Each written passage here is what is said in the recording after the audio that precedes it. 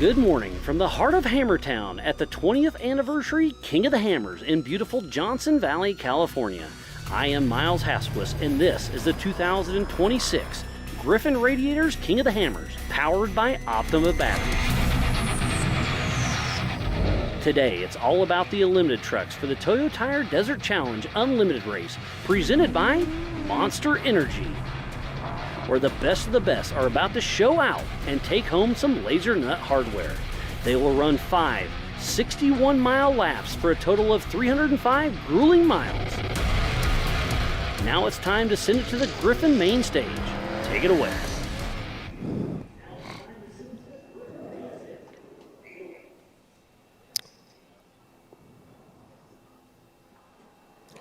Good morning, Hammertown, and thank you very much, Miles, and welcome to the 20th edition of the Griffin Radiators King of the Hammers, powered by Optima batteries. I'm Jim Marsden, and we are back here in Hammertown for the best off-road racing in the world. Joining me in the booth today is none other than Mr. Fish, who puts the fish into fishgistics, and of course Ryan Arciero, who has been at the winning end of so many races across the years. But what are we here for? We are here for the Toyo Tires Desert Challenge presented by Monster Energy, and we have some of the best cars in the world lined up today. Gentlemen, what are you thinking? I think it's going to be an awesome day. You know, yesterday we had some great racing out there. We had the limited cars like they went yesterday, but today we have horsepower out there on the track today, and a lot of it. We have two-wheel drive, four-wheel drives. We have T1s, T2s. It's going to be a pretty exciting day. I think some of these T2s are going to give some of the T1s a little bit of a run for their money, too. What do you think, Ryan? I definitely think so. Obviously, just like yesterday, Fish and I were just talking about it, there's no wind today. Dust is going to play a factor. We're looking over Hammertown right now. All the dust is just sitting, and we haven't even started racing yet. I think it's going to be a close race. I think it's going to be a tight race. You know, it's going to be fast. We saw the UTVs average, 68-mile-an-hour average yesterday. I'm expecting the averages to be well in the 70s for the T1s and T2s today. I'm excited. The crowd out there is incredible, as always, at Hammertown, and let's get the green flag dropping.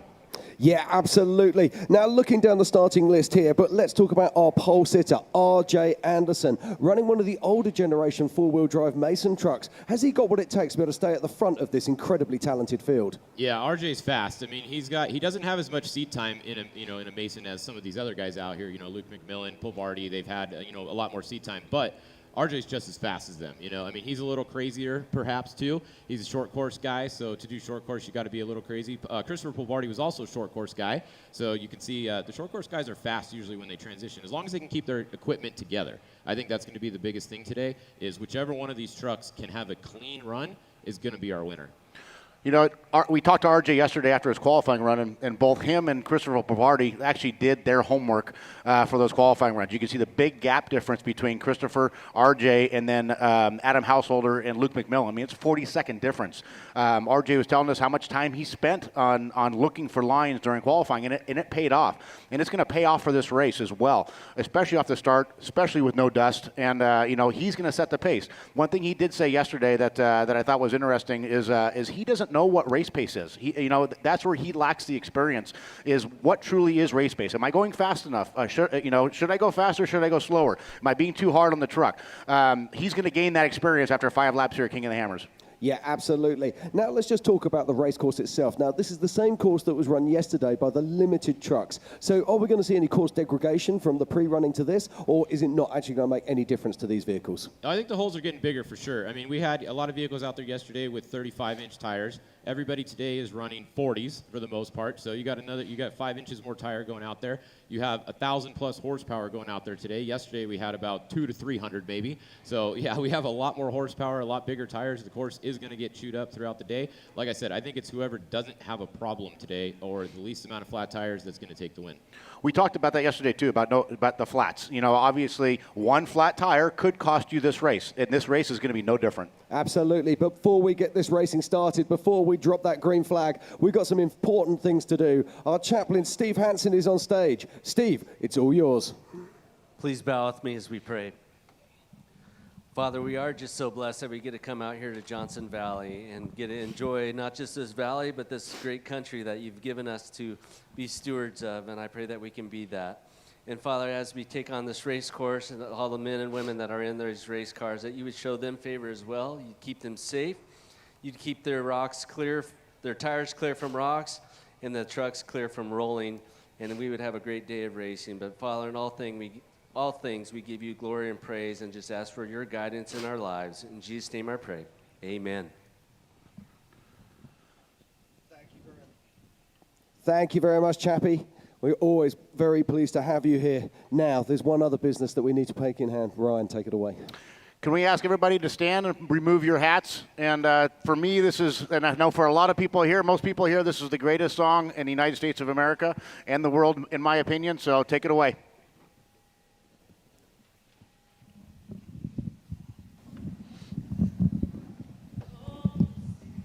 Can you see by the dawn's early light what so proudly we hailed at the twilight's last gleaming, whose broad stripes and bright stars through the perilous fight, all the ramparts we watched were so gallantly streaming, and the rocket's red glare, the bombs bursting in air, gave proof through the night that our flag was still there. Oh, say does that star-spangled banner yet wave o'er the land of the free and the home of the brave?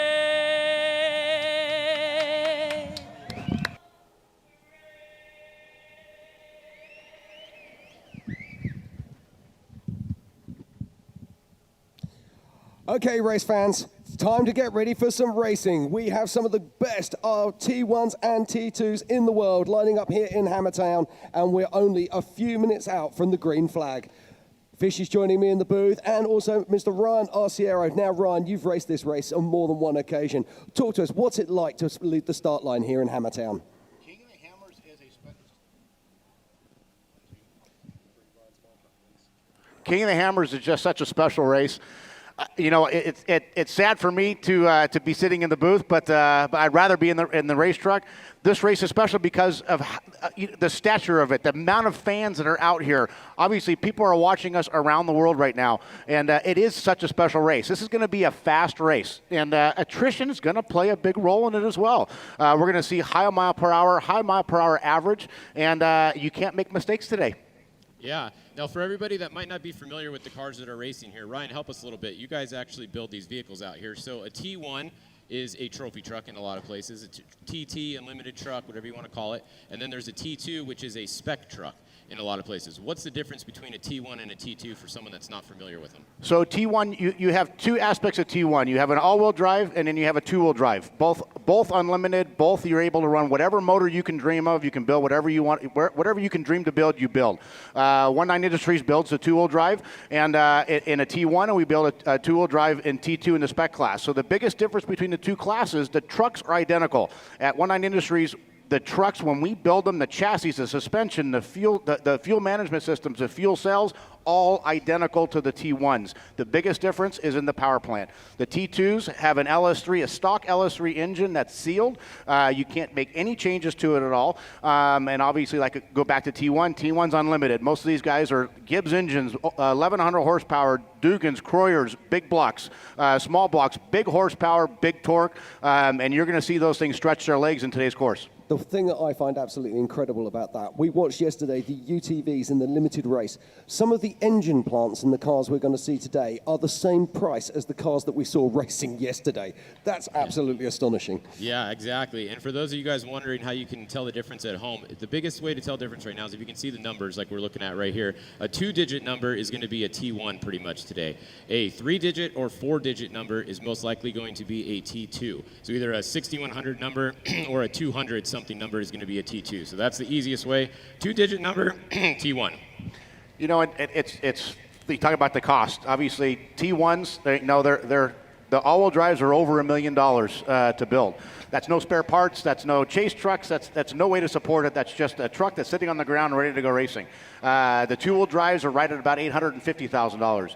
The top T2s are right at the $600,000 mark. So these are not cheap vehicles to build or to buy, but we definitely abuse them out there, and you get your money's worth because it is pretty amazing what we ask these vehicles to do over the course of a race. And let's be honest, that's why we're here, because we love watching unlimited racing. These are the big dogs. These are the most amazing vehicles in the world, and nothing hits the dirt quite like a T1.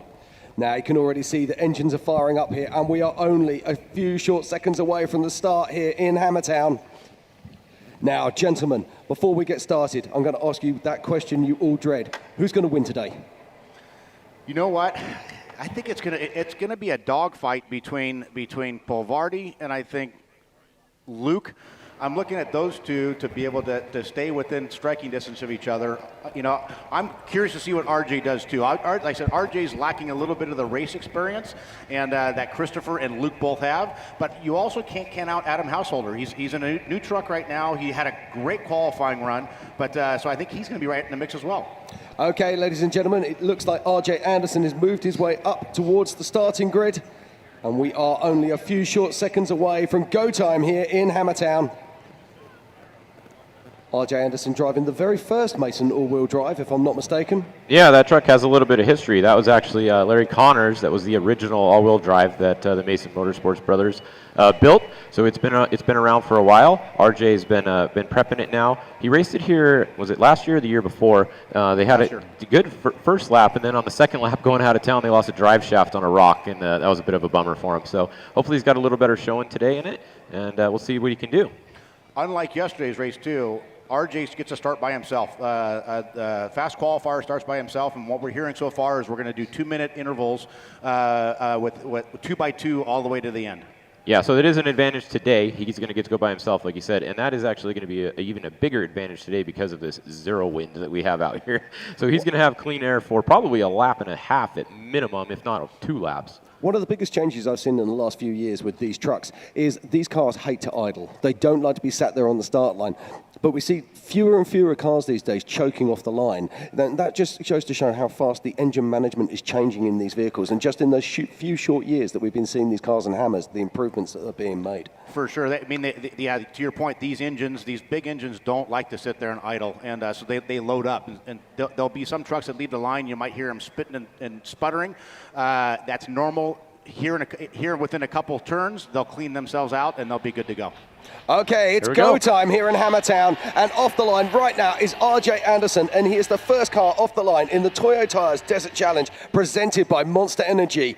He's a short course hero. He's been there, he's seen it, he's done it, but can he bring home the checkered flag today?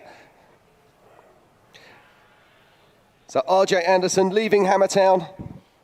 Again, that all-wheel drive Mason hooking up as he makes his way around the short course, and you really can see the difference between the all-wheel drive and the starting part of this course. For sure, Ken. And obviously, you look at RJ. He's got a lot of short course experience. So how he's starting this race that's his forte. That's what he lives and eats and breathes is short course racing. Yeah, and here we go. We got our first drone shot already. Big shout out to these guys. They're going to be out on the course all day today, bringing you some awesome drone and helicopter shots. The King of the Hammers crew always does a great job on bringing you guys live coverage of this race. The section RJ's in right now is probably some of the roughest that this course has, and rocky, big ditches. Oh, getting door to door here. Look at Householder giving it to Polvardi there. But this is how important you're fighting to get that position on the guy in front of you, because what happens as soon as they get out of the short course area, they're going to go right into the dust. So not having to be behind the guy in front of you in that dust is major. So Adam's not going to give up. Yeah. And so just to note, you cannot not take that line off the start here in a minute today. The line that we saw Pulvardi going in qualifying is not legal today, so we will not be seeing anybody get an advantage there. And you can already see the dust building up behind Pavoldi's car, and look at the dust still hanging from RJ's car. And as I look out across Hammertown, there is not a breath of air. It's going to sit. What you're going to see, too, is as soon as they get out of Hammertown and as soon as they get out of this cross-grain section here and they get over the mountain, you're going to see a lot of multiple lines open up. And, pre-running was critical to be able to find out what those lines are, because these guys are going to want to take those lines. Even if it's a little bit slower, you want to get out of that dust to give yourself a chance to catch a guy in front of you. Yeah, absolutely. Now, here's another big name going off the line. This is none other than Luke McMillan, multiple Baja champion. Alongside him is JP Gomez. JP Gomez is our highest placed two-wheel drive vehicle today. Yeah, I was going to say, right there you can see the difference. Look at the advantage of a four-wheel drive versus a two-wheel drive just off the start in the short course section. He's already got a few car lengths on him. That's where the two-wheel drives struggle. Once they get out into the desert, the two-wheel drives can shine. Yeah, now I saw, go back to Adam Householder a minute ago. We saw him obviously get behind Christopher Pavoldi, and then you saw him sit back and let Christopher go. That's smart racing. Don't chase the dust, run your own race. We've got 240 miles to go. I like that from Adam. That's an excellent point, Jim. The fact of the matter is he knew at that point that he could no longer get Christopher leaving the short course area, and the last thing you want to do is be in the thick of the dust, especially leaving because there's a bunch of rocks leaving here. Last thing you want to do is clean a corner off in the first mile of the race. Yeah, and you know Christopher's going to be fast. Just let him check out and then pick up your own pace. Right off the line again now, it is Rolf Halland and Brett Serapis. Yeah, that truck that Brett has there, they don't have a lot of seat time in that one either. They did have a Mason all-wheel drive a while ago, but they just got this truck. It was Ruben Torres' truck. The Serapis family bought it from him, and they're back in the all-wheel drive racing again. So it'll be interesting to see how Brett does today. Yeah, so the 7 cars that we've seen off the line so far, we've only seen one two-wheel drive, and that was JP Gomez. It's incredible to me that the all-wheel drives they're just taking up the top end of this sport. Yeah, look at the dust. It's just getting worse and worse. It is. Keep in mind, when the drone is up high like this, it looks a lot better for us than if you see it down low. The dust really hangs down low there. See, look at the benefit Christopher has right now over Adam by taking that spot away from him, leaving the start line. Now you'll see, over this rise, you'll start seeing the lines open up. Yeah, I was going to say, that is the one good thing, at least out here. There's a lot of different lines, so it's not like some other races, maybe like Vegas Reno or something, where you really follow the leader the whole way. At least there is a lot of, you can see right there, multiple lines everywhere, so you can try to get out of the dust a little bit. All right, there's Ray Griffith and Fox getting off the line there. Yeah, Ray Griffith is our highest placed T2 alongside Brady Fox. Give him a little door ding there on the side of the truck. I'm telling you don't want to give this spot up. Like you have to be aggressive leaving here. You do not want to get stuck behind the guy in front of you in the dust if you can help it. Yeah, it's a huge advantage to be just right in front there. I mean, look at that. Now he can't see anything. Grady Fox is going to be right in the dust. He's not going to be able to see. There's Luke McMillan. Cool to see Luke back out here. He raced it a few years ago, and then they came back this year. Luke's got a new Gibbs power plant in that as well, which I'll be interested to see what happens. They built it specifically for the all-wheel drive, so it'll be interesting. I run a Gibbs engine in the 3219 truck, and it's an incredible engine. There we go. This is Justin Bean Smith there on the inside. And then we have Dustin Grabowski driving the Brenthal truck there, the black and yellow truck. Dustin didn't actually know he was going to do this race until a couple days ago. He got a phone call and said, hey, you want to come out here and drive? He didn't have much time to pre-run. He did about 1.5 laps of pre-running, and that's all he had he's had done on this course so far.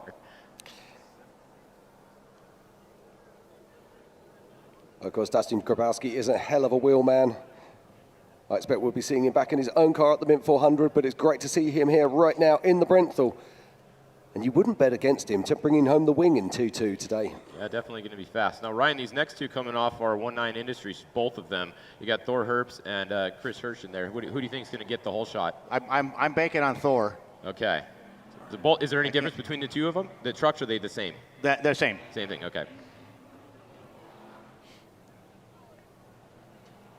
Now let's talk about these 1.9 go. industry cars as they come Yep. off the line right now. I mean, this is the pinnacle of two-wheel drive technology, isn't it? It is. Like, you know, we take a lot of pride at 1.9 Industries when we build these, both the T1s and T2s. The guys in the shop back there, from the fabrication to the assembly to the parts we use, it's the best of the best. We pride ourselves on workmanship. There's Thor trying to hold that spot, keep him honest, push him out, and see if he can drag race him to the end.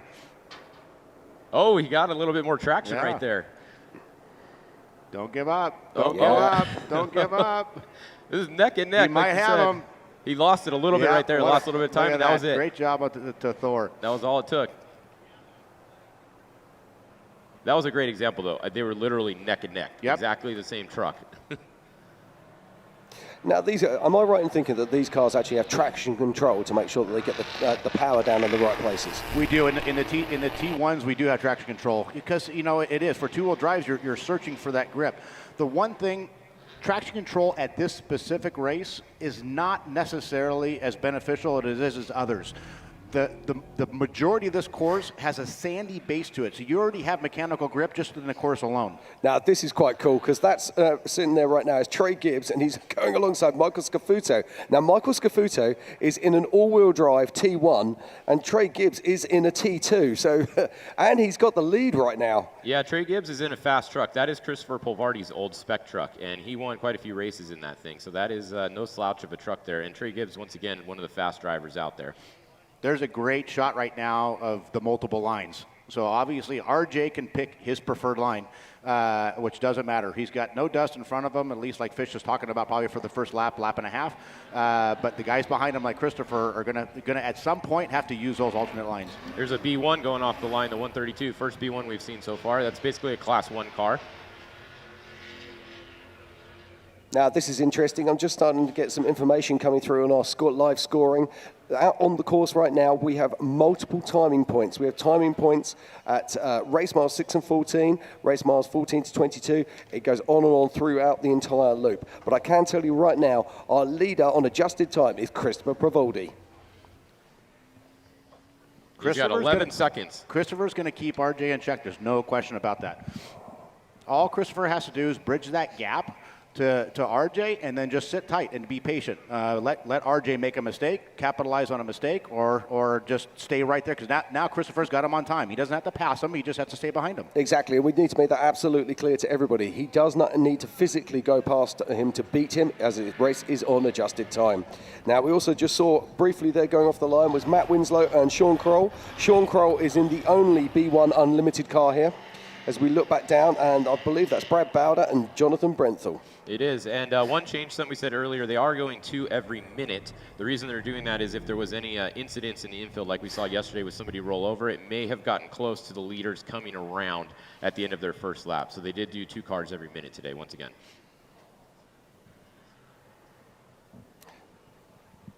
Now, Jonathan Brenthal, I believe, is in the all-wheel drive Brenthal truck, another T1. Yep, he sure is. And Yeah. Brad Bowder, of course, we saw winning his class yesterday in the limited race. Yeah, and he's got 3 people in that truck today, so that's kind of fun. There's 3 people in that rear truck right there. There's a great shot of what no dust looks like when you're the lead truck. Yeah, that's nice. That's what you want to see all day. I mean, the advantage of that is it's unmistakable, the advantage of that. Oh, Cameron, what is Cameron doing here? He's jumping the start, then he's not jumping the start. Looks like Pierce got him he's- off the start. no. Now Uh-oh. he's starting. Oh, Did Cameron no. not go or something happened maybe? Yeah, something's happened there. It looks like Transmission. Cameron had a full start. But Pierce won't be worried about that. He'll be saying, thank you very much, Cameron. Adios. Yeah, that's not good. I wonder if Cameron's still sitting there. That's a suspension shot from the 219. At 1.9 Industries, we're doing some incredible stuff with camera work right now. Brian Moore, Jason Price are doing some so when you see the in-car stuff from the Herps, look how clear it is. And that option is available to everybody as well. All right, so next in line we got the 6123.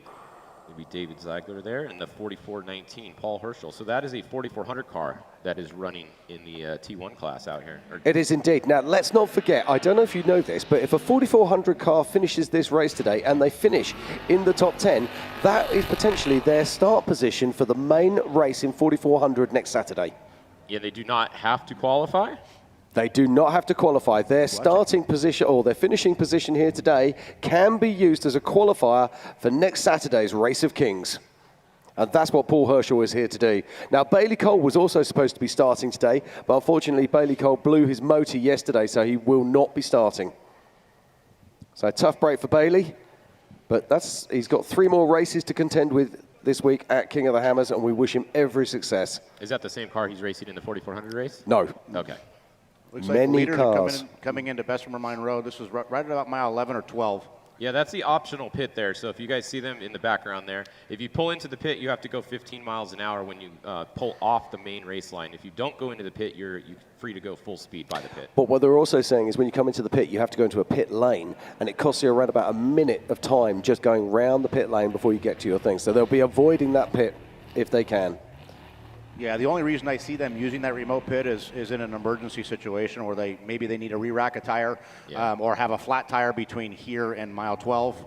So I really don't see. I really see all the action is going to be happening here at main pit. Yeah, and that's Cameron Sorensen going out there. And we spoke a little bit about him yesterday. Talented young man coming from Drift Sports into this. And alongside him there is Zach Connor. Yeah, Zach Connor is probably our youngest person out here today. Well, I don't know, Cameron Sorensen, he's 16 or something. They're both actually the young ones. Yeah, too. Yeah. Proper pair of young guns there. Yeah, side by side. All right, that's great to see, though, isn't it? I mean, it's, see young blood coming into this sport. And in fact, if we actually look at this field, there are more people in this field below the age of 40 than there is above the age of 40. And that's not quite unusual in this sport over the years. Yeah, it is tough on your body, especially the longer races. The trucks are nice though. I mean, UTV and stuff. You're really driving that thing. You're getting thrown around a bit, but the trucks are pretty smooth. I mean, you feel it, but they're not that bad. Yeah, and that's Neil Dricky there in the 6116 alongside RJ Hayes, and they're running out on 26th and 27th position in the T2 class. Yeah, to your point, Fish, I mean, suspension technology has come so far in this sport in every aspect, from UTVs to the T2s to the T1s, and it's amazing. Now we have electronically controlled shocks, which is pretty amazing. Fox has done a great job with that and trying to figure out what's the next step for desert racing. How do we elevate it? And they've done an incredible job in doing that. Yeah, it's pretty cool to be able to change your shock tune with a push of a button on your steering wheel. But what I find remarkable about this as well is the technology that we're creating for off-road racing is going into other industries. It's in our day-to-day. It's going into our road cars. It's going into our military vehicles. It's going into aviation. We are the proving ground for so many different technologies. If it lasts in what we do, then for sure it's going to last in anything that is production-based. Yeah, and now we're watching Ebe J. Hurst and, of course, Terry Householder, father of Adam Householder, who's already out there on course. 219 Industries trucks battling it out. Yeah, as I say, once again, looks pretty even here. Who's going to get the whole shot out of it? Look at Terry go. Experience versus youth right there. All right, yeah, looks like Terry's going to hold the position. Actually, I don't know. Let's see. The 1.9's catching back up right here. This is exactly what Thor did the last lap, when he took off. Didn't quite get him. Oh, really close, though. Oh, man.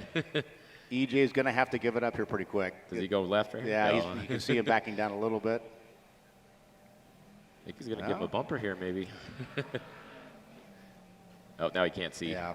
And there's some big rocks in this section. So to me, you weigh that risk versus reward. You're a mile into the King of the Hammers race. The risk is way too high for the reward. So for me, you back it down. Okay, just looking at our scoring sheet now as we watch the Monkey with a Knife team heading off the line. These guys are racing in almost every race this week as well.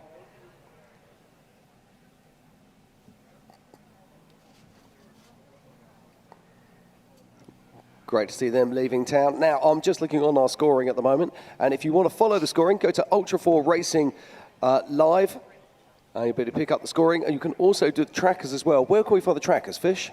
Yeah, the trackers are at Racing Tracks, racingtrax.com, and then click on the unlimited race at the top, and it'll load the map, and then you click on the racers, and you can click on all racers, or you can click on a specific racer, and you can see where they are, you can see their speed, and you can see their where they've been. And then, yeah, like you said, the timing is at ultra4racing.livemotorsports.com/live. That's also where the results are. It's on that same page. Yeah. And we've got multiple timing loops in the desert today, and I can tell you our top 7 cars right now in race order are Brett Serapis in 7th. In 6th, it's JP Gomez. In 5th, it's Rolf Halland. In 4th, it's Adam Householder. In 3rd, it's Luke McMillan. In 2nd, it's RJ Anderson. And in 1st on adjusted time is Christopher Pavoldi. Oh, we got Vince Munoz there going high and getting them right there. Did you see that? Vince raced yesterday. He raced 6,100 today. He raced 1450 yesterday. So he's just out here trying to do as much seat time and track time as he can. And that's a Ford Ranger right there that he just got the whole shot on. That's pretty amazing. And his tires are on. A real Ford like Ranger him. with a frame on it, you know. And his tires stayed on so far. He's never going to live that down. No. All right, so next should be Chris Hicks and Vincent Kloss. Should be right here. Almost done. We've only got 4 more to go. We got this group, and then we got one more group. Actually, this is John Bowers and Chris Hicks. Then we got 3 cars remaining, and that'll be it. And everybody will be off into the desert on lap 1 of 5. So it's a 60-mile lap today. We're going to do 5 laps. All classes today will do 5 laps. Now, as far as pitting goes, once again, I would expect to see everybody do 1 pit today, most likely. I don't think anybody's going to need 2. They can easily do 200 miles on a course, so that's good. I expect most guys probably on Fly lap with caution. 3 to make their pits. I know, we discussed it on the terrible herbicide, and we're leaning towards that strategy right now. So let's talk about fuel range for these cars. Is there a difference in the fuel range between the 2-wheel drives and the 4-wheel drives? 100%. The T1s, I mean, you're getting probably 1.8, 1.9 miles per gallon. Not a whole lot. The T2s, you're not double. You're more in like probably the 2.4 range, 2.5 range. So a little bit better, but it's amazing. Even for a stock engine, you're still getting really crappy mileage. Yeah, there are no Teslas out there today. No. But we also have, in our trucks, we have 110 gallons of fuel in the back of that thing. So we carry quite a bit of fuel with us. Yeah. Now, these guys, if you've never seen a desert race before, most of these top teams are going to be using what are called Fuel Pros. These are pressurized fuel systems, and that means that they have the ability to drop 60 gallons of fuel and take 2 tires in approximately 30 seconds. No, the pit stops are going to be fun to watch. Anybody that's here on site, make sure you get over to the main pit and watch them. It's very NASCAR style. The crews, especially for the top trucks, do an incredible job. All right, so as far as our timing, check this out right now. We got our leaders that are just around mile 25. Christopher Polvardi has a 1.2 second lead on corrected time over RJ Anderson. So we're talking about 1 second on corrected time, and I think it's going to be within single-digit seconds for a lot of the day today. And we were talking about this yesterday. Communication is key, knowing where you are on track versus where your competitors are. And this has been changing, particularly in the last few years, particularly with Starlinks, Starstreams, the ability to interact with the vehicles while they're on track, to be able to communicate with those vehicles. It's been a complete game changer to the racing. You're starving for information, especially as a driver of a navigator. Where am I at? You're trying to validate what you're doing in the truck. So like RJ right now, not completely knowing like what is race pace. Am I okay race pace wise? I'm not making any mistakes right now. I feel like I'm going fast, but what is it? I mean, am I on time? Do I need to pick up the pace a little bit? And that's what his guys need to feed him, and that's where that knowledge is going to come from for him to understand. Okay, yeah, this is what the fast guys. This is how fast they go to go win a race, and it's going to give him that validation. So they're telling him right now, okay, you're a second off. Your pace is probably fine. Yeah, now I'm loving this. This is our physical second place, Christopher Pavoldi at the moment, who's chasing RJ Anderson. But look at the data we're able to see here. He's 100 mile an hour. He's pulling nearly 7,000 RPM in that car. Incredible view. And this is Brian Reed in the Monkey and the Knife car. And one other spot, if you guys want to see some more data for the unlimited trucks that are out there today, that the all-wheel drives, you can download the Racing Redefined app at the App Store, and it has mileage every 5 miles, split times there. So you have multiple ways to see split times today. You have the live motorsports timing, and then you have the Racing Redefined app. Just keep in mind the Racing Redefined app is only the all-wheel drive T1s. So if someone in a different class is beating them, which I don't think is going to happen, you wouldn't see it in that app. Talk to me a little bit about that, how that works. Which part? The Racing Redefined app. Well, they're running their own trackers in there, basically, that are using the Starlink systems that are on the car. So they update at a much more frequent pace than the other ones. The only thing is it goes off of the actual tracker in the car. The timing we see on live motorsports is ground loops in the ground. So it's good to have redundant systems. The live motorsports one in the ground is the official timing for the race as well. Something we're working with at 1-9 on the data side is to be able to show the fans more data, more what's happening with the race vehicle. So we have a partnership with a company that does a lot of stuff with Formula One, and our ultimate goal is to give the fans the opportunity to choose what they want to watch on data. I want to watch shock data. I want to watch engine data. I want to watch drivetrain data, and they'll eventually have the ability to choose what they want to watch. But it goes back to like telling more of the story, like what's happening. All right, so just 5 miles later, RJ Anderson now has a 2-second lead over Christopher Polvardi. So he gained 3 seconds in 5 miles. And I have a feeling it's going to keep going back and forth all day. It's going to be close. It's going to be close all day, to your point. Yeah, strategy is going to have its part to play in this, particularly when we come to the pit stops. But these cars are very similar. They're going to have very similar sized fuel cells. They're going to have teams that are very similarly pitted as well. Both of them come, as you said, come from a short course background, so their pit crew are A1. And see, this is the thing too, is if, you know, for the course of the race, if they're staying this close to each other, the biggest thing is no mistakes. One small little mistake can cost you the race. Yeah, one blown corner, and that's more than a second. Yep. Yep. And we're talking about that. This is a 240-mile race. The incredible thing is we're now considering that to be a sprint race, not an endurance race. And that is how this racing has really changed in the last 10 years. Well, today it's 300 miles because we're doing 3 laps. Oh, we're doing 3 laps. Yeah, you're So quite 5 right. laps, Yeah, so sorry, I do apologize. So 300 miles. None of these cars can go 300 miles without a pit stop yet, though. No. The tires will definitely need to be changed, especially on the two-wheel drives in the rear, right? Yes. I mean, all your grips coming from that rear tire, asking a lot out of that rear tire. Even though, you know, in my mind, the BF Goodrich builds the best tire out there, it still has a capacity as far as the two-wheel drives go, because like you said, you're asking a lot out of it. And the fuel, they're going to need fuel at least one time. They don't have big enough fuel cell. What kind of mileage most of these guys getting? 2 to 3 miles a gallon? The T1s are 1.8 to 1.9, especially on this course right now. I mean, with the softer base, like a softer sand base, it's going to pull more from the engine and it's going to use more fuel. Yeah, so 2 miles a gallon. How big are the cells? 120? 110. Well, ours are 110, and they're all, you know, the Masons are right at about the same as well. So you're 220 miles and you're out of fuel. Yeah. Yeah, now I'm just going to bring that back into metric for everybody watching in the rest of the world. That means that they're doing around about 0.7 of a mile per litre. So, yeah, get your heads around that, ladies and gentlemen. When an Ultra 4 car usually does around about 1 mile per kilometre. So, yeah, a heavier fuel consumption by far. These engines are fire breathers. I mean, they're 1,200 horsepower engines. They require a lot. Again, one of the crazy things, I mean, everyone's been going big block, more, you know, cubic inches, etc. Yet Luke McMillan seems to be coming back a little bit. He's back in that 7-litre range, and you were talking about that earlier. A very different style of engine to be made, you know, to work specifically with that all-wheel drive system. Yeah, Mark Conquest over at Gibbs builds a beautiful engine. They built that engine from the ground up, and it's small block based. The block they build themselves, but his engine knowledge is so vast, and they built such an incredible engine, especially for a small block. And then you got Ray Field at Dugan's that builds an incredible big block. And it's funny. I mean, the two going head to head to each other, they're two different animals. The big block has a lot of lower end torque to it. The Gibbs engine comes off mid-range and high. There's nothing faster mid-range and high than the Gibbs engine. But the big block comes in quick, and then it just linearly keeps on pulling.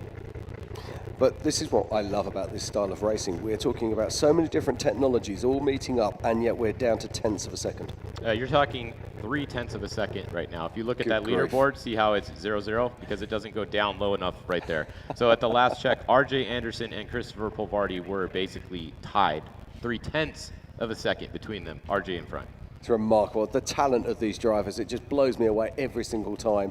But let's not forget the talent that's sitting behind them as well, because if either of them make a mistake, you've got Adam Householder, you've got Luke McMillan sitting there. And these guys, they know their game. They are winners. They're sitting there, they're driving their own race because they know that things can happen. And I wouldn't mind betting at the moment, they're sitting there going, if these two guys want to go head to head, if they want to keep raising the pace, if they want to keep trying to throw it out there, let them go. We'll catch them later. And just look at this view right here. This is what it's going to look like all day. You cannot see more than, what is that, 100 feet in front of you at the most, maybe? So your navigator is going to be talking to you all day today. Their voice is going to be done by the end of this race because they're going to be reading the GPS to you all day. And look how, I mean, it goes back to, Jim said it earlier, like technology. I mean, we're watching that live right now. Look at the quality of that video. We're watching live through the desert in the middle of nowhere. And that was 90 mile an hour that he was just doing then. Yeah, Incredible. 90 without being able to see more than 100 feet in front of you. It takes a lot of trust in the people that are on the race course in front of you. It also takes a lot of skill. And that's why pre-running is so important on these kinds of races.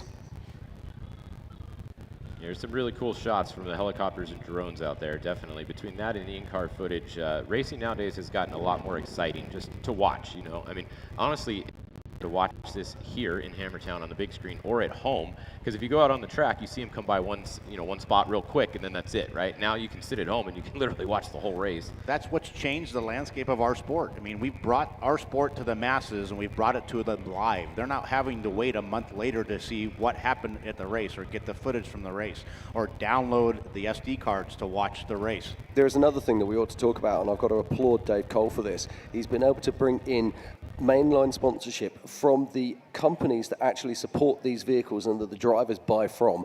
They're the companies that are helping us, give us the sponsorship to be able to bring you this kind of coverage. Fly with caution. If this was done through normal TV channels, you couldn't do that. There would be no Fly with control. caution. You'd have adverts for baby nappies and stuff like that. So it's a remarkable thing. It's the whole package is very clever indeed. Excellent point. So if you're just joining us, welcome. This is the 2026 Toyo Tires Desert Challenge presented by Monster Energy. I'm Jim Marsden. Joining me in the booth is Fish from Fishgistics and, of course, Ryan Arciero. And it is an incredible race. At the moment, our top five. In fifth position is JP Gomez in a two-wheel drive car. Then in fourth position, Adam Householder in a four-wheel drive. In third is Luke McMillan. In second is Christopher Vivaldi. And right now is our pole sitter, RJ Anderson, who's leading the pack, but there is only a few seconds in it.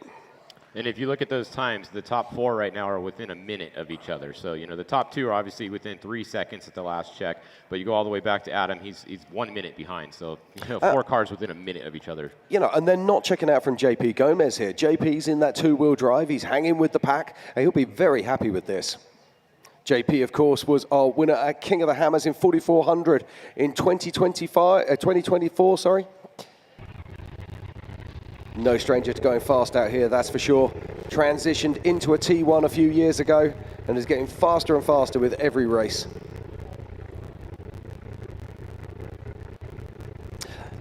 Now, I love this. Now, when people think of V8s, they always think of them being slow and lumbering, sort of, you know, pulling that high torque from sort of 2,000 to 4,000 RPM. But as we look at this, he's doing 107 mile an hour, and depending what gear he is, he never seems to drop much below 5,000 RPM. He likes to be sitting in that top window, holding it in that power band the whole time. They said you're asking a lot out of these engines, and it's amazing. They just keep pushing mile after mile after mile after mile after hour. Now, this is where it gets technical. We were talking about this yesterday, Fish, with the limited cars having an advantage in these rocky areas. Yeah, definitely. They're a lot smaller. You can see the flames coming out of the back there, the exhaust, a little bit of backfire there. Yeah, it's a lot easier to navigate in, you know, the tight, twisty sections. That's where the UTVs have an advantage. It will be interesting to see what their lap times are compared to these guys today. This course is really fast, so I do expect these trucks to be considerably faster. Just so you can see right here, he's already up to 90 miles an hour, where the UTVs will top out around, you know, 110-ish. Yeah, we're talking about average speeds yesterday. We were just below 70 mile an hour as an average. I think we're going to be able to stick 5 or 6 or even 10 mile an hour on top of that today. I wouldn't be surprised if it's 80 miles an hour just from this course being so fast. I mean, it's going to be the fastest race there's ever been in the desert, I believe. There goes Luke McMillan. He's on the charge. Luke McMillan currently sitting 37 seconds out of the lead at the last check that we had, so he's still right there.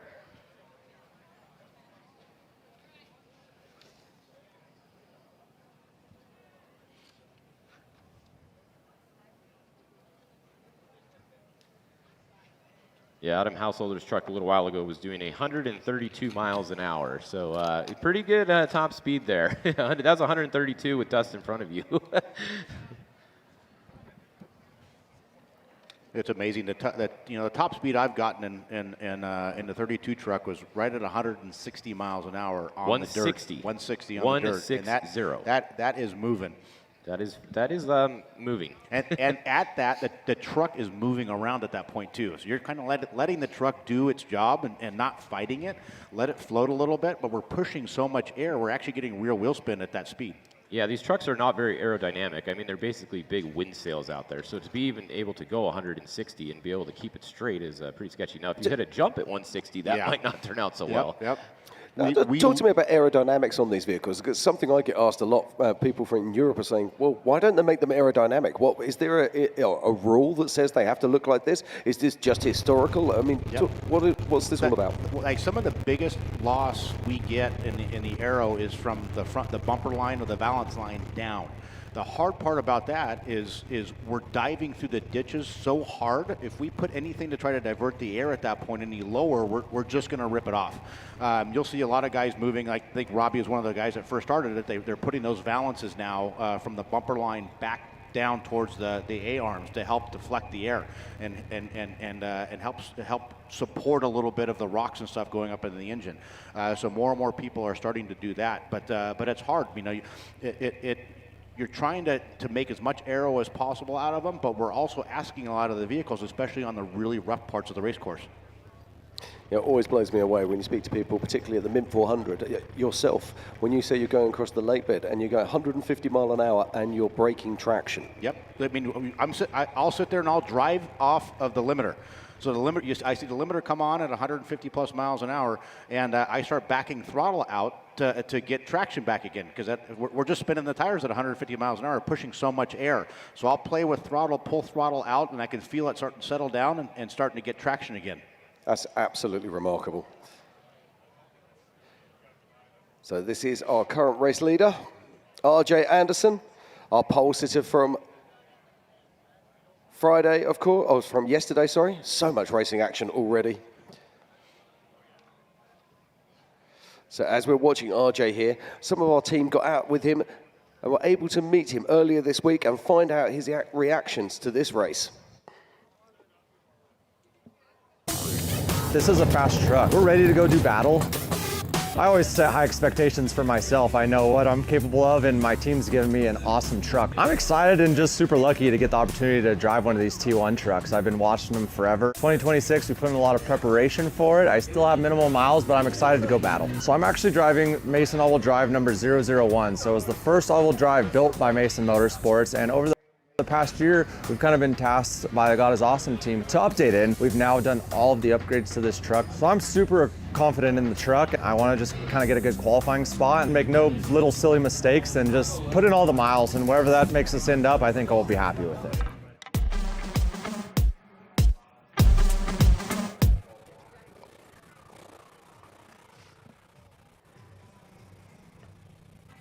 Fantastic. Always good to catch up with these drivers and get their views on this race. Now, he's just a consummate professional, isn't it? We've seen him win in so many different forms of off-road motorsport. But has he got what it takes to be a winner here at King of the Hammers? Yeah, I think he does. I mean, just having this, I mean, look at his in-car. There's nothing. He can see the track for miles and miles in front of him. That is a huge advantage today. Just the fact that these guys are being able to stand, like Christopher Pavarti, he's actually ahead of him right now again by, what, 0.5 of a second right there? Just for Christopher to be able to do that with this dust is actually more impressive than RJ staying out front right now. Like, for Christopher to be able to be that close in the dust is very impressive. Now, RJ's got to keep it all together. It's all so easy to lose focus, lose concentration. And when you're in the car for, I'm guessing they're going to be out there for nearly 4 and a bit hours, 5 hours, it's very easy to lose concentration at the, and just clip a tire, do something dumb, and that's where your race just disappears from you. This looks like this is Ray Griffith right here. Let's see him come through the narrow spot. Right there's a lot narrower right there than you think it is, and there's a big rock in the middle that you don't want to clip the drive shaft on. Now keep in mind, on the all-wheel drives, the drive shaft is actually offset right where that rock is. The drive shaft is on the driver's side rear in the rear axle, not in the center. So you really got to keep that in mind if you're in one of the all-wheel drives. Yeah, and going back to like RJ real quickly, I was watching the in-car they just showed a second ago, and kind of a telltale sign you see is what is his hands doing on the steering wheel? And his hands were very calm. So it tells me he's calm.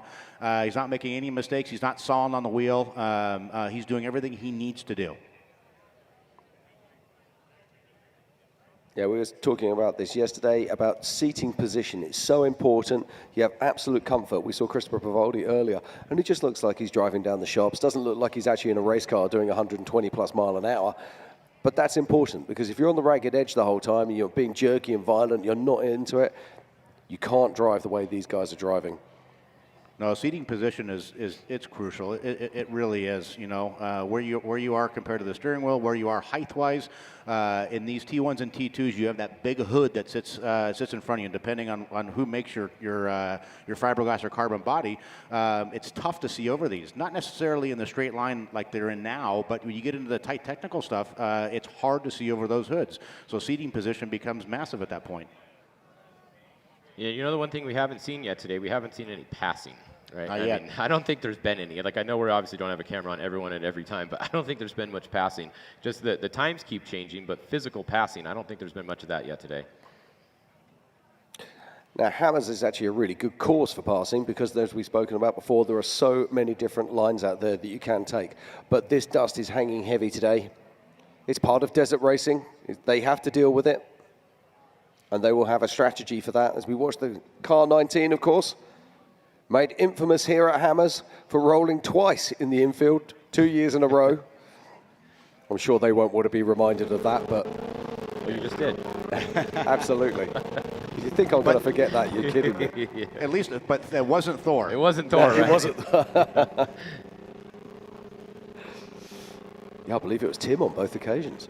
What a great shot right there, the suspension. That's a rear suspension shot on the 19. Yeah, that is a pretty cool shot. We haven't really seen that shot, many times. It's kind of a little bit different. This shot's the standard, forward shot, which is awesome.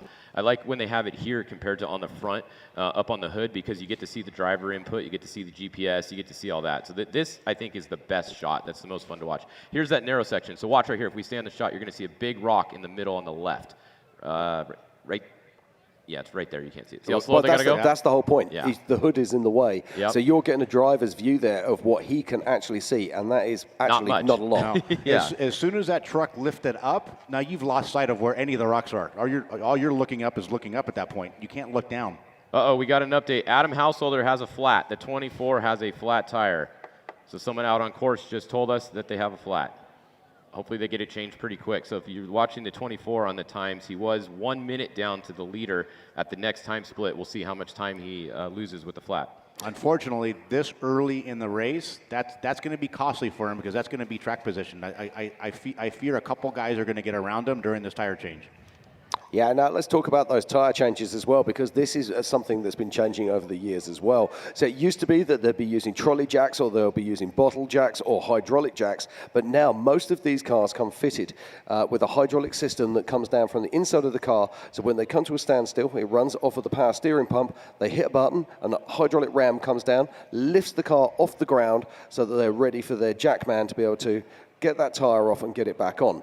But that's not as easy as it sounds. These wheels and tyres weigh something in the region of, in pounds, what would it be, 150?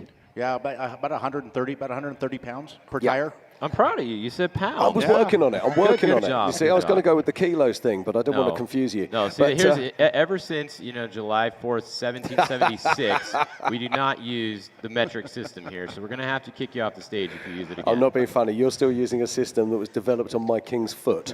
So let's not go there. Anyway, so we watched Michael Scafute racing into the distance. My point being is that I still find it remarkable that these co-dogs are expected to get out of the car, change a tyre. Now, when the tyre goes flat, unless they catch it immediately, it is going to be red hot. There's probably going to be steel bands hanging out of it as well. They've got to get that wheel off. They've got to put a wheel back on. They've got to tighten up the lug nuts. But most importantly, in a race in America, they have to re-rack the spare. Okay? That means they've got to lift it all up, put it back in, and it's hot, it's horrible, and they've got to try and do all of that inside 1 minute. It is amazing what the good navigators can do now, because to your point, I mean, they need to be fast. You're trying not to lose track position. And all the top teams have the hydraulic jacks. Ours are independent. They don't run off the power steering at all. It looks like Brett's got a problem too. Maybe a flat tire for Serapis, which is going to be costly as well. So let's take a look at this real quick.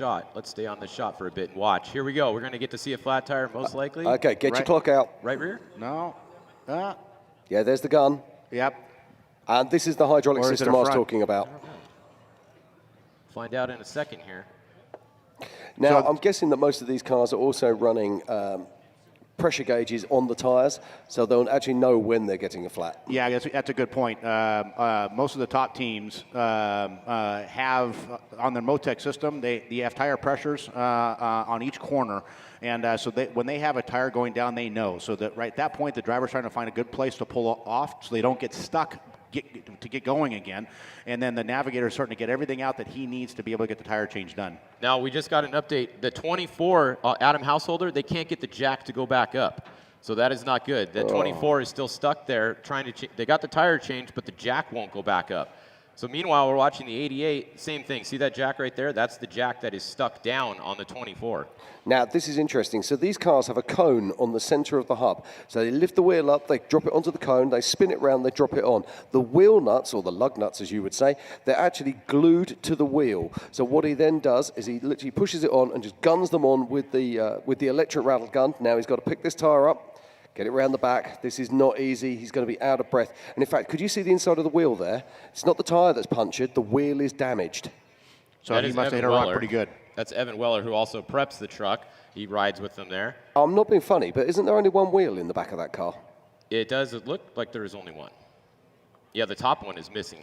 I wonder if this is their second flat now. That's what I'm thinking. Yeah, the strap may have come off. So the rule is you do have to re-rack it, which you can see him doing that. However, if you re-rack it and something happens, because it is hard to rack a flat tire. The tire just keeps compressing, and then it'll bounce against the strap. Sometimes it'll break out. So as long as you did re-rack it, it's not your fault, and you don't get penalized if it fell out later. Now he's got to get back in the car. Now this is the difficult bit. You've got to get your harnesses on. You've got to get all plugged back in. So he's car driver. He's going to be leaving now, but he's going to be going, okay, dude, get those harnesses on. Get everything back together. Horrible news for the 24. They have their helmets off. So Adam Householder, very unfortunate. They can't get the jack back up, and their helmets are off. So never a good sign when the helmets are off. The only thing, I mean, for me, they're a hydraulic system. So, for me, I'm not being out there, but one of the things I think about is breaking that line loose, letting that fluid go, and then try to retract that thing yourself manually. But, that's easier said than done. I mean, the only other thing that could happen is when it's down, if the truck moved or something and it got bent. And then it's not able to go back up no matter what, then you have to literally unbolt the jack from the truck, which is going to take forever. And, Adam's here to win this race, so they're probably just like whatever at this point. Yeah, that's a tough break. Now, that is a brand new car for Adam Householder. He literally picked it up of a Paul Wheel and Toby Price after the Baja 1000 this year. Yeah, Toby Price is actually out here somewhere. I told him to come over here. So if he comes over here at some point, we're going to bring him up here and talk to him. I might go a little bit weak at the knees if that happens. We keep talking about shock absorbers. We keep talking about the technology going into that side of things. But let's just talk about the springs on these cars as well. Because when IBAC, who are a presenting sponsor for us, they bring so much to the suspension package. It's not just about the shock absorbers. Without the springs,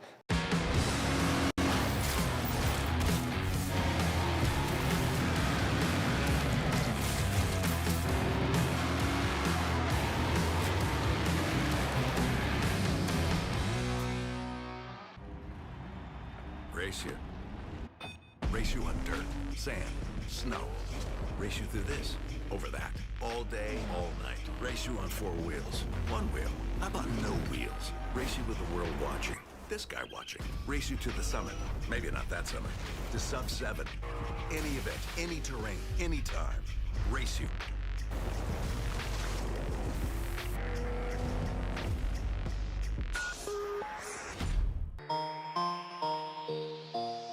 Pick it up, pick it up, pick it up, pick it up. You see the drip, yeah, I'm fitted up. Hop in my car and I giddy up. Secure the bag, yeah, I get the bucks. Pick it up, pick it up, pick it up. You see the drip, yeah, I'm fitted up. Hop in my car and I giddy up. Secure the bag, yeah, I get the bucks. Pick it up, pick it up, pick it up. You see the drip, yeah, I'm fitted up. Hop in my car and I giddy up. Secure the bag, yeah, I get the bucks. Pick it up, pick it up, pick it up. Whenever someone asks, "How was your weekend?"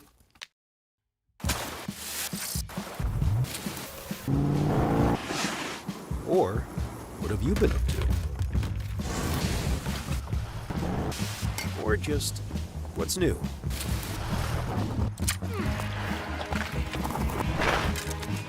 Have a good answer. Just do what you love. Toyo Tires. Use a map. Not my strong suit. It's faster than 60 because it's less than 60 minutes. Yeah, it's less than 60 minutes, yep. Yeah, 60-mile lap, 60 minutes. It's faster than Well, that. now look at this, because this is Christopher Pavoldi. Now, he started at 1 minute behind him, and it looks to me like he's catching RJ. Yeah, we'll see as soon as the official time clicks across the start here. He's 45:49. So there you go. He's got, what is that, 19 seconds or something on him? 14. 14 seconds. End of lap 1. So 45:49, new fast lap. But that's the bit that gets me. We just raced 60 miles, and we're talking about a handful of seconds. I have to look back and see what they were doing yesterday. Don't remember off the top of my head.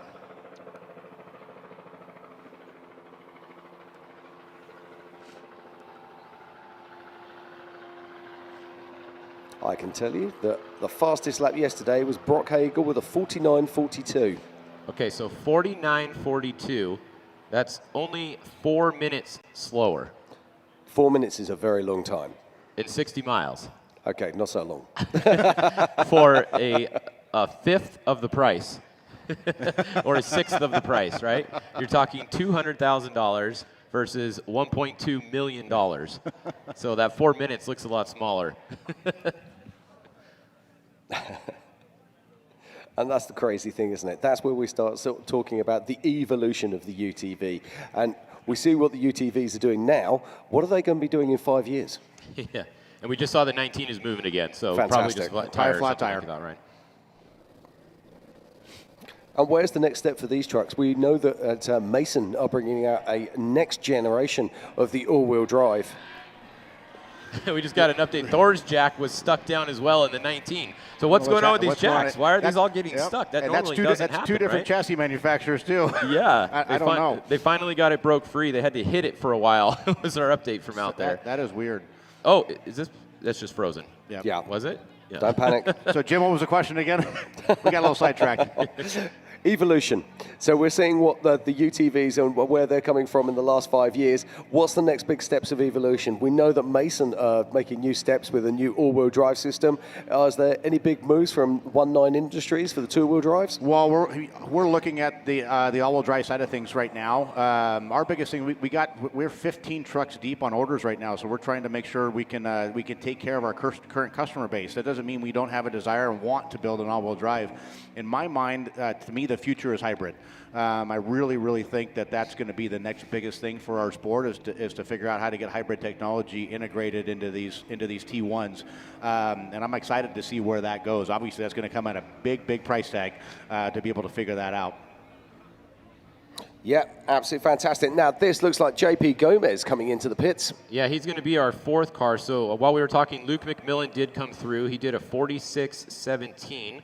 was his first lap, and then JP Gomez is going to be the fourth car through right here. But you just look at he's only 28 seconds or 26 seconds down.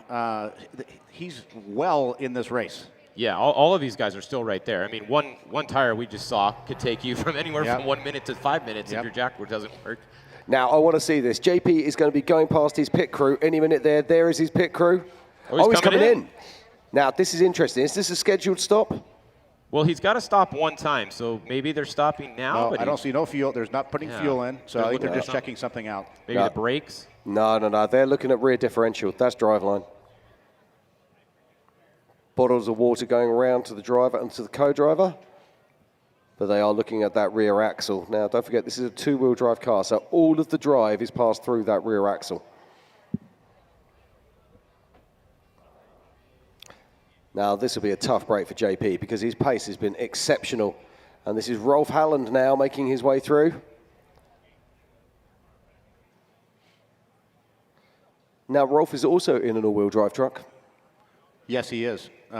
We got 1, 2, 3.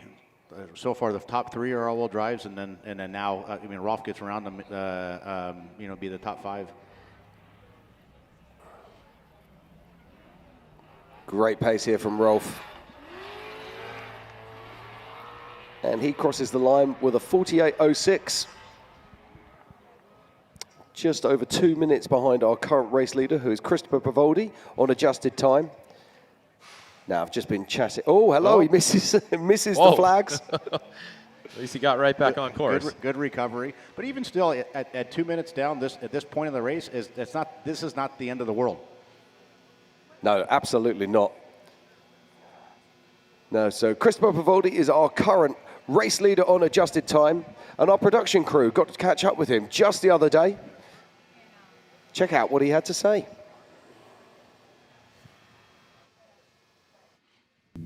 These things are 1,000+ horsepower. They're loud, they're violent, they're fire breathing. So when you click it in gear next to each other, you're like, man, it's about to get real.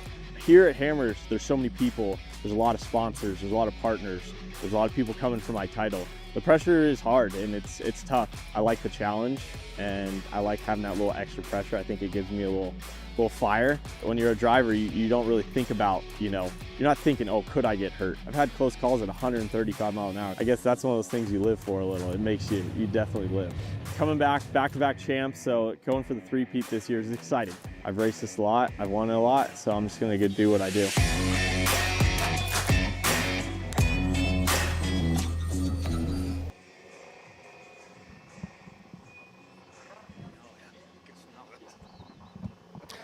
This is a young man on a mission right now. He's coming off the back of a big win in Baja. He's coming off the back of the fact that he's won this twice before. Can he do that three-peat? You know what? It's completely not out of the question. Obviously, he's found his groove. Obviously, he's a fast driver. He's got great equipment, and it's not out of the question at all. Obviously, coming off, like you're saying, coming off a high from the Baja 1000. He's had a lot of bad luck in Baja, and it looks like he was able to nail that down for the 1000 this year. Now, Fish, we've got this incredible raft of young talent coming through right now, and we're seeing a great deal of it here this weekend with Christopher Pavoldi, RJ Anderson, Luke McMillan, just to name a few. It's the future of this sport is secure right now, isn't it? It's very exciting. Oh, definitely, yeah. I mean, the young guys, it's cool to see the progression. Like you said, they have a little bit, less to lose, I guess. They're a little bit more ballsy or whatever you want to say, right? They go for it, and then you see some of the guys that have been in the sport for a little while, they end up having a family, or they have a hard crash here or there, and they get a little slower, and it's, it's hard to keep going at the pace that these kids are going nowadays. I mean, Ryan, you're racing against them. The pace 100%. How's the pace nowadays versus 10 years ago? Oh, I mean, really, you're racing at 10/10, especially with me being in a two-wheel drive. I have to race 10/10 to see if I can keep pace with the all-wheel drive. So it's forcing you into a faster pace that sometimes you don't always want to do. Le Mint's a good example of that. This race would be a good example of that as well. But you have to try to keep up with these young kids these days. But I still think there's something about knowledge and all the years of knowledge. That's why you look at guys like Rob McCachran and Robbie Gordon that that are older now, like myself, and that are still competitive. Yeah.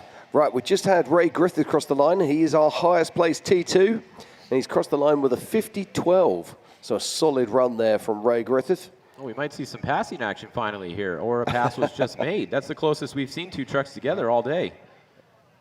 And like you were saying before, this is the slowest part of the entire course, and it's not for very long. Yeah, just right there. As soon as you get down to the bottom of the hill, it's wide open again. That is Brady Fox there, it looks like. Looks like he's missing the hood. So may have had a little contact with something that took out the hood. Here we comes go. a pass, possibly. Let's see, is he going to get him? He's got clean air. This is where the multiple lines and pre-running are a huge part of this race. Oh, there you go. Perfect. That was pretty textbook right there. That's Neil Dricky there. There's a couple more. We might get to see another pass here.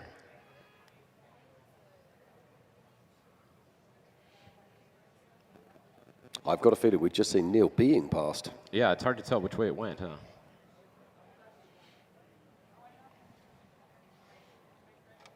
I don't know if you can see this or not, but Luke now is only 12 seconds back. So Luke's pulling time back now. Yeah, definitely. Now, Luke, I feel like Luke does better in longer races. I know he's done well in some of the short races, but like the Baja 1000, the longer races, I think those are Luke's forte for most of the time, it seems like. He's he's somewhat on the younger side, but he's been doing this his entire life. So I still consider him a seasoned veteran, but he's very smart at his craft. Yeah, I'm just looking, I'm loving this way. It's seesawing backwards and forwards at the front. At the moment, our trackers are showing RJ Anderson on the last time split at 52.22 and Christopher Pavoldi at 52.26. So 4 seconds back on RJ. The lead really is passing between these two guys. It is neck and neck. There's somebody there just putting belts back on. That looked like Duncan in Luke's truck. If I'm not mistaken, was it? It's Rogelio's riding with him today. Oh, gotcha, okay. So is normally Duncan. Yeah. Well, in the top right there, that looks like RJ because of his helmet. Yeah, that is RJ for sure. Yeah. And this is his car in the front. Yep. Still dust free. Yeah. Look at that pace. Can you see the GPS? That's got to be 110, 120, isn't it? Let's see, Wes just said that Luke had got a flat and they were changing the tire. So Luke did get a flat and that was him getting back in, going again. So we've definitely had a few flat tires so far. It is rocky and it's hard to see today, so that's not to be, we kind of expected a few of those today.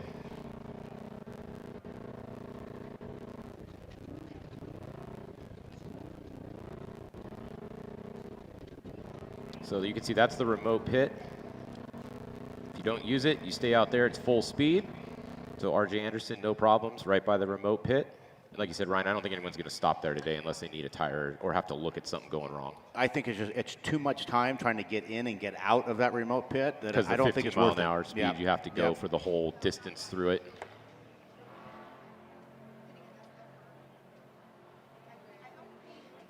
We got to look at Justin Bean Smith leaving Hammertown and heading back out for lap 2 now. This is one of the gnarliest sections of the course right here, just right as you leave Hammertown. Real rocky, really rough. Yeah. Real rocky, real hard packed dirt, and really rough. Big ditches.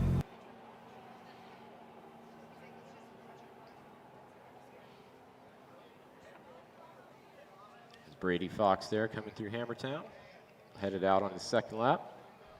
So if we look at the T2 class, because we've been talking about T1s a lot, but T2 class, we have, let's see, who's in first there? We got Ray Griffith showing as first.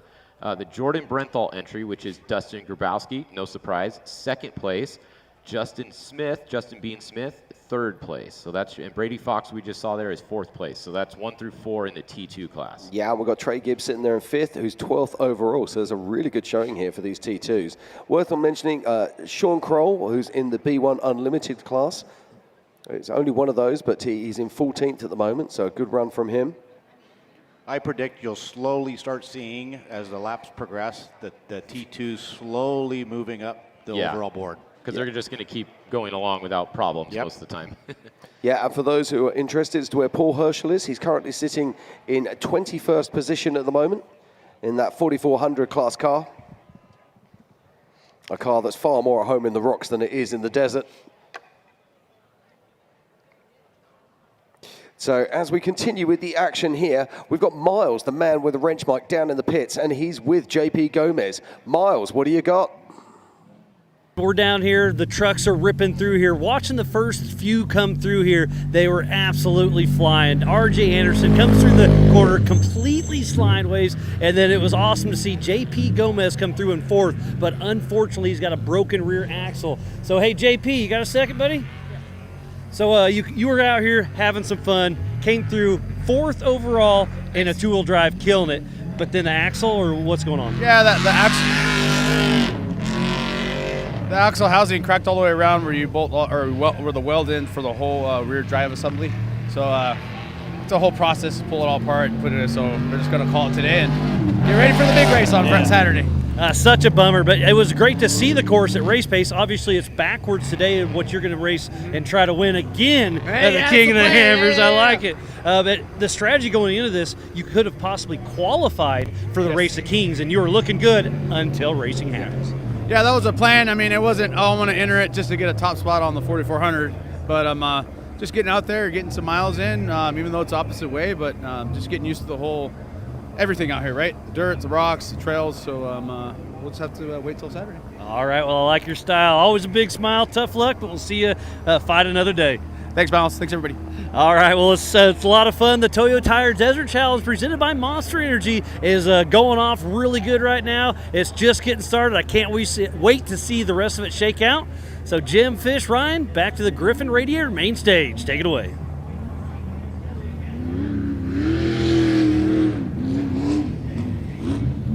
Thank you very much, Miles. Always good to hear from JP Gomez, but I like to hear from him when he's on the podium rather than in the pits.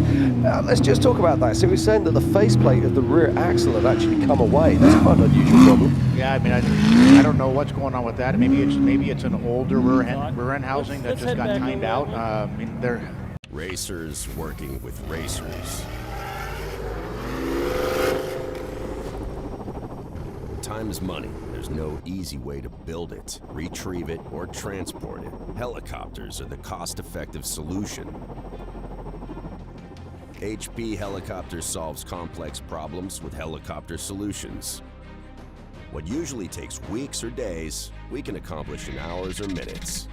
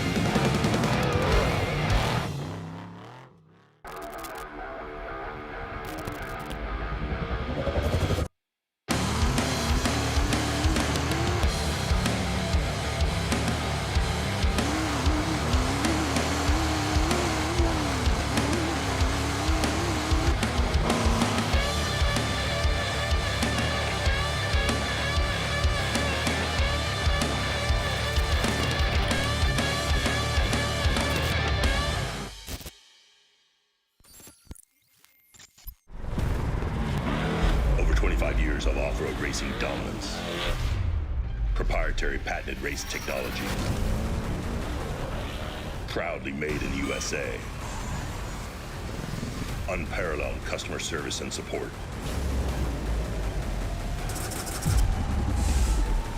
the choice of champions, King Shocks, the leader in off-road shock technology.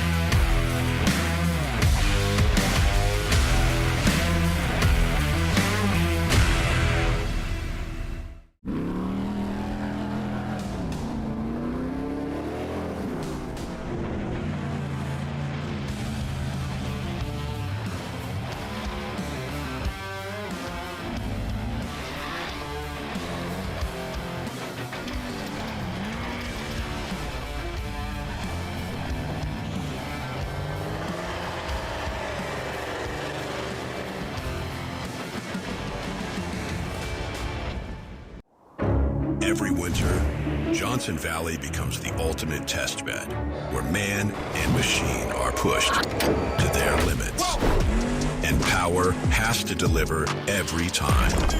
Optima batteries are engineered to excel under pressure, providing durable, reliable performance when it matters most. Because in racing, reliability isn't optional. Optima batteries, the ultimate power source.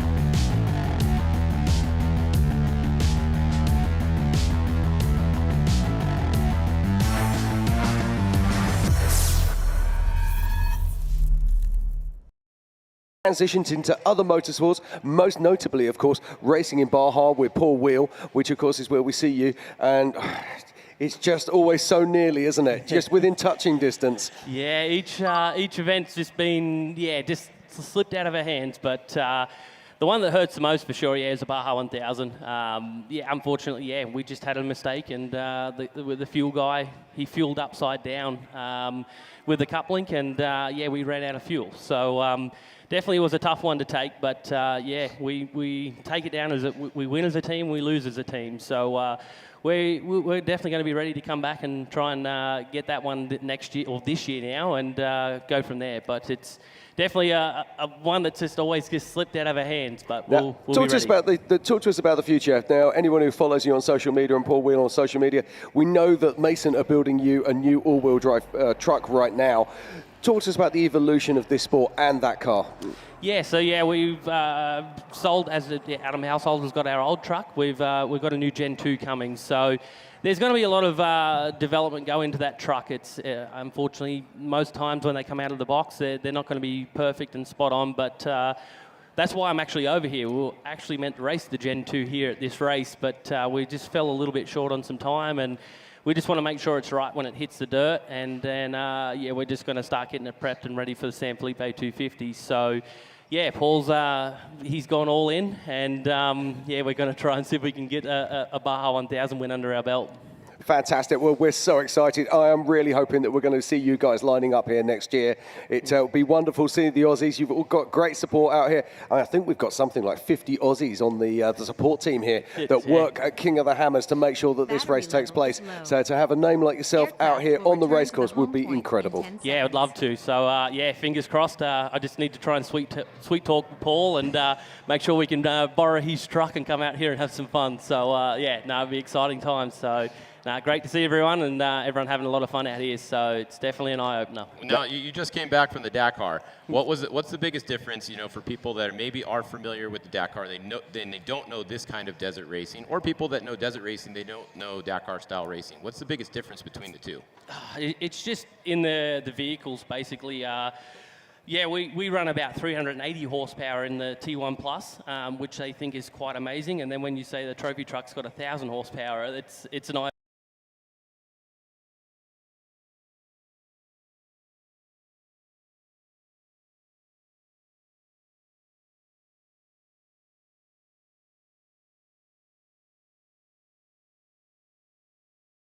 Suspension here, the bigger tires, it's so limited in the T1 Plus, and the biggest thing I learnt with the T1 Plus, they want you to be basically full gas and just slow the car down and stay full gas the whole time, whereas they just want you to ride the brake, whereas it doesn't work in this system with the trophy trucks. So it took me 2 to 3 days to adjust and get used to that. But yeah, look, I love the suspension, I love the horsepower, and yeah, I love the trophy truck racing.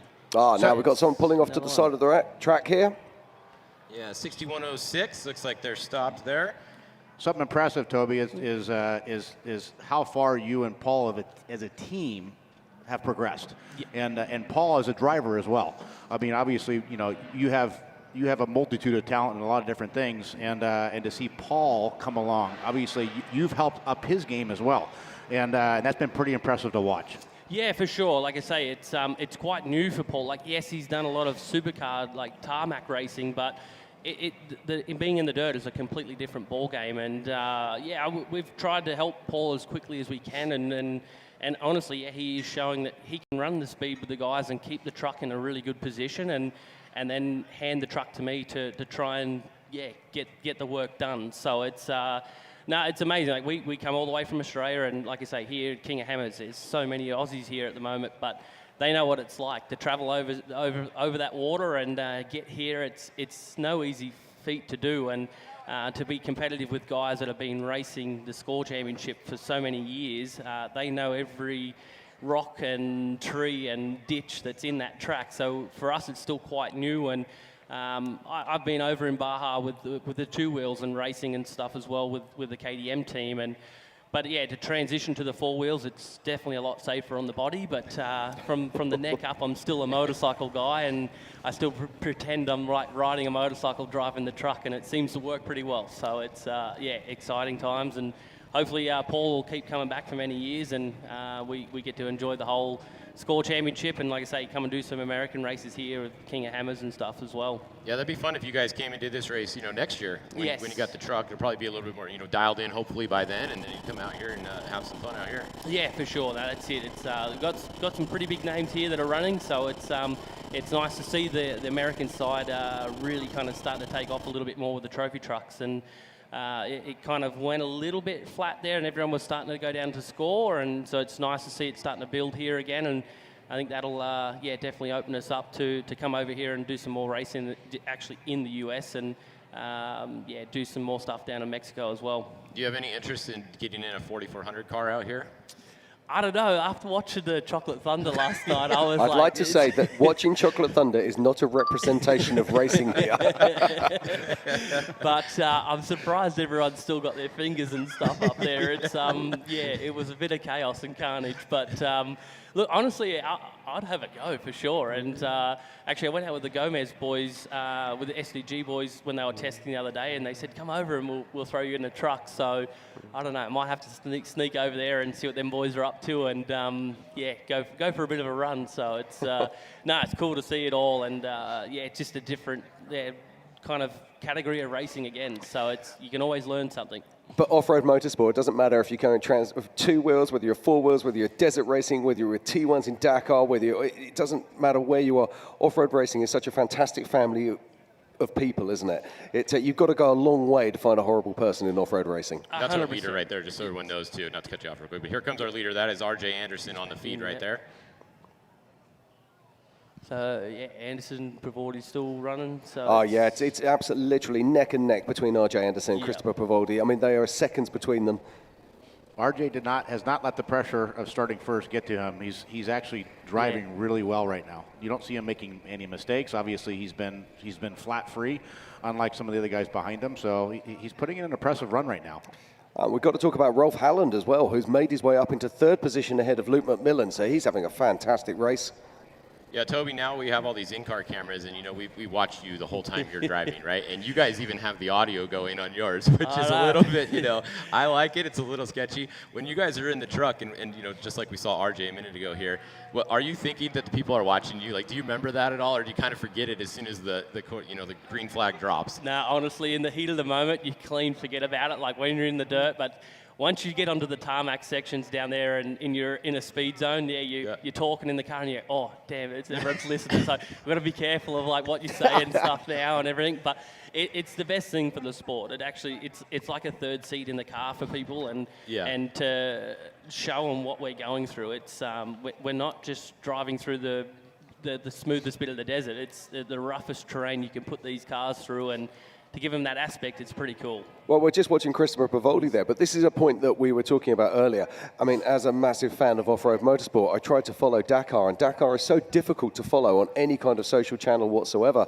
Yet we come over here, and what Dave Cole is creating here with King of the Hammers and the way that we can take off-road racing to the masses around the world is very special indeed. For sure. It's very difficult to do it in Dakar as well, because we are so isolated from everything there. And I hate to point out, we're in a desert. We're isolated here as well, but it's funnily enough, like in Saudi Arabia, the Starlink is actually blocked and banned over there. So yeah, you're not allowed to have them there. We can't have them there, and that's like the biggest thing. That's been a game changer from off-road racing for us, and to be able to like put that live camera in the car, we physically can't do it, and like FIA controls so much as well. So it's like at the end of the day, we can get fines for swearing in the car. So it's absolutely crazy of what happens in that race, and yeah, you've got to be very, very careful. So sometimes it's nice to not really have the camera in the car, because a few words get thrown around, and you don't want to be called out on it. Yeah, they literally have cameras in the car recording you that they review, because we saw penalties handed out this year based off those cameras. Yeah, for seatbelts and everything. Yeah. Like, it's like, yeah, here in Baja and trophy truck racing, it's as soon as the more guy's open. got 2 feet on the seat, you're already taken off and going, and it's like, it's chaos. So for us, I actually had one warning that the seatbelt actually just fell to the left side of my Hans device, and they were wanting to give me a penalty on that. And it's like, it's still over the shoulder straps where it actually does all the work, but because it slipped to the side off the front part of the Hans device, they're watching every single little thing that you're doing. So there's like 70 people in France just watching and reviewing footage to see if there's anything that they can ping you on, and at the end of the day, it's more money in their pocket too, because it's a fine comes with it. Don't get me started on that subject. And speaking of subjects, this race is within 7/10 of a second right now. grief. Christopher Polvardi is 7/10 of a second right now on time behind RJ Anderson. Yeah, RJ's doing a really good job at the front, like you were saying. He's holding it well, and it's nice to have the first part of the track, but you just don't control everything behind the race, and that's very hard to do. So, but Christopher's keeping him honest, and all it's going to take is one tyre, and it's over and done with. So, it's a very, very tight race at the moment. Which is case in point, which is what's happened to Luke now, and why you've seen him fall back. And I think he got a second flat. He got a second flat as well, which is unfortunate, because you really wanted to see that three-way battle between all three of those guys. Well, let's not forget, we're only on the second lap. We still have another 3 laps of racing. True. This is not a done deal by any stretch of the imagination. If you're just joining us, this is the 2026 Toyo Tires Desert Challenge, powered by Monster Energy. I'm Jim Marsden, joining me in the booth, none other than Fish from Fishgistics, Ryan Arciero, and of course Dakar legend and Baja hero Toby Price. And we're in the second lap of this race. RJ Anderson is currently our physical race leader, but Christopher Pavoldi is ahead of him on 4/10 on adjusted time. Yes, Don't blink insane. and you're going to miss it. Yeah, the timing is so close here. It's just crazy. I don't know if Christopher's actually going to be able to catch him and get around him, though. You know, it's I don't one think that's thing gonna to be stay possible. behind him right there, but to be able to actually get around him physically, I don't think it's going to happen unless he has a problem. There's no, even with the multiple lines, the speed that RJ is going, Yeah. there's not a chance that Christopher is going to creep up behind him and actually physically pass him. So RJ would have to have a problem. So the only other part that brings you to where there could be some jeopardy is the pit stop. And the pit stop is going to be massively important. Now, these crews practice, they are faultless normally, but it only takes a little slip, a bit of dirt to be jamming up a lug nut, something to go slightly wrong, and it changes everything. No, to that point too. I mean, this is going to be exciting. If they stay within this, it's going to come down to the pit guys. It's going to be the pit stop. This could be won or lost in the pits. Yeah, there'll be a pit stop race for sure. So. There's going to be guys down there polishing their jacks right now, getting ready for action. But that's a big change between racing in Baja and racing in Dakar, isn't it? In Dakar, you are very much, once you hit that course, you're on your own. There is no support. You are the package is you, the co-driver, and the vehicle. Whereas in Baja, there is, dare I say, some support out there for you. Yeah, that's right. It's a big team for Dakar as well, but here the team actually gets involved through the day. So, yeah, that's like I say, it can really come down to this pit stop that really changes the outcome for the race for either one of these guys.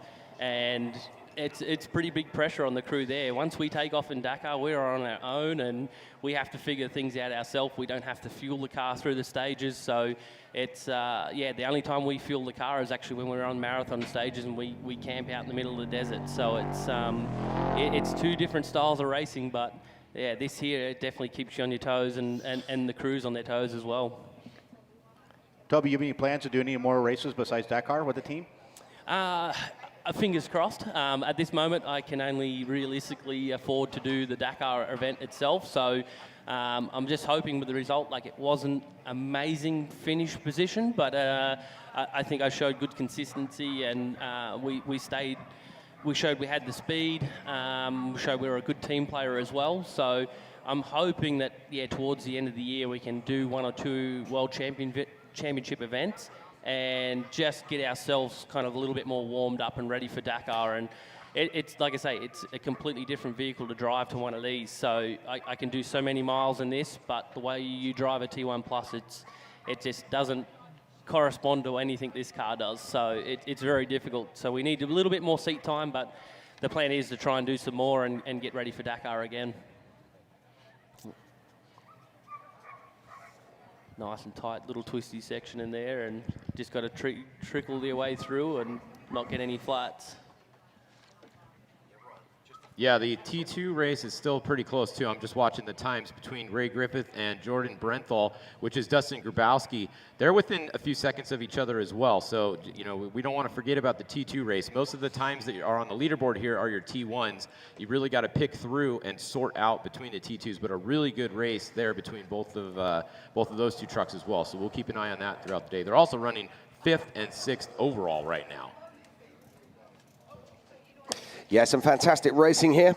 And if you are just joining us, welcome. This is the 2026 Toyo Tires Desert Challenge presented by Monster Energy. And we've been talking to Aussie Toby Price here. But we've got another Aussie, a very important gentleman who's just about to join us in the booth. It's none other than race director Ben Napier. Ben, welcome. G'day guys, how's it going? Oh, fantastic, mate. How are you? Mate, I'm having an epic day. This truck racing is always exciting. It is indeed. I'm a little outnumbered with the accents up here now. It's a takeover. It's That's all I'm saying. now, mate, so you can't give us too much cheek up here. So. Exactly. I'm just getting ready with my bleep button. We've got so many English, Aussie, and New Zealand staff. We're calling this a Commonwealth race, so there's a lot of us around. Do you remember that July 4th thing you were talking about? Yeah. We're taking it back. Well, anyway, come on. Right, let's get back onto racing, the important thing. So, Ben, talk to us. What's been happening out there on racecourse? Have we got anything of note that we need to talk about? Mate, we've got all these cars on their second lap coming in pretty soon for their third lap. They're really smoking the course this morning. And just wanted to give you guys a bit of an update on how we do some scoring and keep everyone honest out there, and give everyone at home a bit of a background on that. So we have these virtual checkpoints that are laid out. They're a GPS spot. Toby would be well aware of that sort of thing. The racers see them on their GPS. They're not a hidden thing. Everyone can see it. They have to hit it within a 150-foot radius. And there's 35 of them laid around our track today for the Desert Challenge. And we'll be scoring them and updating you guys throughout the day. I'll hopefully come back shortly with some updates on anything we're investigating, and keep you guys updated. So when those cars are on track and they're chasing down these VCPs, virtual checkpoints, do they actually get confirmation in-car that they've hit them? Yeah, so our unit goes green. It gives them a physical light there to show them they've hit it. So they see on their racing tracks tracker that confirmation. What's the penalty if they miss one? Okay, so it's a minimum of 5 minutes, okay, or 5 times the benefit gained. So if you miss it and you cut a major corner off, we're going to do a gain against a similar vehicle and work out, okay, you save 7 minutes, well, you get a 35-minute penalty. So it's a minimum of 5 minutes and up to 5 times advantage. Wow, gain. so there's a lot going on in race ops, making sure that all these racers, keeping them honest, making sure that all our scores are correct. Absolutely, and we check the top sort of 10 throughout the day and keep that live, and then by midnight, we've done the whole field. So today we've released the limited race results.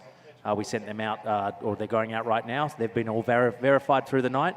all the penalties have been applied and they'll be going out, and everyone will know the official results for that race from yesterday. So that's what we did see some major changes actually in that race yesterday. Some people that were pretty high up there have dropped down quite a bit. That was due to them missing some DCPs. Yeah, so we get all that done before we do the podium celebration in the evening. So we try and make sure the podium doesn't get affected by penalties. There's other organisations that send the penalties out days or weeks later. We really try and work hard for our races to give them accurate results on the day. Obviously, we can't do the whole field live. It's still very difficult. We're looking through tracks, checking for deviations, checking for anything there.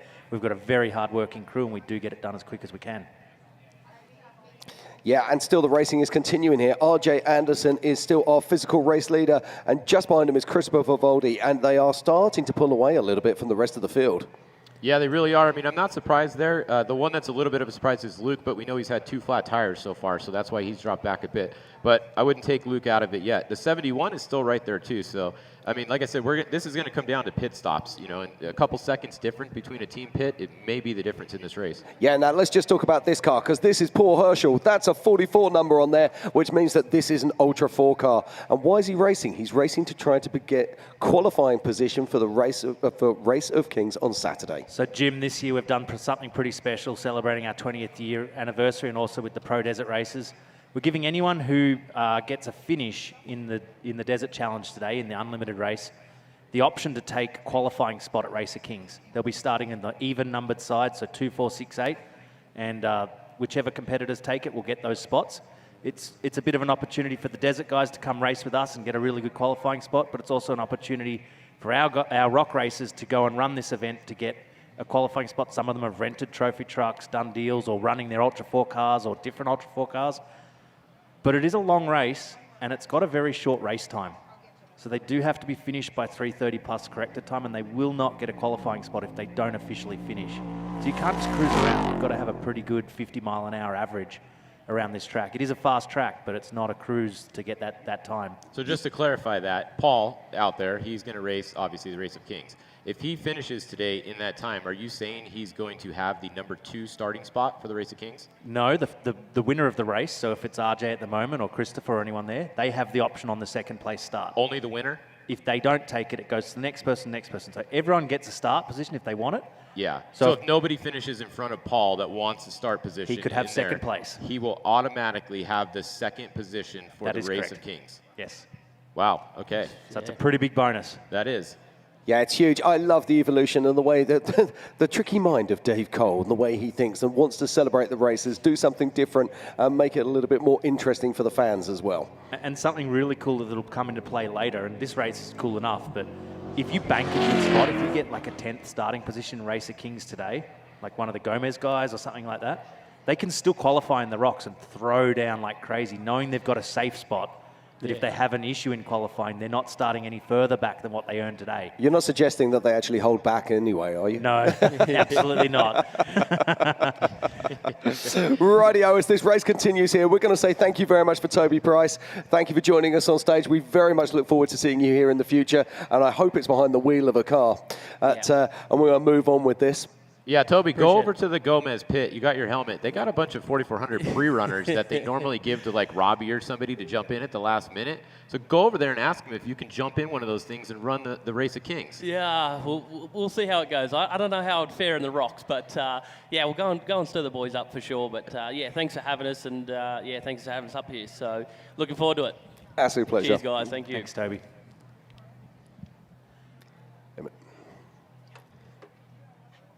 All right, so back to the racing action here.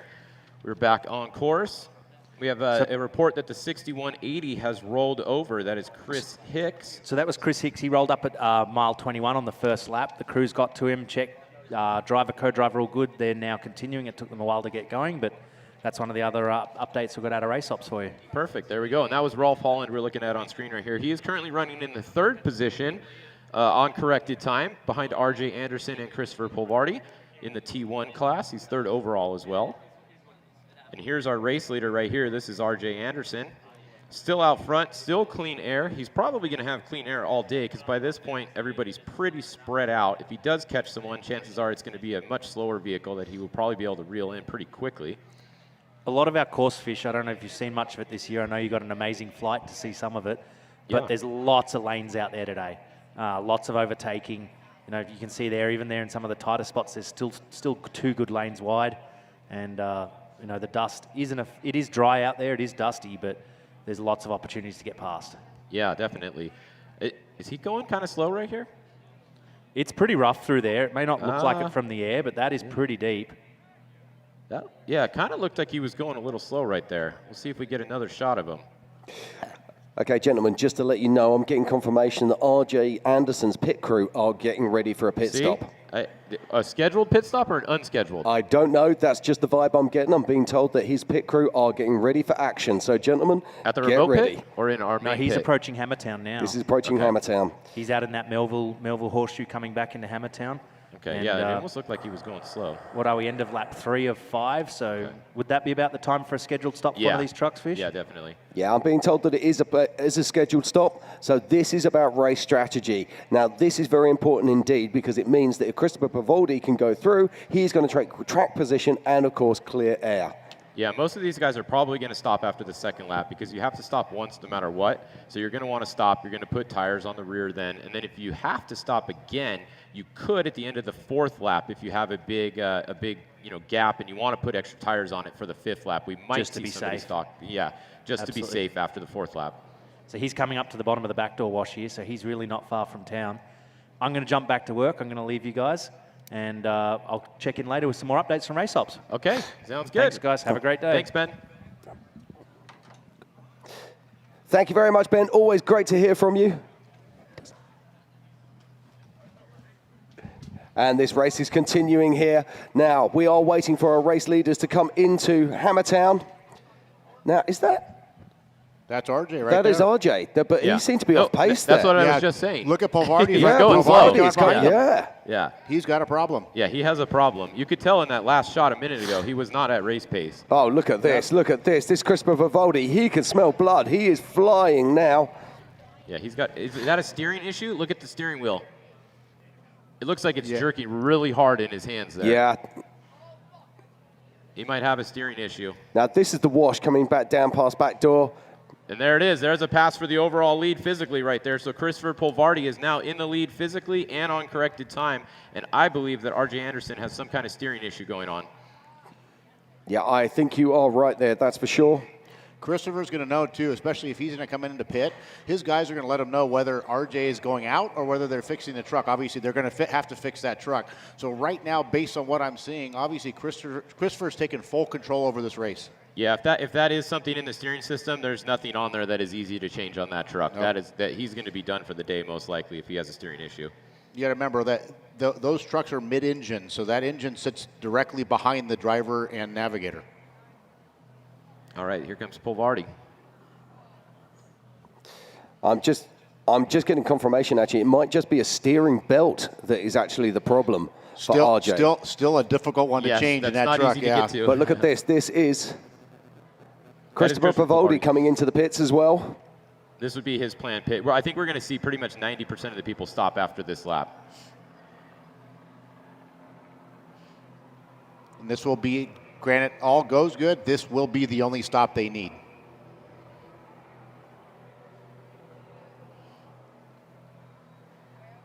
Yeah, I remember last year or a year before we saw, Bryce Menzies, when he was leading, he did stop again after the fourth lap just because he had a pretty big lead and he wanted to put new tires on just to be sure for the last lap. But yeah, they can make it the rest of the way from here for sure if they have to. And they're also going to look at, too, when they pull those rear tires off, they're going to look at tire wear. Like, so what did it do after three laps? Yeah.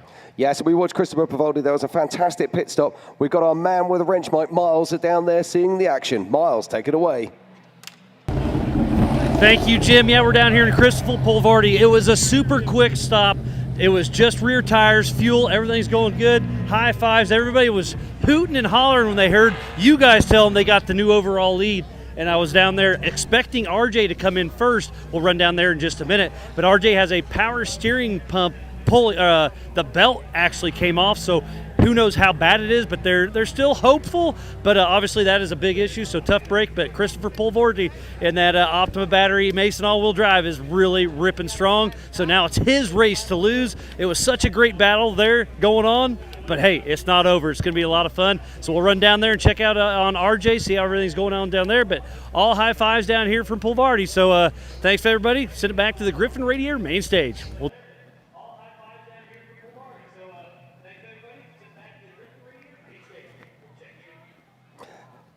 Thank you very much, Miles. Always great to hear from you. Now, let's just have a quick look at what we've got going on here. Our top three at the moment is Luke McMillan in third, Rolf Helland in second, and Christopher Pavoldi in first. RJ Anderson is in the pits being repaired at the moment, and Rolf Helland and Luke McMillan have still yet to pass him. But in fifth position overall and first in T2 is Ray Griffith. Sixth overall and second in class, we've got Grabowski driving for the Brentfords. Then seventh overall and third in class is Justin Bean Smith.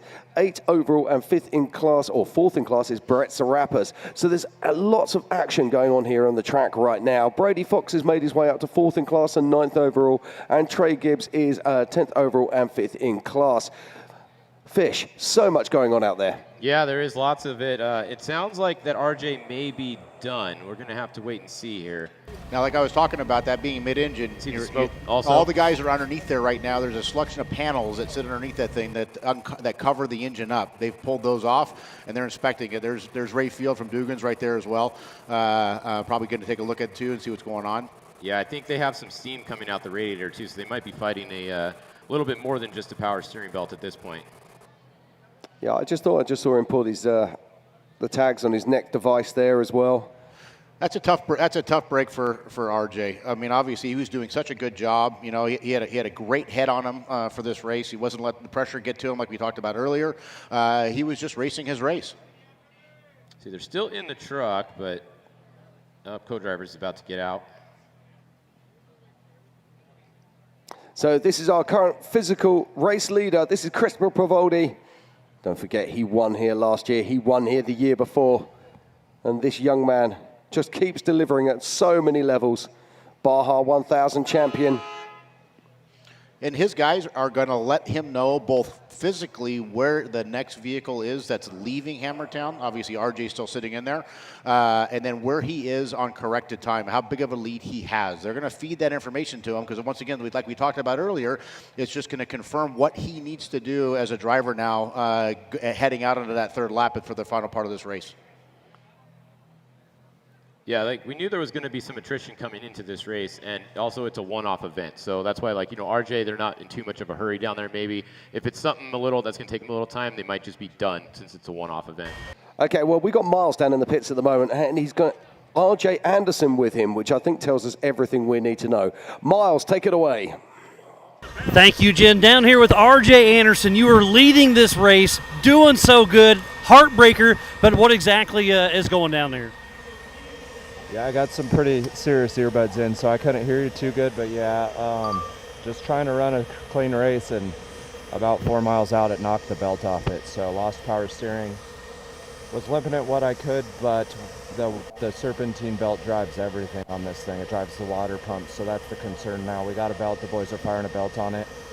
We're gonna start putting water in this thing, but we don't want to hurt the engine is the main thing here, so we limped her into the pit.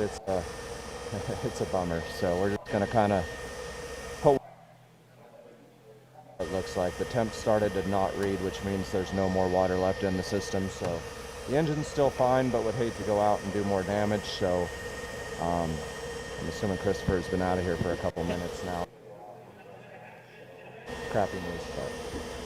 Well, a heartbreaker, buddy. I always love seeing you out there going. When you came through here the first time, use that short course action, completely sideways around there.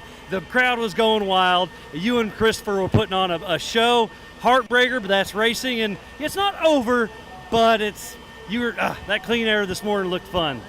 Yeah, about this half a mile is the only thing I know what I'm doing. The other 60 miles, I got no clue, so I'm glad the fans are standing here and not out there. I get that. All right, buddy. Well, hope you get back out there. Always good seeing you, and we'll see how it shakes out. All right, so a heartbreaker for RJ Anderson, leading this race until, hey, racing happens. So that means Pulvardi's starting to pull away with it, and While I was talking, I don't think anybody else came through here, but Luke McMillan should be coming here next, so we'll stand by here. Hopefully they can get RJ back out there. I saw them talking to the Dugans guys and asking them how bad is the engine. They said, hey, let's see what happens. Let's try it. So they're not done, but it's just not looking good. So heartbreaker for RJ Anderson. Lots of fun, but Luke McMillan should be coming here soon, so I'm going to send it back, Jim, to the Griffin Radiator main stage. Thanks again, buddy.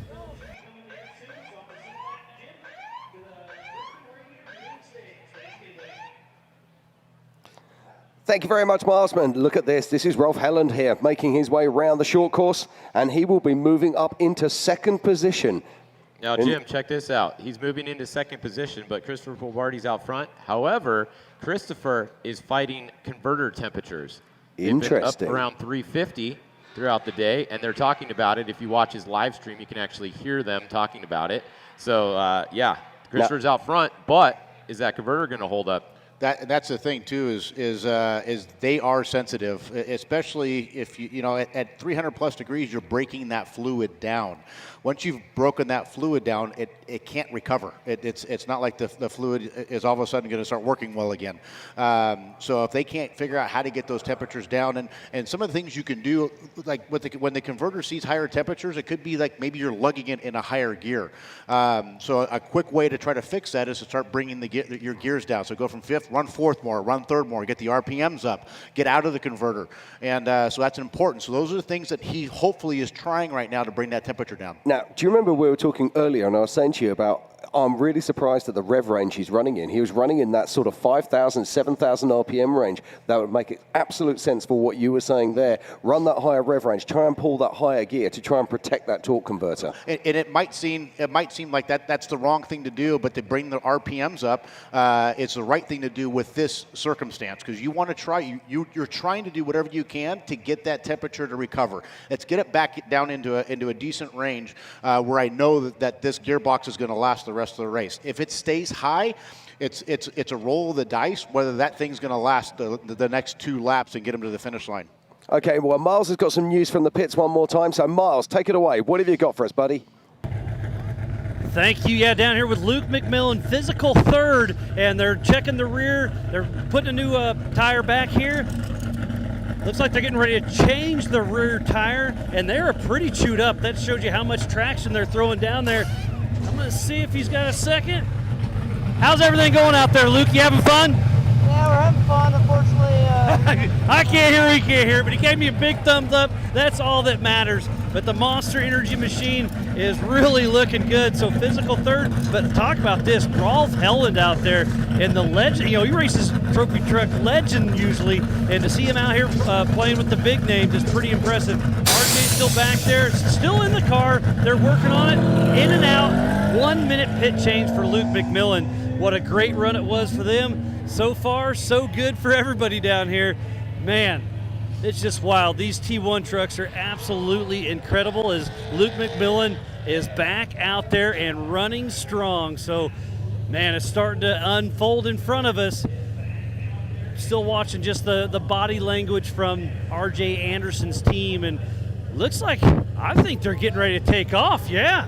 So they dumped some water in it, got the power steering. We'll see. I'm going to watch them come around this corner. They're saying give or go. So RJ Anderson moves from first to what's that, fourth, so not too shabby. 15 miles an hour till he gets on here. Now he's going to hit the gas and full throttle, get that thing all sorts of slideways. RJ Anderson is back on the move. That power steering is looking good. We'll see if those engine temps can hold together, but so far so good. He is not out of the hunt yet. What a great day it has been, and we are just now to the fun spot for the Toyo Tire Desert Challenge presented by Monster Energy. RJ's already off the course. So he ripped for about 30 seconds, and now he is pulled back off. Heartbreaker for RJ Anderson. Hate to see that. Trying to see, yeah, they're not looking good for RJ. Tough break, so we'll see what's going on with them, but man, the race is getting excited. So, Jim, Fish, take it back to the Griffin Radiator main stage.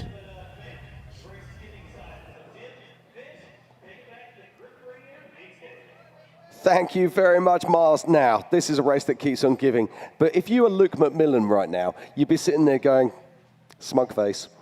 Because we were talking about this earlier. Christopher Pavoldi and, of course, RJ Anderson, they were laying down such incredible times.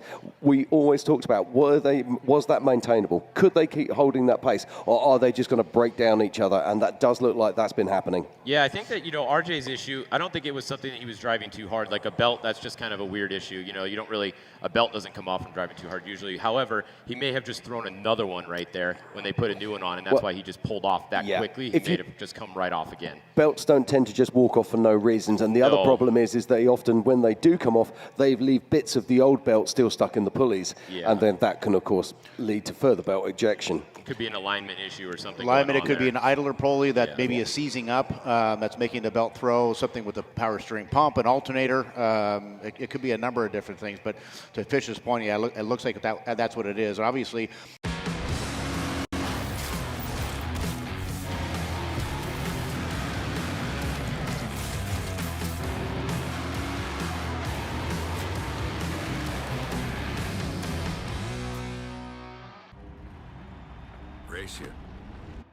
Race you on dirt, sand, snow.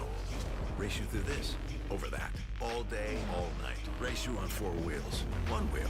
How about no wheels? Race you with the world watching, this guy watching. Race you to the summit, maybe not that summit, to sub 7.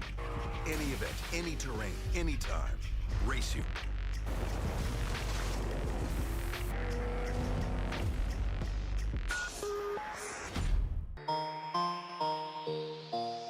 Pick it up, pick it up, pick it up. You see the drip, yeah, I'm fitted up. Hop in my car and the giddy up.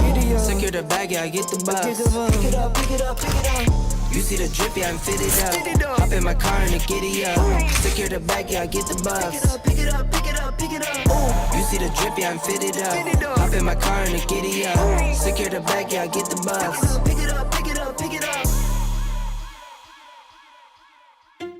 Whenever someone asks, "How was your weekend?"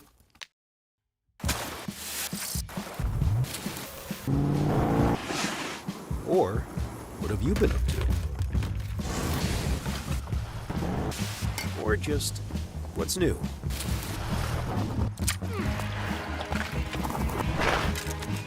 Have a good answer. Just do what you love. Toyo Tires. Welcome to the 2026 Toyo Tires Desert Challenge presented by Monster Energy. What a race we are having so far. Our lead vehicles are now on their 3rd lap. And our current race leader is Christopher Pavoldi. And he is running at the moment with around about a 2.5 or a 2-minute lead over Rolf Helland. Then it's Luke McMillan, and then it is Dustin Grabowski driving the Brenthal car, and he is currently our highest placed T2. Check that out. He's up into 4th position. Like we talked about a little earlier today, I expected the T2s to start rising up into the ranks as the race goes on and as attrition sets in. And this is all about that one key thing, of course, reliability. Absolutely. I mean, the T2s are so reliable. I know we beat the living hell out of the 1.9 trucks in the T2 category, and they just keep asking for more and keep asking for more mile after mile. So it is very impressive. Yeah, it's one thing having 1,200 horsepower. It's quite another keeping it and your car together. Absolutely. I mean, look at it. You got Brent Fox in the 1.9 Industries truck coming back into Hammertown now. I mean, he's hauling the mail. He is going fast. These are not slow vehicles by any means, just because they have a stock LS3 engine in them. The difference is the acceleration coming out of the corners. That's where the big T1s make the difference. For sure. Like with the T2s, you need to carry your speed. You need to carry that through the corners and not completely get out of throttle and get on the brakes and get going in. Because to your point, that's where they struggle. They struggle coming off the corner. So you have to carry that speed. So this is Brady Fox here, making his way across the Griffin's start-finish line here in Hammertown. The hood was surplus to requirement and is somewhere out there. Oh, look at this. Justin Bean Smith, we got a race here in Hammertown. Oh, yes, we have. Both of these cars racing in T2, and these are 2 of the fastest drivers in T2. Justin's got a new set of BF Goodrich tires they've just put on the back, so it looks like obviously he just finished up with his pit stop. Now, this is interesting, of course, because don't forget, Brady Fox is going to be running a lot lighter. He's not going to have the fuel that Justin Bean Smith is carrying, but Justin Bean Smith has that advantage of fresh rubber. Now here's an interesting fact. So Fox did not stop on the 3rd lap. Can he make it a 4th lap, or is he going to stop at the remote pit at pit 11 for his stop? Yeah. So this is actually the start of his 3rd lap. So he's going to be touch and go on fuel range. Justin's not going to give up here. Look at that. There we go. Look at that. Hey, buddy, just to let you know I'm here. That was a great shot. How often do you see that? I love this so much. Right, let's just be honest. There are people probably sitting at home going, oh my God, he just hit that car. In desert racing, gentle nerfing is allowed. 100%. That's our way of telling the guy in front of him, I've caught you, move out of my way. Yeah. Or in this case, what happens is Trey goes, do you know what? I'm going to flick you the bird and I'm out of here. They're both racing for position right now, so the Fox is not going to give it up. Had there been a bid gap, then I'd say maybe you got to give it to Justin Smith and just let him go. But Fox isn't going to give it up. Yeah, but you've also seen Justin Bean Smith there. He's not stupid. He's a great racer. He's just pulled it back. There's no point sitting in the dust, particularly through that part of the course. That part of the course is really gnarly. It goes back, we talked about it yesterday too, the risk versus reward just doesn't pan out in that section. You're 1 mile off of being in Hammertown. It just does not pan out. So Justin's seasoned, and that's why you saw him back off the way he did. He's going to wait a second, get up over the rise, get out into the open desert, and then see if he can make his move again. Now, that was a really interesting shot we just saw there a minute ago, and this looks like this is Christopher Pavoldi. It is. Now, just check out his rev ranges here. They're very interesting. So you see still balancing right up there in that sort of 6,000, 7,000 RPM rev range, which would suggest to me that he is trying to protect the torque converter. For sure. But I still find it remarkable that you can run an engine that hard for this long, and it just says, yeah, no problem. It is wild. Like I said, we put him through hell. Every component on these vehicles we put through hell. So it's our race leader, Christopher Pavoldi, right now in the all-wheel drive Mason truck, making his way across the desert, and he is now on his 3rd lap out of 5. What's going to be interesting now is to see how long it takes Luke to start reeling in Rolf. Yes, that's going to be the battle. That is for sure. Yeah, Luke is the guy that like I said earlier, in a longer race, Luke is it was where he excels. And this is a little bit of a longer race. It's 300. It's not super long, but I think going forward right now, Luke would be my pick. Definitely. And we've got a new guest joining us in the booth. We've got none other than Wes Miller. Wes, how we doing? Good. Really enjoying watching this race. You guys are doing a great job calling it. I think it's crazy the pace that's out there right now. It's absolutely remarkable. Every year we sit there and go, can't believe they're going this fast, can't believe they can do that. And the level gets higher and higher each time. Now, I know you were out there on the start line this morning talking to these drivers. Have you got any gen you can give to us? Well, hopefully Adam Householder is going to come talk to us here in a little bit. I was just talking to his crew, and unfortunately he's out of the race. But I think I'd like to get an update from him on what exactly happened out there. Talk to RJ. I think he, like you guys were saying, he ran a great race.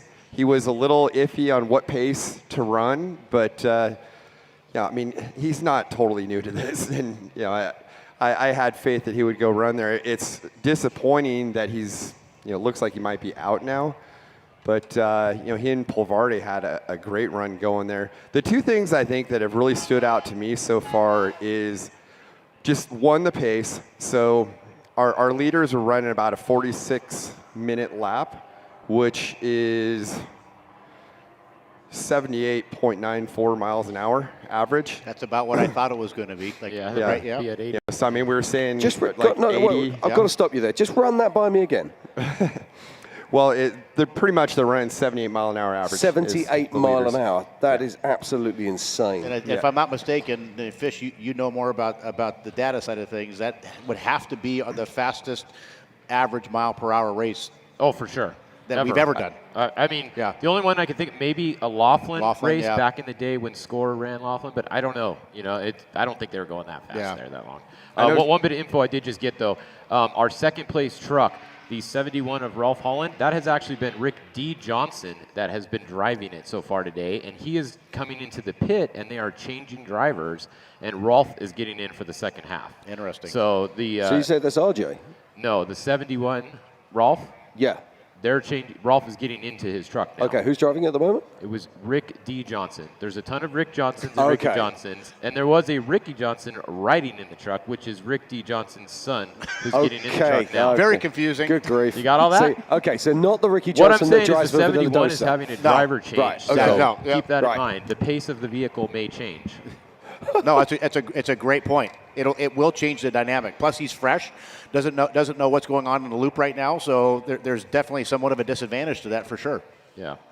Yeah, I think when you have a driver in there that's got a good flow going, sometimes you put a fresh driver in, it slows your pace down a little because it takes him a little while to get up to speed. So the other thing that I wanted to bring up is, our leaders right now run about a 46 mile an hour or 46 minute lap time. Well, yesterday, Brock Hager in the limited ran a 49, which would put him about 4th overall right now in this unlimited race.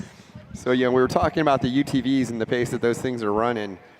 I think that's just insane that he ran a 49. And Luke, I think last lap ran a 52. He ran a 46 prior to that, but then Grabowski in that Brenthal truck he's run a 50. So Brock is running faster than Grabowski in the Brenthal truck. And Luke just got around Ralph Holland's truck. So Luke is now physically second. Like I said, Luke's my pick going forward here. I knew it was only a matter of time before that was going to happen. Yep.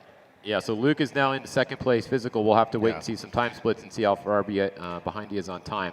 Question is, does Christopher Polvardi have enough speed with the torque converter to hold off Luke for the next 3 laps? Yeah, we're talking about another 150 miles of racing here. Yeah. And something else, like on Wes's point too, it is impressive what the UTVs have done and what Brock's done, and that average mile per hour. It is very impressive. But something else to take note of is these guys are also on a little bit different course. What I mean by that is the course is slowly getting worse and worse and worse and worse. So something else to consider why maybe the times are getting a little bit closer together. And we also have to consider the fuel strategies of those vehicles as well, which will be remarkably different if he had to run a 5-lap race. So Luke is about 5 minutes off the leader right now. Hey, look, so I'm just trying to make 5 minutes. excuses for T1s because I love them. I'm with you. I think that's fantastic. Well, looking at this battle with Polvardi and Luke, on Racer Redefined, they give you your average speed through that's not different accurate, segments. That one's off quite a bit from this one. I'm going to trust the ground loops. Well, I'm not necessarily timing so much as it gives you pace. And I kind of trust pace, but through like one of the last sections, Luke's pace was 97 mile an hour average. Polvardi was a 92 mile an hour average. So if that's correct here on Racer Redefined, Luke is coming hard. Yeah. He's coming hard. That's my point. Yeah, because that one said like 7 minutes between them, I think, right? I'm just looking at splits right now. Oh, okay. And for sure, obviously with Luke getting around Rolf or Rick, the fact of the matter is now he's got some clean air in front of him. So Luke's going to push. He's got no reason not to.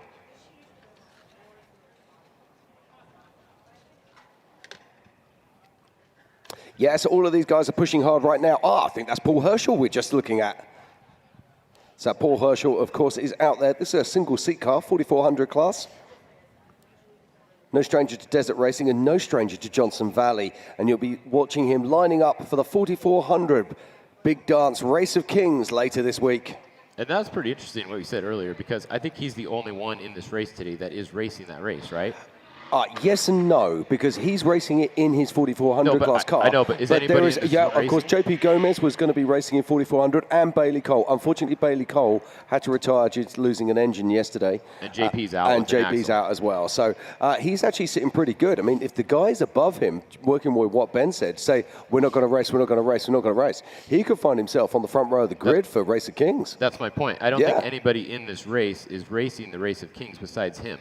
So all he has to do is finish, according to Ben, before 3:30 today, and that will be your second starting car in the Race of Kings without having to qualify.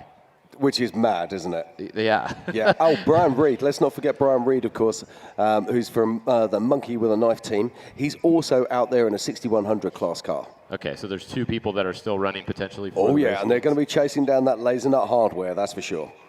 And that's got to be a huge incentive moving forward for more racers to do this, I would think. Absolutely. Now, the thing is, you need to have a friend who happens to own good grief. I've just looked up and there's 2 unicorns walking through Hammertown. Anyway, going back to my thought, you do need to have a friend who has the firepower to allow you to be able to race in the unlimited trucks. Or you need to put your 4400 class car out there. Put your money where your mouth is. Well, that's what I was thinking, is just go run your 4400, finish, get some seat time out in the desert, 100%. and then get that start position on the front row. I mean, you don't have to go hard. You've also got 2 or 3 days to actually sort that out. And when you say you haven't got to go hard, you've got a complete race by 3:30, which means you have to have an average pace. Okay. Yeah, you've got an average pace of a minimum of 50 mile an hour to do that. So you still got to be out there. You still got to race. You can't just turn up and put a start in. For sure. Going back to... Oh, go ahead. I'm sorry, Wes. Go ahead. Going back to Pulvardi and Luke, something that I'm looking at here is on the tracker, Pulvardi is going to start getting into lappers here. And Luke has clean air for quite a while. So that could also play into this on helping Luke close the distance, because if Pulvardi's got to battle dust working through lappers and Luke has clean air, that's going to work to his advantage too. And it also depends too on where he catches that dust. Like what part of the course is he catching it? Is it where you have multiple lines? Okay, a little easier to get around. Is it one of the tight technical sections where now my pace is really slowed down? So it'd be interesting to see how that plays out. And I got word on what happened with 219. 219 lost a converter to another converter issue, and it sounds like the motor started going flat on them. So heartbreak for the 219 and Pierce and Jeremy Munyon. No one likes to hear that, that's for sure. So this is a DNA car there. I'm just trying to pick up a number. And also, Robbie Gordon's texting me about how fast the UTVs are. Obviously, we know where his head's at when it comes to that. I don't disagree. He was telling me that my dad and I were telling him that he's far off way back in the day with when he first came out with those things. And you know, I'll eat my words a little bit, Robbie, for sure. It's very impressive. When we saw the limited race yesterday, you guys all heard me say it is impressive the speeds that these UTVs are going. It is incredible. And it's impressive to see how many manufacturers we have chasing that pace. For sure. You know, whether it be Polaris, whether it be Can-Am, whether it be Speed, whether it be, you know, the list goes on. And we've even got Segway out here now. For sure. It's absolutely nuts. That's why I wish Robbie would have had the speed going against the Polaris and the. I'd love to see. I was going to say, why don't you ask Robbie why he wasn't out there? Robbie, text me why yesterday. you didn't race the race yesterday, so I can tell everybody. Well, just looking at the leaderboard, it looks like we have about a 6-minute split now. So Luke has gained a minute on Pulvardi between the last 2 splits. He's 6 minutes and 4 seconds if this one is correct here. He's going to start eating that up. Yeah, we're going to keep an eye on that throughout the rest of the day here. So we also don't know right now is Pulvardi just trying to keep that converter temperature at bay? So has he purposely pulled that back? Is it still an issue, or is it no longer an issue? Was it just an anomaly and it spiked a couple times? And let's be honest, you can be driving at sort of like 9.5 tenths, if you like, drop it back to 9 tenths, and that's the difference between protecting your torque converter temperatures and not. It's just that tiny little extra bit of push, and these guys, they can feel that. For sure. And it might also be indicative of where he's at on the course. So if he's doing a long uphill pull in softer sands, softer terrain, that could be harder on the converter. But as soon as he turns and starts heading downhill, he runs as hard as he wants, like and the right converter here. temperature is great. He's Exactly. going downhill right here, all the way downhill to the lake bed over there. Then he's going to turn around, and then he's going to come back uphill a little bit. And he does have that one climb that's super sandy there in about maybe 5 or 6 miles from where he is right now. Yeah, you talk about these torque converters. Oh, I love these in-car shots. This is absolutely fantastic. But we talk about torque converters. These aren't like torque converters that you find in normal road-going automatic cars that have torque lockup. So many normal cars you're used to, as you're driving down the highway, the torque converter actually locks up and away you go. These are constantly slipping, aren't they? Yeah, and they're billet. They're all billet converters that are fully rebuildable. A lot of the we in-house, we rebuild the torque converters ourselves. change the stators in them. So we do all that work. Look at the ourselves speed. in-house. Look at the speed. 126, 127. This is Luke McMillan. 130. That is Luke 131. That is Luke McMillan in car right there. So Luke is on the gas trying to run down Christopher Polvardi. Ryan, do you feel like running these higher speeds is tougher on a torque converter? It is, especially in this course, because to me, because it's such a softer base, most of the course is made up of softer dirt, not real hard packed stuff. And to me, that makes it harder on the drivetrain, especially when you're doing these long pulls as well. So I can definitely see that. Just watching this speed here, he hasn't dropped below 110 mile an hour. Absolutely smoking hot here. But just watching his hands on the steering wheel, very small inputs. And I think that's He's in fifth gear. Luke's kind of still heading down towards. Yeah, I don't think off the Luke has Marine base sixth right gear in that truck. A couple of guys have the sixth gear. You know, Yeah. Bryce does. I think Polvardi does. I don't believe that Luke does. Luke's not going to give up. He is not going to give this one up, and he shouldn't. This Thing- is a one-off race for these guys, and you need to you give it everything you got, and you go. Yeah, if you're not first, you're last at this race. Exactly. One thing with the torque converter, last year, Paul Wheel and Toby Price, which I think Toby was in here earlier, they got stuck in sixth gear, and it was like the Baja 500 or 400.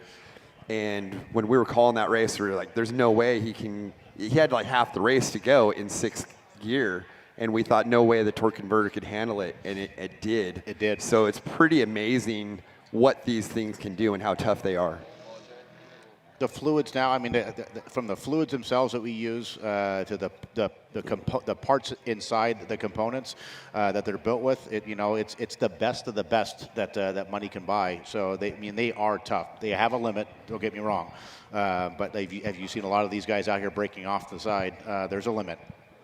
Now, next time we watch Christopher's in-car, if we can go to his in-car when we think he's going to be going up that sand hill, it'd be interesting to watch if we can see his gauges to see if anything lights up on the Motec display, so we can see if anything's getting hot or not. That's the thing to watch when you're watching these things. No, 100%. You're absolutely correct. We have these in-cars are so great. We can see so well in them that it would be able to at least tell us a story. We've been watching here Luke now for around about 3 or 4 minutes, and he has not dropped below 100 mile an hour. And he's climbing again now, 124, 125, 126, 127. Wow. Yeah, that is fully pinned. Luke does not have a sixth gear in that truck, we confirmed, so just 5. So when you see him in 5th, that's as high as he can go. Okay, and that is Paul Herschel now making his way back in, and I think this will be to complete his second lap. And Christopher is still talking about the torque converter. His co-driver, Mike Kim, is currently telling him to back it down every once in a while because it is still getting hot. So developing story still continuing there. So by the sound of that, it sounds like they're able to get it to recover a little bit, which is good news. I said if you've completely broken that fluid down, it's not recovering. So it sounds like they've been able to get it to recover, and then it probably sounds like on certain parts of the course they're seeing those spikes. Now this is wonderful. This is Paul Herschel coming into town now in a 4400 class car. So I got word from Robbie Fish. He since they just did Parker, they didn't plan on doing the desert race. All their eggs are going into the rock crawling basket right now, and to help push out their new production rock crawler.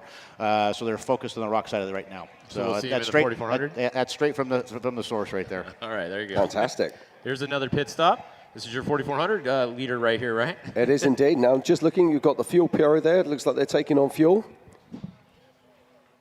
I'll be surprised if they change tires. Looks like they're trying to play with something in the front at the moment. Well, they couldn't have been doing fuel because those guys don't have full equipment on in the front, so that wouldn't be. Oh no, he's holding. Now you're right. There's the fuel going in. Now the guys are standing away. Yeah. So the rule here is if fuel is going into the car, no one can be touching the car without wearing the full safety. Yep, there we go. His So crew is saying to him, "You're safe." So if they had a helmet on, they could still be working on the car right now. And see that they're doing it the somewhat of the older school way that we used to do it, which is a gravity-fed tank. You can see the tank right there with the ladder on it. The fuel's in there, and it's at a little bit of an elevation, and the gravity pushes it down into the vehicle. See, if it was me, I would have at least one guy there in full gear so he could be working on the car if you need to while fuel's going in, because you're kind of wasting time. Yeah, don't forget, this isn't what I would consider to be their full race strategy. This is a strategy to get them to somewhere in a race. True. It's a different strategy. Yeah, this is a completely different strategy. Now they're going back because he's done. See, but they could have been working on it that whole time. Yeah, but I wouldn't want to be sat down there in full race gear or full fire protection gear. And it's something that the officials take very, very seriously. Ryan, do you know what the flow rate difference is from a gravity fed to like a pressure pro? Actually, that's an excellent question, and I don't have the answer to that one. I know, obviously, I know it's more, and those pressure probes, for everyone to know too, that it's not high pressure; it's very low pressure. It's about, I think, 6 to 8 psi is what those things are pressurized at. But the actual flow rate, that's a great question. I don't have the answer to that one. A lot. A lot. I wish we could take that in-car off, because if we could just put the other one on there, we'd be able to see the... We can't see the Motec. dash. Yeah, the dash is being blocked. Maybe that's on purpose. Right. Because that is, no, seriously, because that is Christopher's feed that we're watching. That's not us putting that on there as picture-in-picture. We can't see, unfortunately, the Motec on the passenger side there. I'm trying to see if I can see Christopher's Motec to see if there's anything coming up on that either, because usually the alarms will come up on there too. There you see a tire sitting in the middle of the road. Now, if you're listening to this and you're all sitting at home wondering what on earth is a Motec system, as we watch Luke McMillan, who is hard chasing down Christopher Pavoldi, a Motec system is a digital control system inside of these cars. So these cars don't use switches, they don't use relays and that you would expect most cars to have. They run what are called PDMs, which are power distribution modules, and there are different manufacturers of these. Motec is one of those, and it allows you to interrogate the data, or it allows you to also set up alarms and set up points on that system that can actually transmit data to you inside the cab and also data back to your pits via internet. And I said, we're getting to the point now, we talked about this earlier at 1.9, we're going to start streaming that. We have full access to every channel that we're reading on Motec, and the fans will be able to start seeing that. Yeah, and this is Terry Householder, father of Adam Householder, of course, and we're hoping to get Adam up on stage later on today, find out what happened with him. Do you have the ability to remotely tune your trucks? We don't right now. The ability is there. We just don't do it yet. We did it, like we were actually doing it in 2008 with the Volkswagen program, where they were monitoring it from the helicopter, and the engine builders were able to make changes to tunes while we were going. But that was Audi Sport. Those were some smart Germans at the time. That was big money. But technology's evolved. The technology's there. We just haven't quite got there yet. I think putting the entire package together. Yeah, I know. It was a few years back, but I was talking with Croyer, and he had told me about how they could remotely tune the engine. And now with Starlink, it's made it way more cost effective. And I think that's something where, with the active suspension, with the engines, with like say a Motec package and your active shocks or live shocks, you can actually tune suspension. You could have a suspension tuner and a motor tuner tweaking the vehicle as you're out on the race course. No, all that's coming. And, I said it's doable right now. And I said it is all coming. You just need another set of personnel to be able to do that, and the right personnel to be able to tune. Obviously, you want to have an engine guy that's sitting there doing it, because that's the only person that you're going to want to tune it. So most of our engine builders are with a bunch of other customers as well. So it's finding that right personnel, and those people don't come cheap either. So this is Paul Herschel, completed his pit stop and making his way back out into the desert. But this seat time will be invaluable for Paul as well. He'll be taking this forward into the Race at Kings later this week. All of the information that he's learnt. And they will be racing this course backwards as part of the desert loop of the 3 laps that they will be doing on Saturday. Looking at our last split, Luke is 6 minutes and 23 seconds back, showing here. Corrected time. And that's Vincent Kloss. So I believe Vincent was also racing yesterday. So if you look at, still leading T2, it moved into 4th overall. What were you looking at, Ryan? So I was saying, if you look at Luke's, you look at each one of the miles, 742 back, and then 733 back, and then 723 back, and then 714 back, and then now 623 back. So he's slowly, every time check, he's slowly pulling that back. Yeah, he's definitely gaining on him. So he's got about 2.5 laps to go. So we're about the halfway point right now. Right? Absolutely. We're about 2.5 miles or 2.5 laps into the 5-lap race. And I'm sure it's been relayed to Luke that Polvarde may be in a wounded truck. Oh, yeah, he knew about that before. I'll guarantee he knew about that before we knew about that. Yeah, so, Luke's smelling blood in the water. Absolutely. And it goes back. I said we're not racing a points race. Luke's got nothing to lose. This is a one-off event for him and for Christopher, for that matter, too. So, why wouldn't you push? Why wouldn't you just give it your all? You have some time to make up. You have to push. It's forcing him to push, whether he has a problem or not. Because what we don't know is if Christopher's problem could be race ending. And if it's not, it's just a matter of maintenance at that point. Then we're fine. If it's just, let's be honest, a lot of racing is management. You're managing your controls. You're managing what's on the vehicle. And so Christopher is no stranger to that. And he's got an expert sitting next to him. Mike Kim is used to winning races. He's used to managing cars, managing drivers, and managing the race entire. No, Mike's great in the right seat. I've been very fortunate to work with Mike quite a bit at Fox, because he helps all of us tune our stuff at 1.9, and then intimately with the 32 truck and doing all of the shock development. So I've been doing this stuff with him with the Fox Live valves pretty much since the early onset of it all. So I've seen this evolution and how smart those guys over there. Mike's a big part of that. Yeah, we're looking at Luke right here. He's coming up that backwash section. We should get another split. So now he's 6:55 at the last split. This is a place where you can't go fast, but it's a place where you can lose a lot of time. As soon as you slow down, get away below that sort of 50-mile-an-hour zone, it's very, very easy just to bleed away a few seconds. Yeah, this is probably the most technical section of the course, besides right off the start where it's just kind of big holes and big rocks. But this is the narrowest, tightest section of the course right through here. When I was out there pre-running with Ben Napier, we talked about how this was an area where you just want to finesse through here.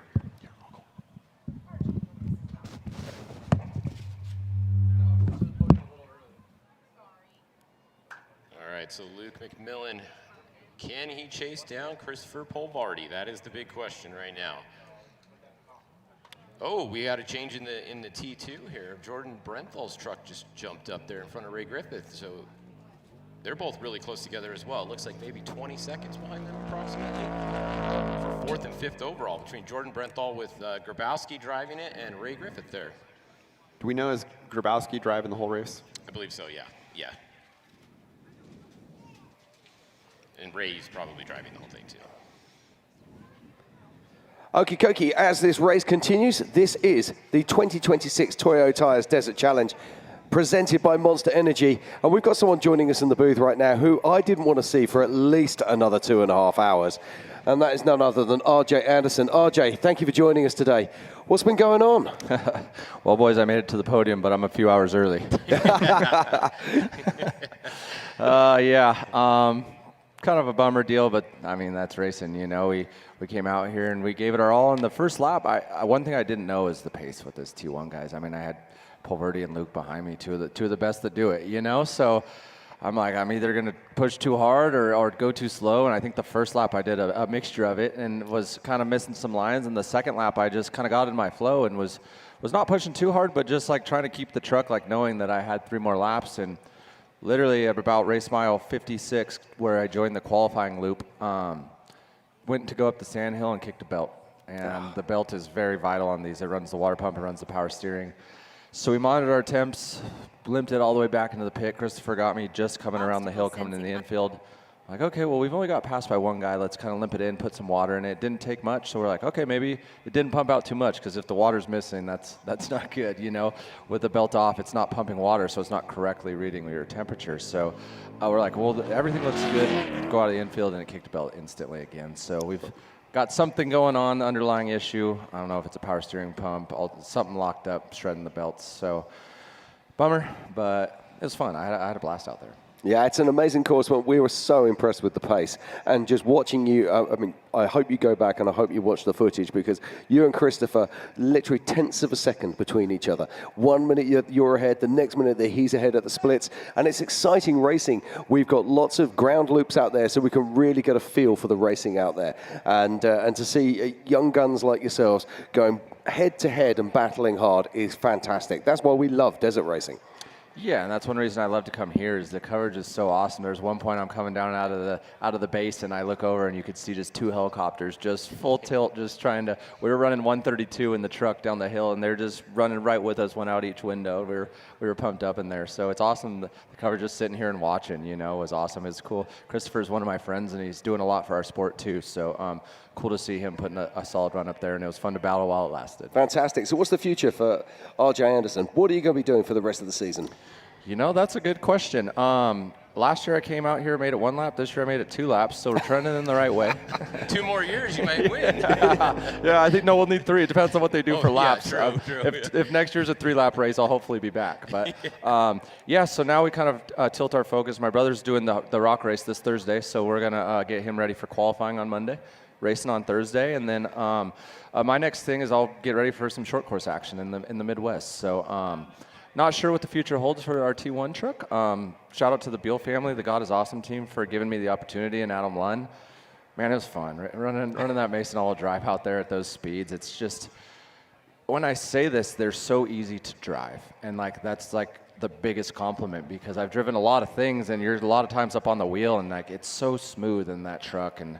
And so I had a blast. So not sure what the future holds for us in the T1 world, but yeah, hopefully Here's be back your buddy. next year. Here's your buddy, Chris. Come on, CP. This is the race leader right here. Let's see if he makes a stop or if he goes through. There's not much they could do for the torque converter, so probably not. Oh, is he having some torque converter issues? Yeah, it's getting hot. It's getting around 350 plus. They've been talking about it in the car for most of the day, having to back down every once in a while. But this is going to be the end of his 3rd lap right here, your race leader. So RJ, as a driver, if you were having torque converter issues, what would you do? Yeah, really. Look at him hanging it out there. It doesn't look like he's slowing down whatsoever. But that's exactly what I would do having torque converter issues. You want to keep the RPMs. To get the torque converter hot in these is when you're bogging the car a lot. So I'm guessing they're turning around 7,000 RPM. If you're lugging it around 4,000, it gets that converter hot. So you want to keep that thing up on the chip, moving the fluid as fast as possible, going through the... When a fire breaks out, seconds count. Employees follow their training and grab the nearest extinguisher. You know the drill. It's pull, aim, squeeze, sweep, and everything's under control. But what if it isn't? What if your extinguisher doesn't discharge? Then what do? Standard extinguishers are constantly pressurized. If they lose that pressure for any reason, they're absolutely useless. And because they're not designed to withstand physical damage, you have a failure just waiting to happen. We purpose-built the Russo Eliminator to overcome the problems you can encounter with typical extinguishers. First, the Russo Eliminator is not under pressure until you pull the puncture lever and break the CO2 cartridge seal. This cartridge-based design is used in extinguishers specifically for high-hazard placements like mining and chemical processing plants. It's a preferred technology because its reliability is higher than stored pressure technology. Second, we put it through rigorous tests to make sure it can take a beating without being damaged. We've dropped it, smashed it, even run over it with a truck. This is one tough product, specially engineered to give you peace of mind. We've also incorporated other advancements. Our integrated nozzle, valve assembly, and improved discharge pattern give you superior fire knockdown. The proprietary polymeric materials we use offer maximum resistance to the elements, making corrosion no longer an issue. So over the Eliminator's lifespan, you can count on peak performance. Russo features self-service technology, meaning you can perform your own inspections with no need for contracted monthly or yearly third-party service. We offer free online training on our website. The Russo Eliminator fits most standard extinguisher cabinets. Installation is easy with multiple hardware options and a unique bracket that keeps it from being knocked off the wall. Innovative, tough, and reliable, and comes with an 8-year limited warranty against defects in material or workmanship.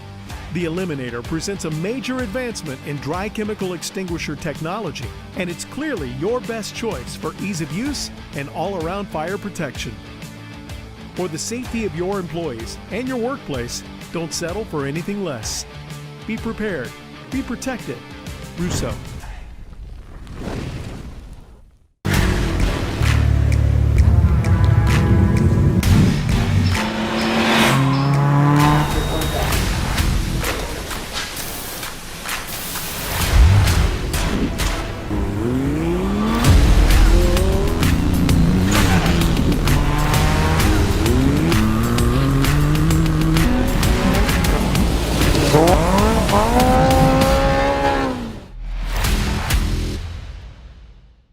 KOH 2025, and we're ready to throw some laps down and have some fun.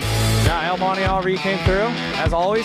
It's a good setup. Having these little motorhomes and coaches is nice. You get a place to chill out, relax during the day, and get ready for race day morning, and you can't go wrong with it.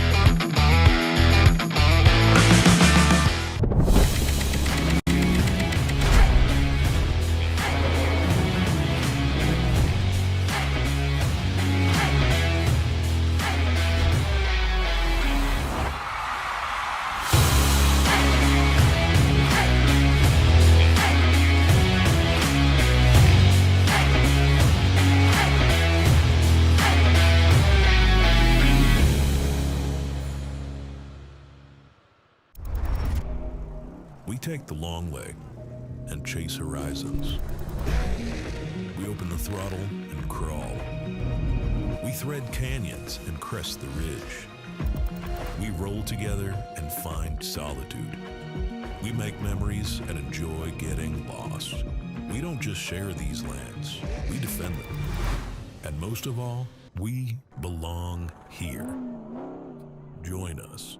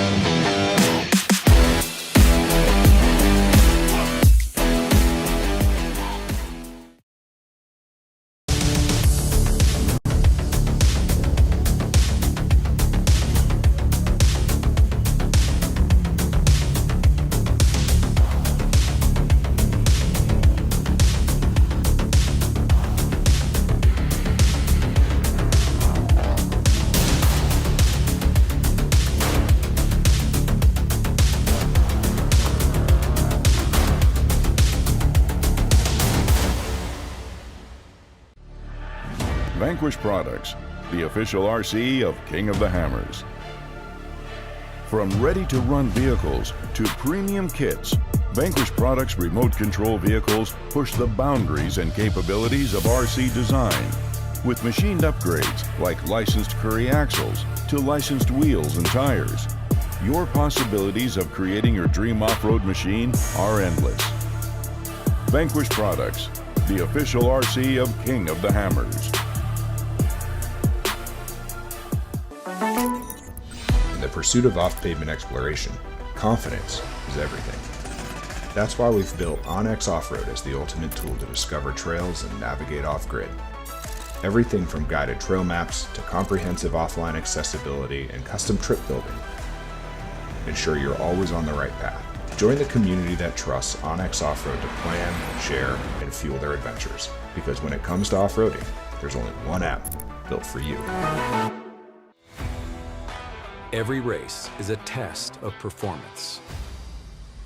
When the stakes are high, racers rely on proven products. If AMSOIL products are engineered for this kind of punishment, you can trust them in your garage. Shop by vehicle to find everything you need for your ride. Get the protection you demand and performance you deserve with fast, free shipping from AMSOIL.com. Treat the customer as your friend because he is your friend. And we want him to come back. I've done that all my life, and I pound that into every one of my son's heads, I think. I think it's there. Since 1959, Curry has built drivetrains for people who drive hard. Built right, built strong, trusted. From the trail to King of the Hammers. Curry Enterprises. Presented by Monster Energy. I'm Jim Marsden, and joining me in the booth is none other than Fish from Fishgistics, and of course Wes Miller and RJ Anderson, who we'd rather see in a car right now, but he's come in to give us a driver's eye view of this race. Leading this race right now is Christopher Pavoldi, but just behind him, only 30 seconds behind, is Luke McMillan on adjusted time. And on our screens is Chris Hirsch in one of the 19 Industries vehicles. This is a two-wheel drive T2. And a majority of our field today is made up with T1s, which are the unlimited class, and then of course the T2s, which are limited to a LS3 engine package or a Ford EcoBoost. I believe we've got one of those in the field. V6 twin turbo. I don't know. I saw one on the start line, The timing, but I couldn't tell you who he was. The timing is still weird. Those Yeah, might not because be correct. because That doesn't make sense. Luke only started a minute behind Christopher, Yeah. right? And Yeah. that was a lot longer than a minute from the time Luke came through the infield. I'm agreeing with you there, Fish. I think that the 747 that we're seeing, that might be more accurate.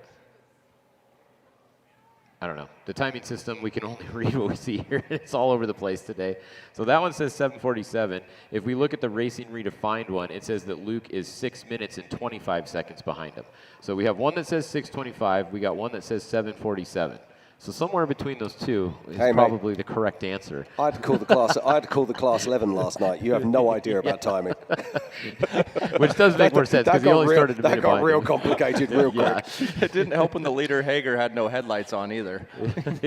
Not only did he have no headlights, he just absolutely disappeared off our scoring for 2 laps as well. That's extra weight. Yeah, I think we're at 6 or 7 minutes here between them. So that's Brian Reed there from the Monkey and the Knife team. And these guys are racing a little bit of everything this week. And he'll be looking for a strong qualifying position for the Race of Kings by qualifying here in this Toyo Tires Desert Challenge. This is a car that does make me smile. This is Erdmann. And that is not a Red Bull sponsored car. That's a Red Dog sponsored car. They're going to be getting a cease and desist in the mail. Yeah, I think they are. So that might just be for their pace. RJ, earlier we were talking about some of the engine packages. What engine package were you running in your truck? So it's a Dugan Big Block. Yep, so it's a Dugan Big Block. And we were talking with Ryan about with Starlink and everything now, how people can remotely tune and do things like that. Are you guys doing anything with Dugan with No, remote we're not. tuning? And it's funny that I booted Ryan for this seat because he knows way more than me. My record's 2 laps, and he's won all kinds of races in this thing. So if we want to get too technical, we probably need to bring him back in over here. But no live telemetry here. But it's pretty crazy. Like yesterday, I had an issue with my shifters in qualifying, and James Lynn and Ray Dugan working together on the package in my truck. Like Ray called James, and James knew the programming enough to know like the way the shifting works on Tim Herp's truck was the same as my truck, and so like there's so much technology in these trucks that I like can't even comprehend in my brain. But James Lynn is an absolute magician with it. I can tell you that. My truck was wired 10 years ago, also, so he remembered how mine worked from 10 years ago and compared it to something else on the grid out here. That's from quite remote, remarkable, from isn't it? remote also. So I mean, that's the bit that blew our minds yesterday. So he took the steering wheel, and the steering wheel is worth thousands of pounds on its own, isn't it? It's a full racing steering wheel with paddle shift, etc., all attached. Put it into your car, plugged it in, and it worked. Yeah, I raced with the Herp steering wheel today. Mine was broken, so I literally raced with. They had a spare.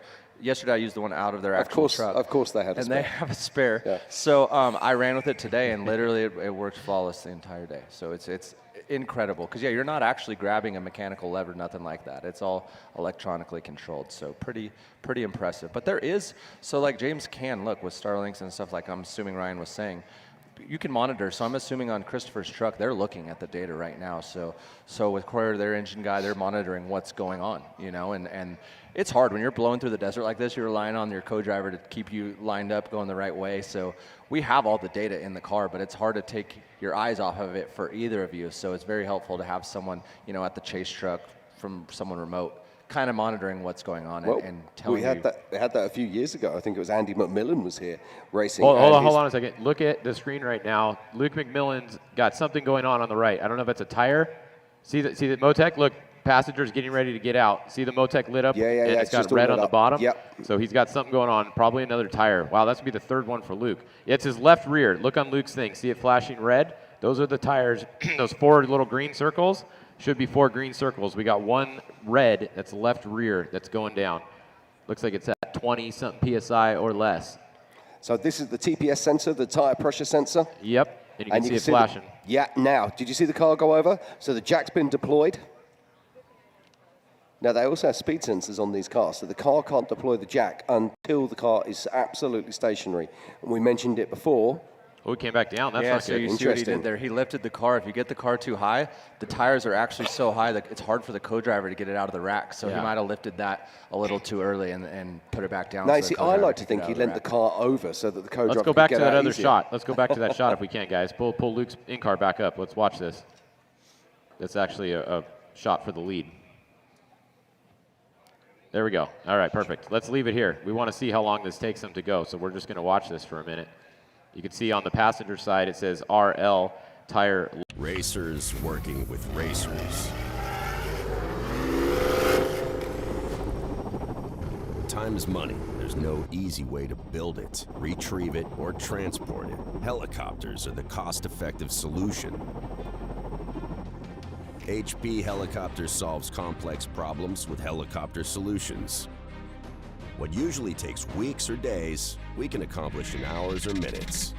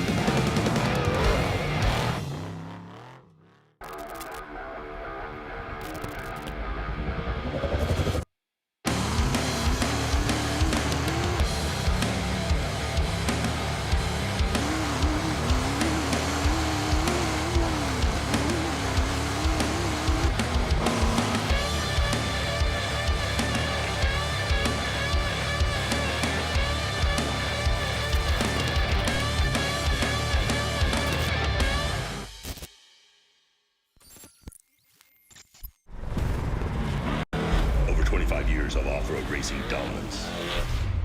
Proprietary patented race technology. Proudly made in the USA.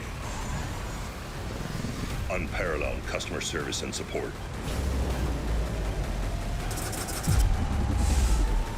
The choice of champions. King Shocks. The leader in off-road shock technology.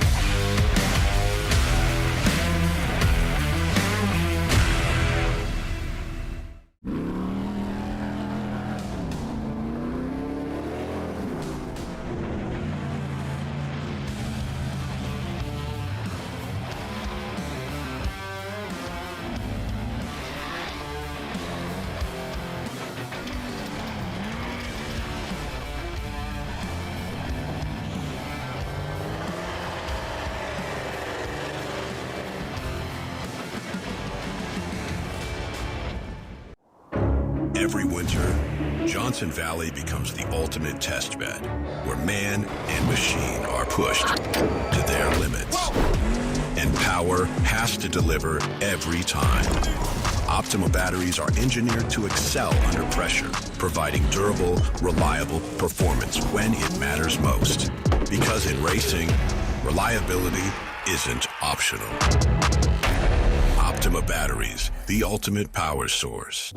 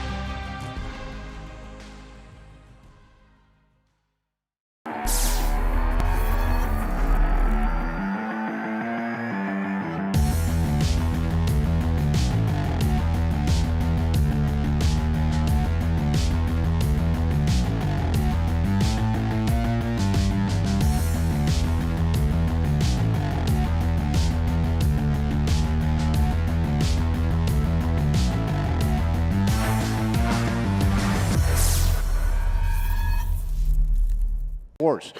Even though it's fast, it's still equally as hard on each one of these vehicles as a rough race is. There we go. That is Brett Serapis coming through in the Coors Light truck. Currently running in, I believe, the 8th position. Yeah, 8th, 4th in class. Yeah, I mean, if we just talk about attrition, we've already lost 50% of our top 4 cars that started this morning. It's been like that every year here, honestly. Yeah. It really is. You know, I mean, the spec truck, we've had a spec truck in the top 3, I think, every year, too. So it's pretty much the same thing. It's just everyone goes for it. It's a one-off race. You just got to go for the win. I'm not being, didn't Jurgensen win it one year in a spec? I know he won it in the four-wheel drive. I forget. I forget as well. Fish doesn't know? No, wow. I don't even remember who spot, wins. you see. I don't remember who wins what race, honestly. You know who does? Andy McMillan. Yeah, He's good at that. He knows exactly what the year statistician. he won. There it is right there. There's the 19 truck. You can see the aftermath of it. That doesn't look too good. I'm just glad that both of them are okay. Is that the course that they actually landed in? It looks like it, huh? It kind of does. You can see how deep the ruts are. Yeah. I guess they had gotten out of a rut, and I heard that the truck just barrel rolled. Wow. Looks like they're both going to climb into the helicopter and head back to Hammertown. In a UTV, a lot of times at high speed like that, you'll kind of pinball and bounce off the sides of the ruts, and then that's where you can kind of get cross-rutted and barrel roll. You think something like that happened? Well, especially at speed. I mean, if that looks like it could have been a fast part of the race course. I mean, if it got off just a little bit, it doesn't take much at those speeds for that truck to want to twitch. So you always got to be on your toes, and it must have just caught Thor off guard. Well, when we were talking about that earlier, when you drive these cars, it's not like you're physically putting lots of input into the steering, and it's not like you're aggressively steering. It's almost like you're guiding a boat. It's very gentle maneuver, very gentle movements of the wheel. Especially like when you're in the technical stuff, obviously you are manhandling it through there, but when you get into the straight-on bumps and even the straight-on sand washes, the straight-on graded roads, the straight-on lake beds, sometimes you just got to let the truck do what it wants to do. You don't want to fight it at those speeds. Yeah. You know, you want to give it small inputs at that point. But that's what I'm saying. It's like you're suggesting a direction rather than forcing a direction. For and you almost allow the truck to go in a way and then just gently bring it back again. And you'll look, was it Luke going into the pit this here? is Well, remote maybe pit. to get another tire. Yeah. So this is Luke McMillan, I believe. And he's going to lose all that time doing that whole loop at 25 miles an hour here. Something, when we're out pre-running the course, they had gotten a lot of rain since the last time that they've run through the Marine base, and what happened is the race course became a wash, and it flattened out a lot of the whoops, but you had about a 6-inch to foot-high ledges on the sides, and when I was talking to Ben Napier about it, I was like, it's just beyond the width of a trophy truck here. And at high speeds, if you're doing 120, 130 miles an hour and you start bouncing off of those, the truck can get away from you. And I wonder if maybe that's a section that he crashed in right there. Very well could have been. So this is actually a 15-mile-an-hour limit inside the pits, and it's even slower than you thought. But he's away. So he's taken a re-rack, and Luke McMillan is back on course. So it looks like obviously he still maintained the second position, and Ray didn't get by him. He didn't lose track position, I guess what I'm saying. Oh, what's on the? Everyone was okay in the truck, you said, right? Everyone was fine, yeah. It was on the live stream. Now, when you're watching this in-car, you'll see that all the green flashing dots down the bottom, this is actually a camera anomaly. When he's actually inside the car, all of those lights will actually be a solid green. Yeah, it doesn't look like that in the truck, to your point. Correct, that's the camera.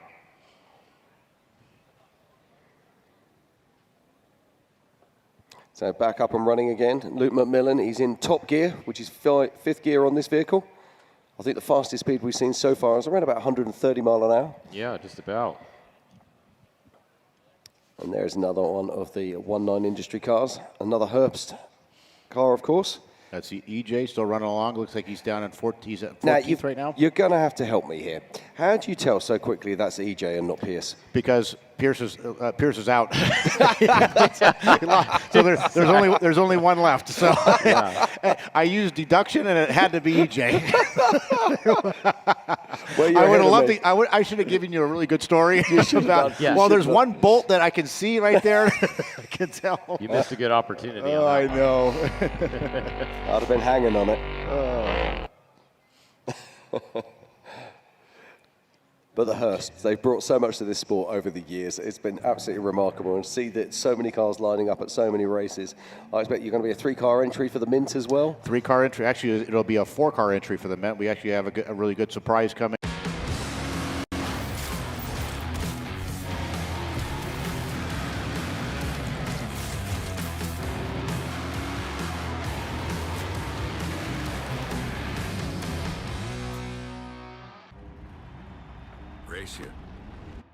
Race you on dirt, sand, snow.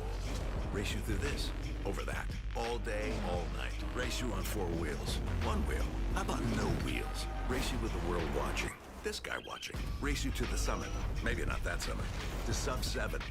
Any event, any terrain, anytime. Race you.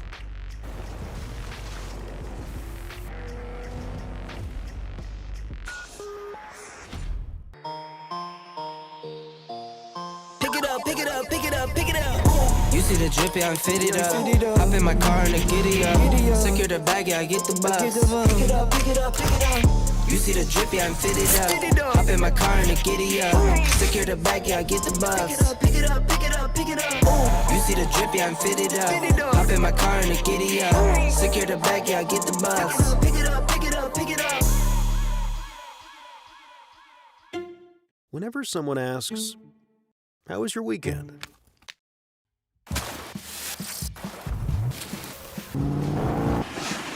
Or, "What have you been up to?" Or just, "What's new?"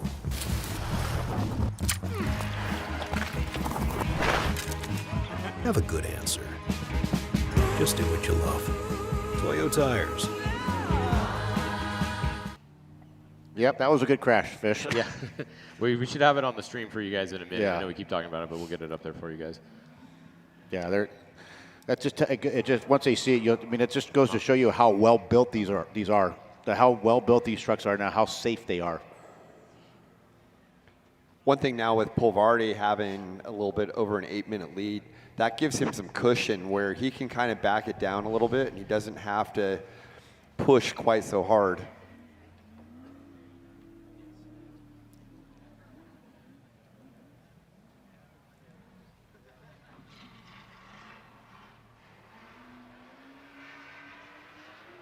Well, that's Chris Hicks there. We see him making his way through the infield. It looks like he was coming into the pits, actually.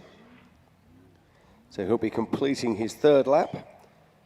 And there is our B1 only leader. B1. Yeah.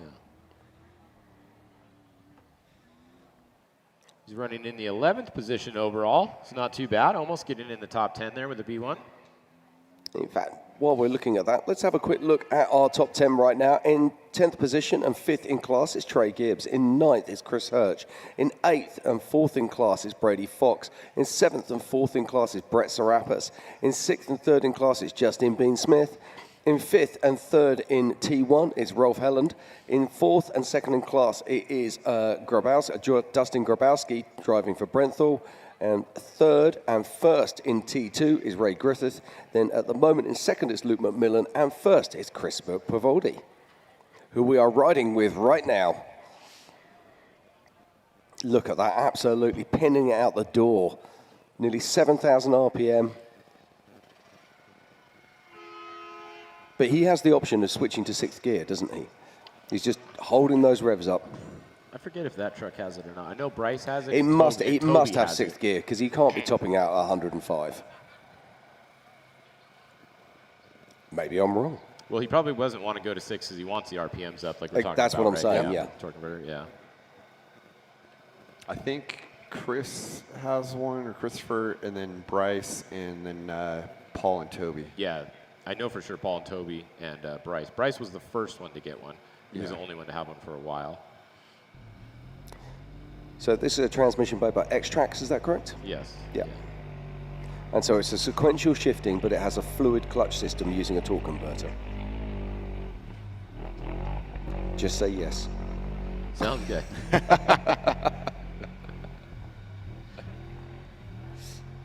And that is the 215 there. And that is Trey Gibbs. Now Trey Gibbs is having a great race here. It's up in 5th in class and 10th overall. So we got 5 T2s in the top 10. So half of the top 10 is specs. Which is exactly what you predicted. And we've got a good race between Griffith and Grabowski in the Brenthal truck. What's our time difference between those two? It's like a minute apart, it looks like. I don't know, Fish, what do you got? Yeah, we got to scroll So back we got a race coming here. Oh, we've got a real race going on at the moment. And it sounds like we have the footage of the 19 too. If they want to play it for you guys. Let's see. Production early that. Here we go. Should be coming up. Oh. Well, if it was ice dancing, it'd be a 10. Yeah. Yeah, that was a rough one. You know, one of the if there's a positive to it is the ground is soft in that area with the sand. True. So each one of those hits that they're doing is in, you know, and I've been in that position. A lot of us have been in that position. Many of us have been in that position. That soft dirt saves it a lot. It's both, you know, it saves that driver and co-driver from that big bang of hitting each time. So that's Michael Scafuto there, who's currently lying in 13th position and 6th in class.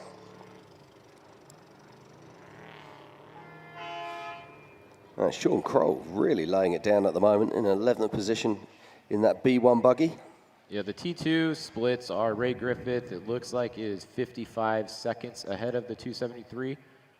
So 55 seconds between 1st and 2nd in T2. Wow. There we go. And Griffith.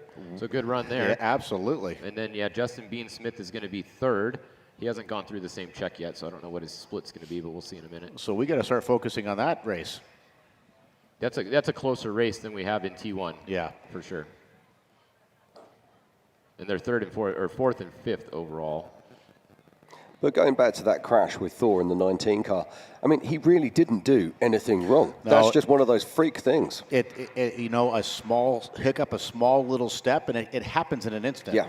And then he's immediately trying to correct for it. But once again, the ground is soft there, so he's trying to correct, and the truck's wanting to dig in, and when it does, it digs and snaps, and then you're along for the ride.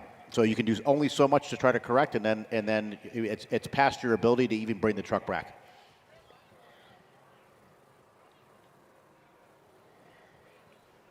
Like I said, that happens to all of us. None of us are exempt from that happening. I'll never forget, it would have been 2016, just built a brand new car, absolutely gorgeous.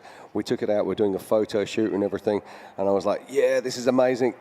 And all of a sudden, I'm on my roof facing the wrong way. And I'm like, what happened? I still to this day. It's that quick. Yeah, it's that quick. I had no idea. Yep. just sitting there, and then my crew came over and just took photos and laughed. Made you feel real good about yourself, huh? Exactly. They were like, well done, boss. Okay, right, so we've got more cars in the infield. Is that Michael Scafuto? I believe it is. Easily identifiable in that Falcon livery. He is the only car running the Falcon livery at the moment. Well, they're doing fuel. Looks like tires too. You know, one thing we haven't really talked about. We talked about technology in tires. We talked about technology in shocks. You know, companies like VP, they make specific race fuel for us, and so they put a ton of time and effort into the blends and making sure that they produce the best race fuel. Most of these engine builders now, which people don't know, it's like the teams can't just choose, if I have a Dugan's engine, I'm going to run this gas. The engine builders need to test that fuel to make sure that they give a thumbs up on that fuel in their specific engines. Gibbs does the same thing. Croyer does the same thing too. And VPs is one of those companies that obviously all of them have signed off on and given thumbs up to because of the quality. And that's going to be a penalty. We just saw that. They were clearly working on the car right by the fueler. I mean, they're still doing it. Yeah. Like, come on, guys. This is what you do not want to do. Everybody at home, even the jack man, that is stupid. I mean, they've got fire suits on, but they should have helmets on as well. His head is 2 feet from the end of the fuel hose. Agreed. What an idiot. Just stupid. There's EJ Herbst. How did you work that out? Let's not go there. One of the other things that always makes me laugh with these cars is that the huge budget goes on the actual vehicle, but sometimes the driver care package is a little bit less than thought about. So you see people coming into pits and they're trying to pass bottles of water into the car, and there's no way of actually drinking unless you have a straw or you have a system in the car itself. For sure. And hydration is a massive thing in these vehicles, particularly when you're in the car for 5, 6, 7 hours. No, I'm a big proponent on hydration. I use a system called Fluid Logic, and it's integrated into my helmet. I train a lot in mountain biking and road biking, which I love for our sport, because our sport's endurance racing. We're in that vehicle for long periods of time. So to your point, Jim, hydration is critical. I'm a type of person, I sweat a lot, so getting that back is phenomenal. And Fluid Logic builds a system that reminds you to drink, and which is really cool. And so I have mine set for every 4 minutes. Every 4 minutes, my light goes off and tells me, Ryan, drink. And I just take little squirts of water, so I never get dehydrated. I'm never behind my hydration. So it makes a big difference, because after hours in there, I want to be just as fresh and just as fast in hour 4, 5, and 6 as I was at hour 1. Look at Cameron Steele again. Looks like Cameron Steele's still going good. I was looking at Racer Redefined here, and you can see where the 19 car actually crashed. And it was going after Emerson Saddle, heading towards Emerson Dry Lake. So that's a real fast, kind of flowy, where there's some berms there. Yeah, it says, I think it was race mile 46 is what I got from our guys. Yep. So, I mean, that's, well, when we were watching some of the in-car with Luke and Pulvardi through there, you know, they were doing 110, 120 through there. So, I mean, that was a real fast section. Like you said, it's a testament to the trucks that you build and how strong these things are and how safe they are. And those guys can just get up and walk away. That was an early crash. Yeah, there was a whole lot going on in that crash. The G-forces that are taking place. But let's talk about safety equipment. We've done that before. The race suits, the underwear that we wear, the fire safety, but also our neck supports. That's massively important. And a few years ago, people thought, oh yeah, I'll just buy a hands device and that'll be absolutely fine. But no, you've got to fine-tune these things. You've got to set up the straps correctly so that you get increased neck extension, etc. And the technology is changing every single year, and this safety equipment is getting better and better. No, but to your point, Jim, I mean, it's one thing to have it, it's another thing to use it correctly, and exactly. Which is an excellent point. And I mean, if there's safety devices out there, you should be wearing it. You should be wearing the Nomex underwear. You should be wearing racing-rated shoes, racing-rated gloves. All of it matters. We talked about this yesterday in the limited race when we saw the fire yesterday. Is nobody's exempt from being a part of a fire nowadays, and why would you not have everything you can to keep yourself and your navigator safe? You have to. Head and neck restraints, it's a must. Like I wear a head sock underneath my helmet just for another layer of protection. Yeah. That's exactly the same thing in the pits. You know, that's why I get Same. fired up about the fueling, because there is I fueling agree. fires all the time. And it's like all it takes is one split second, and you have hundreds of gallons of fuel right there, and your whole head is burned or whatever. And, you know? and that's the difference Put a between head life sock and death, or if you're gonna spend months in a hospital trying to get skin grafts, Exactly. and your life's now changed. Yeah, because you could have just had a piece of protection on to protect you. I completely agree with you. And it's funny in our sport is we've taken a back seat a lot of years in our sport to the safety side of things. You look at a lot of road racing and everything's mandatory. You're mandatory to have Nomex underwear on. It's mandatory to have racing shoes. Mandatory to have gloves on. We've taken a lax approach to that, and I don't know why. Well, let's be honest, a lot of off-road racing was born out of production car racing, Jeeps, Toyotas, Fords, all of these sorts of things. And you used to turn up in a pair of jeans and a check shirt, and you hang out with your buddies and go and drive up some rocks or do something, go for hell in the desert. And sort of, we then turned that into racing, and we've never, dare I say, brought enough safety into that in the early parts, but now we do. Agreed. Now it's a huge part of it. You can't turn up at King of the Hammers and come racing. You can't turn up in Baja and go racing. You have to go through tech, and tech is checking to make sure that you have the correct gloves, you have the correct shoes, the right race suit. And it's not just, I've got a race suit, that it's in date. Your door nets are in date. Your seats, your harnesses are in date. They haven't got any cuts. There's no damage to them. They're routed correctly. It's a very serious business. Oh, I couldn't agree more. And you should, I said, as a driver, a navigator, as a team, you should take it very serious. Great in-car of EJ here, going through that section just out of Hammertown. Yeah, you can really get an understanding of how rough it actually is. That section is gnarly. I mean, it's the dirt is hard. I mean, it is like pavement. And then you have this embedded rock that's in there as well with these big boulders that are just off course. Basically, it's really horrible. You're trying to survive through it. You just want to get through it. Okay, right, let's have a quick look at our leaderboard right now. And as we look down, in 6th overall and 3rd in T1 is Rolf Helland. In 5th overall and 3rd in T2 is Justin Bean Smith. In 4th overall and 2nd in T2 is Dustin Grabowski. In 3rd overall and 1st in T2 it is Ray Griffith. But the two guys who are at the front of this race right now is Luke McMillan and Christopher Pavoldi. Christopher Pavoldi took over the lead on lap 2. And he's been out front ever since. We spoke to our early race leader, RJ Anderson, earlier today. Unfortunately, he had belt issues on his engine, taking him out of the race. And we are now live on board with our current race leader here at the Toyo Tires Desert Challenge presented by Monster Energy. This is none other than Christopher Pavoldi, the man that won in Baja, the man that won here last year. Very impressive. See, this is one of those examples of finding an alternate line. That might not be the faster line, but it's forcing Christopher to get out of that dust. Like, let me get out of this dust. Let me see if I can try to get around this slower traffic.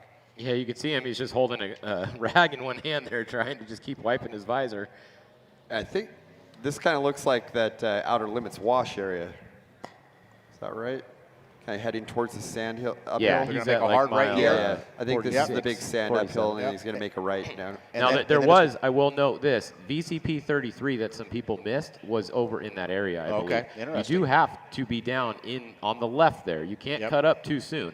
So that was a little interesting. He went right. I'm sure he hit the VCP, hopefully, but that was one that a bunch of people yesterday missed and got penalized. He's got Mike Kim with him. He hit that VCP. Is that what happened with Caden McCachran? Yes. He missed that? Okay. Yeah, there was missed VCPs by a lot of people, but yeah, the 33 was one that a lot of them missed. So now as they get over the saddle here, the course is going to open back up fast again. So and that dust is not going to allow him to be able to get to top speed. Yeah, that was the interesting thing about Brock Hager's victory yesterday. He's coming off of the back of being to Dakar.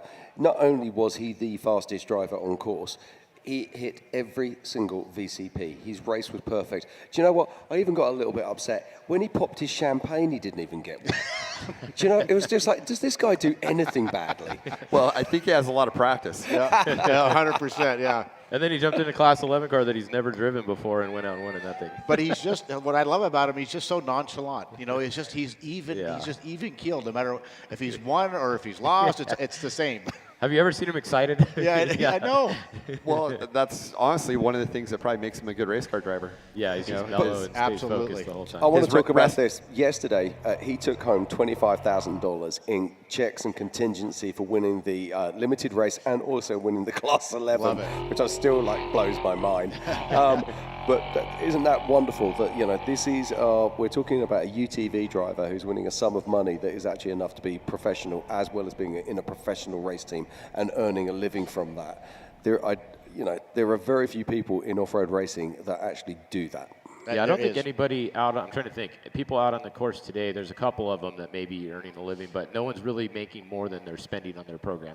Exactly. Pulvardi has some big sponsors, obviously, but I guarantee you he's still spending way more money than he's bringing in. 100%. All these guys are. Yeah, and that's the thing that's backward. It's kind of backwards. It sucks about our sport is I have had to go find sponsorship. I have never had the money to go race before, so I've had to find that sponsorship. I've had to find those opportunities, and I was fortunate enough to be able to find that with General Motors, to become a factory driver, which in our sport is it's somewhat of a unicorn. There's only a handful of guys that have ever been factory drivers, and to get paid for what you're doing, and you're seeing that opportunity open up on the UTV side more than anything.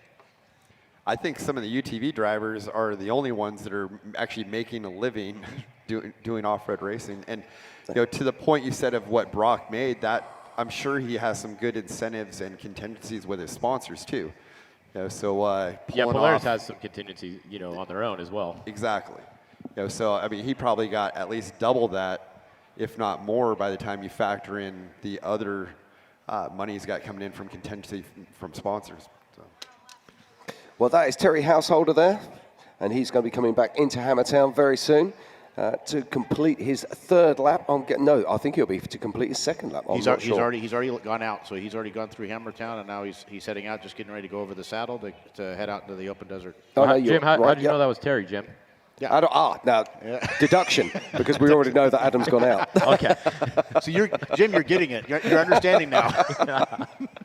I'm learning from this man next to me. I just got an update from Chip Pulvardi. That's Christopher's dad, and he was saying that Christopher is just getting really frustrated dealing with the lappers right now because they won't get out of his way, and it's really dusty apparently out there. Well, we saw from that in-car, I mean, it's difficult to see. And like I said, unless lines open up, it's very difficult to pass. Even if that vehicle's only if it's a lot slower than you are, it's still going to take you a while to get up to it. Yeah, you've still got to battle through dust. It doesn't matter if it's fast dust or slow dust. You've still got to cut through that dust. Well, the other factor is when you're out here, there's so many helicopters flying around, and they're filming you most of the time, right? I guarantee you Christopher's helicopter is in front of those trucks in front of him, flying slow in front of them, signaling them to move. Meanwhile, they're like, hey, look, we're on TV. And they're going as hard as they can because they want to look good for the helicopter that they think is filming them when it's actually telling them, hey, you got the leader coming behind you, get out of the way. Do they start holding up those drop boards and stuff? They should, right? Over. Yeah. Like wave a blue flag, like a lap flag, Well, they also, on their they do have safety systems inside these cars, including a push-to-pass system. Now, the problem with any kind of push-to-pass system is you've actually got to get close enough to them to activate it. Equally, people activate it before they should, so then you pull over and it takes forever for them to pass you, so you go, I'm not going to do that anymore. So this is Paul Herschel making his way into the short course. Still moving. Yeah, this will be to complete his third lap, I believe. He wants that starting position bad. Sometimes he does indeed. Oh, he's coming into a pit. Sometimes that push to pass turns into a push to jackrabbit. Yeah. It's like you let them know, hey, I'm behind you, and they're like, oh, I got to speed up, and then they try to take off from you. As a driver, I'm going to tell you right now, there's nothing that pisses me off more when they do that. Oh yeah. They're going to get my bumper pretty hard when I get there if that's the case. We do the same thing. I mean, in fact, we do the multi-day races in Europe, things like Rally Breslau, etc. I will go and find people in the pits that evening. Yeah. I don't do it nastily. I usually take some beverages with me and just sit there and just say, we need to have a chat. Absolutely. And for people at home that might not understand kind of the driver etiquette down here, basically in a desert race, a lot of times it's hard to make a clean pass without someone pulling over to let you by. So the kind of unwritten/written rule is if someone catches you, you let them go by. And generally, if you have push to pass like we do in this race. You will hit that, and they're supposed to pull over. If they don't, you're going to use the horn. And then the next thing is you're going to nerf him. Absolutely. You know, and if he gets to the nerf, and then if you, like, usually you'll get a nice little love tap. And then the second one, though, you're getting punted. You're taking it for a big ride. 2 toots, Yep. 2 taps, But 2 tons. It's irritating because the fact, like, usually you're starting one car every minute or so. Like, you know, if it was a car right in front of you, you've already gained that minute. I'm already faster than you. Just let me go and stick with your race. That's all you got to do. Yep. You're not faster right now. Yeah, and actually, you're not going to enjoy your race. If I'm sitting behind you, I will guarantee you your race is going to become very unenjoyable. Yeah, I can never understand the mentality. Equally, I've seen some wonderful things in the past. I'll never forget I was racing in Croatia once. I was following behind what they called an adventure class car, and he literally drove up a vertical cliff to get out of my way. And we're sitting there going, and the car's teetering at the point of rollover, and we're driving past going, nutter. Yeah, exactly. It's okay if you take a couple extra seconds and then find a place to move over. I'm good with that. You know, don't make yourself stuck somewhere. Yeah, it was I don't want to ruin your race, but I want to get by you. Yeah, absolutely hilarious. Pair of Dutch guys. They were super, super nice. We caught up with them later that day. All right, well, we found, unfortunately, another driver that's a little early up here that didn't want to be up here quite yet. Adam Householder was walking through, so we're going to pull him up here, and we're going to find out exactly what happened earlier. We know Adam was in a new truck to him. Good truck. But, Adam, what happened out there? We saw you had a problem with the jack. We heard you couldn't get it back up, and then walk us through what happened. Yeah, with how dusty it is out there, we were just kind of trailing Pavordy's dust and came out a big rock and kind of clipped it in the left rear and went out, changed it to flat, thought we were good. Well, the right side jack was down and it bent it. Once it's bent down, you can't get it back up. Did it actually bend? Yeah. Adam, it did, yeah. You know, that hard part, to get it off, you got to pull the whole body off. We were hoping that wasn't the case. So we were talking about it. I'm like, okay, worst case, you just breaks the hydraulic line loose, lets the fluid go, and then push it up manually. And then Fish said, too, unless it's bent. And I said, no, it's a great point. If they're not getting it up if it's bent. Yep, and that's it's only a hard part about it. Those jacks are beautiful. That's how you do quick tire changes. But when they fail, it really messes with your day. Yeah. That's Adam. We watched you dueling with Christopher as you went off of the start line there. And we saw you very sensibly back off and just let him sit back out of his dust. So that was very sensible driving. We were like, Adam's all over this. He knows how to win. This is really cool. And then to suddenly see that happen was devastating. We were expecting great things today. Yeah, we were expecting you to be right here as we're watching our leader come back into town. This is Christopher Polvardi coming in to finish his 4th lap.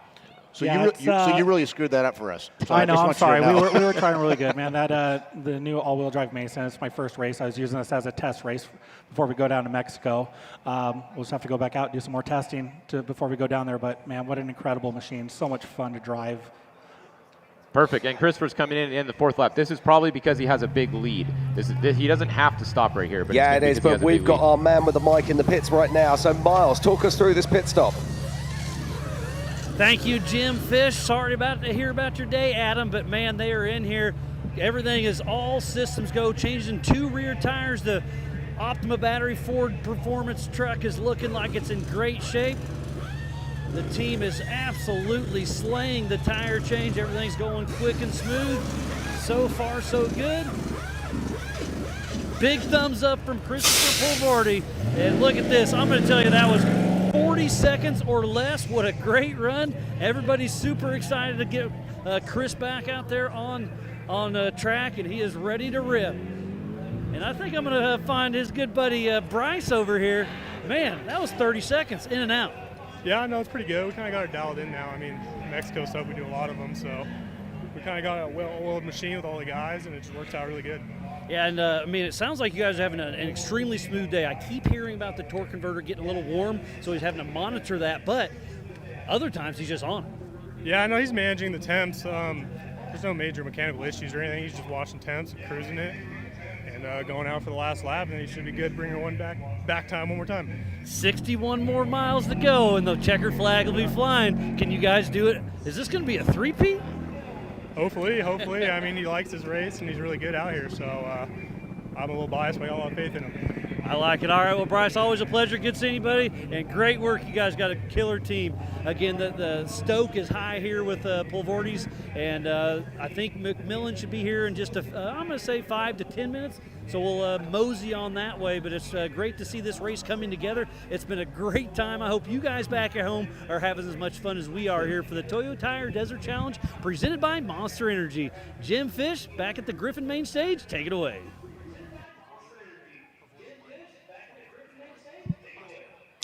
Thank you very much. Thank you very much, Miles. Always good to get your insights. Now, Adam, talk me through that pit stop there. That was absolutely fantastic stuff from Christopher Pavoldi. Yeah, it's pretty wild how fast we can change these tires now in the pits. You know, we having the proper jacks, air tools. I mean, these are heavy tires to move around. So to be able to do it in 35, 40 seconds and top it off with fuel, you know, they probably took 60 gallons of fuel. It's pretty impressive what we can do nowadays. It is indeed. Now, obviously, it's not been the start to the season that you were wanted. Are we going to see you at the Mint 400 this year? Yeah, you'll see us back at the Mint 400. I'll be back in my two-wheel drive Herbst truck. You know, that thing trying to go for back-to-back-to-back. I want to win it 3 times in a row. I love that race. I'm looking forward to it. I love how rough it is, so we'll be back there. Fantastic. Now, Ryan, are we going to see you there as well? You're going to see me there as well. Oh, my word. We've got a battle royal. We're going to have to keep you at either ends of the table. My job, if I can, obviously it's going to be tough because Adam has been extremely successful at that race, is to be able to stop the streak. So, but we're going to do our best. I said we're both in great trucks with the 1-9 Industries trucks, and I'm looking forward to it as well. I love battling Adam. I've known Adam for a long time. His racecraft has gotten, the increase in the steady progression of his racecraft has been fantastic, and I love watching him behind the wheel.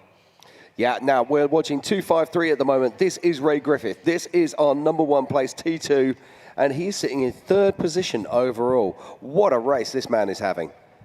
Now, if I'm not mistaken, is this not a brand new car as well? Yeah, he actually finished it himself. He bought the chassis basically as a roller from Mason. It's a Mason Motorsports chassis, and then he finished it himself. And he told me earlier he's only got maybe a couple hundred test miles on it, and that's it. He wanted to use this as a good test race just to kind of see how everything was. Since there's no point series on the line or anything here, it was a good one to come out to. Well, he's doing a great job right now. There was, in fact, a wheel sitting in the track just then, yeah. Adam, this jack, what actually failed? Is it a case of the car moved while the jack was up in the air, or is it just a case of the weight of the car just bent the jack, or just an unfortunate placing for the foot of the jack? So when we were changing the tire, it was the driver's side. Well, the passenger side is the one that bent. So what was probably happening is the jack was bleeding down, and it just started slowly falling down from hitting all the bumps and whatnot, and you don't know when it's starting to go down, and it just hit a certain point, hit a whoop or a rock, and just bent it back a little bit. You only got to bend them just the slightest, and they won't retract back up. Yeah. I wonder what would happen if you just drove. We did it because we drove it back here and we hit rocks and it peeled it off. It's pretty mangled. Oh man, yeah. We had Toby on a little bit earlier today. We told him to say, "What did you do? Did you sabotage that truck before you gave it to Adam?" Like, what happened? No, that truck is buying that truck from them.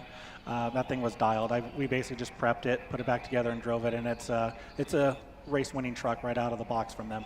Yeah, that truck's had a good history. It started with Andy McMillan, and it was prepped by Johnny Nelson, so it was top level, and then it went to Paul Wheel, and then it was prepped by Robert Mason, who built the truck, and then now you guys have it. So that truck's had a good life. Yeah, it's definitely going to make stepping up in progression in the all-wheel drive pretty quick. Now you're running this year. You have a pretty big schedule in front of you this year, probably more so than it's been for you, right? In years past. Yeah, we do. Fortunately, my dad loves to go racing, so we have 9 races scheduled for the season. 5 with the all-wheel drive, 5 with 60 spec truck with my dad, and then I will race my 2-wheel drive at the Mint 400. Oh, so good. we got a stacked season. You're trying to go after Brent Fox's record of how many races he does, right? Yeah, that's a lot. He's living all of our dreams. No, 100%. He races more than anybody in this sport, and my hat's off to him. We would all love to be doing that. The Foxes are having a pretty decent run today. Just looking here, it looks like they're in 7th position overall, 7th or 8th right now, and either 3rd or 4th in class. So that's Brent's son Brady, I believe, that's driving today. So we got your dad down. He's down in 14th overall. Adam, 1, 2, 3, 4, 5, 6, 7th. 7th in class looks like. Yeah, he just got out. He did 3 laps and then Johnny Gould is going to be doing the last 2 laps for him. Nice. So, you know, they're just getting good seat time and having fun. That's all that matters. It's always good to see the smile on your dad's face. Oh, it is. You know, my dad's 68 years old, still getting after it, and he enjoys this. So he's got his big passion for racing. That is what's nice about our sport is, you know, you get guys like your dad at 68 years old that still have the passion to want to do it. Larry Ragland still doing it at 82 years old. I mean, it's pretty amazing. It's what keeps them young, keeps them going. I would agree with that. So Luke McMillan is currently 9 minutes and 10 seconds back from Christopher. He should be coming into Hammertown in a little bit, but we did see Christopher come through here quite a while ago. So yeah, looks like it's all Christopher's race at this point if he can just have a clean last lap, which is actually asking a lot sometimes. That is for sure. I mean, to lose 9 minutes, something would have to be really, really off, or he would have to do something really stupid. Okay, I think this is Neil Dricky here, but look at this, that you couldn't even see the car behind him, but there it is.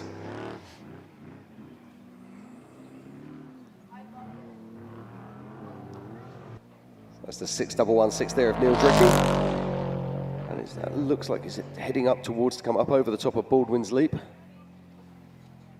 That's Ray Griffiths. It's definitely not E.J. Hurst.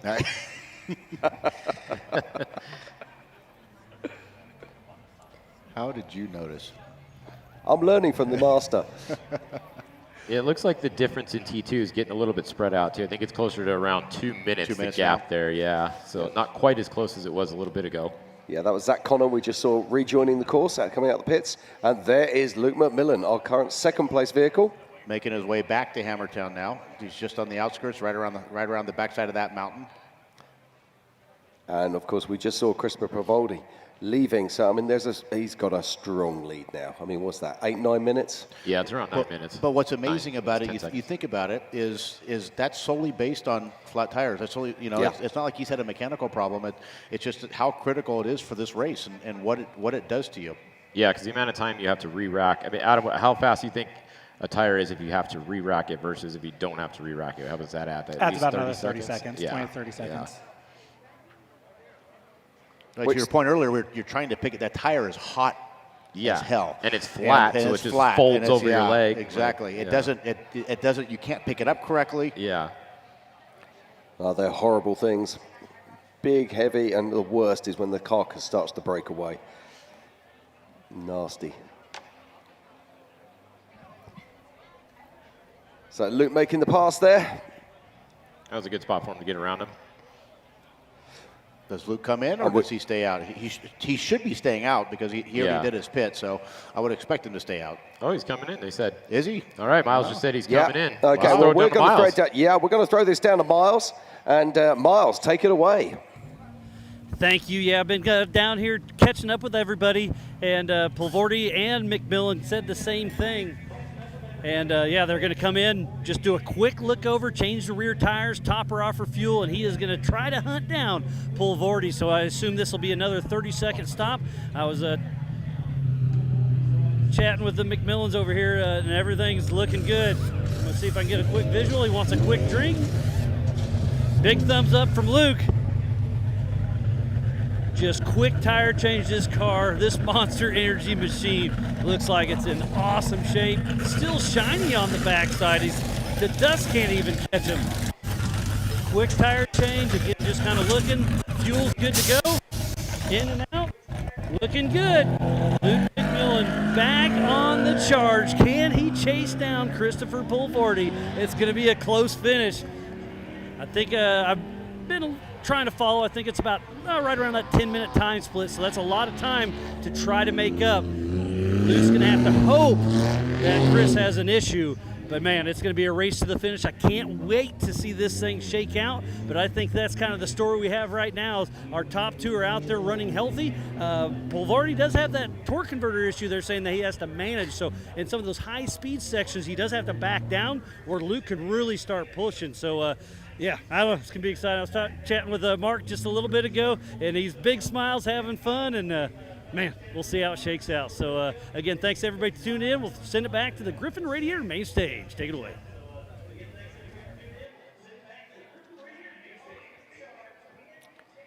Thank you very much, Miles. Always great to hear your insights from down in the pits as we watch Luke McMillan making his way out there into the dirt one more time. So come on then, guys. Is there any possibility? Can anything happen? I mean, obviously, we've seen him get 3 flats. Will Provaldi be able to hold him off? I mean, he could run out of fuel before the finish. Anything is possible. It's not over till you get the check. You had to get it in there, didn't you? You asked. It's not uncommon for, just a stupid mechanical mistake to happen right before he comes back into Hammertown. Yeah. I mean, anything at desert racing, like Adam just said, too. Now, one of the things I really like about that, and it's a question I get asked quite a lot, is why do they put tape around the tyres?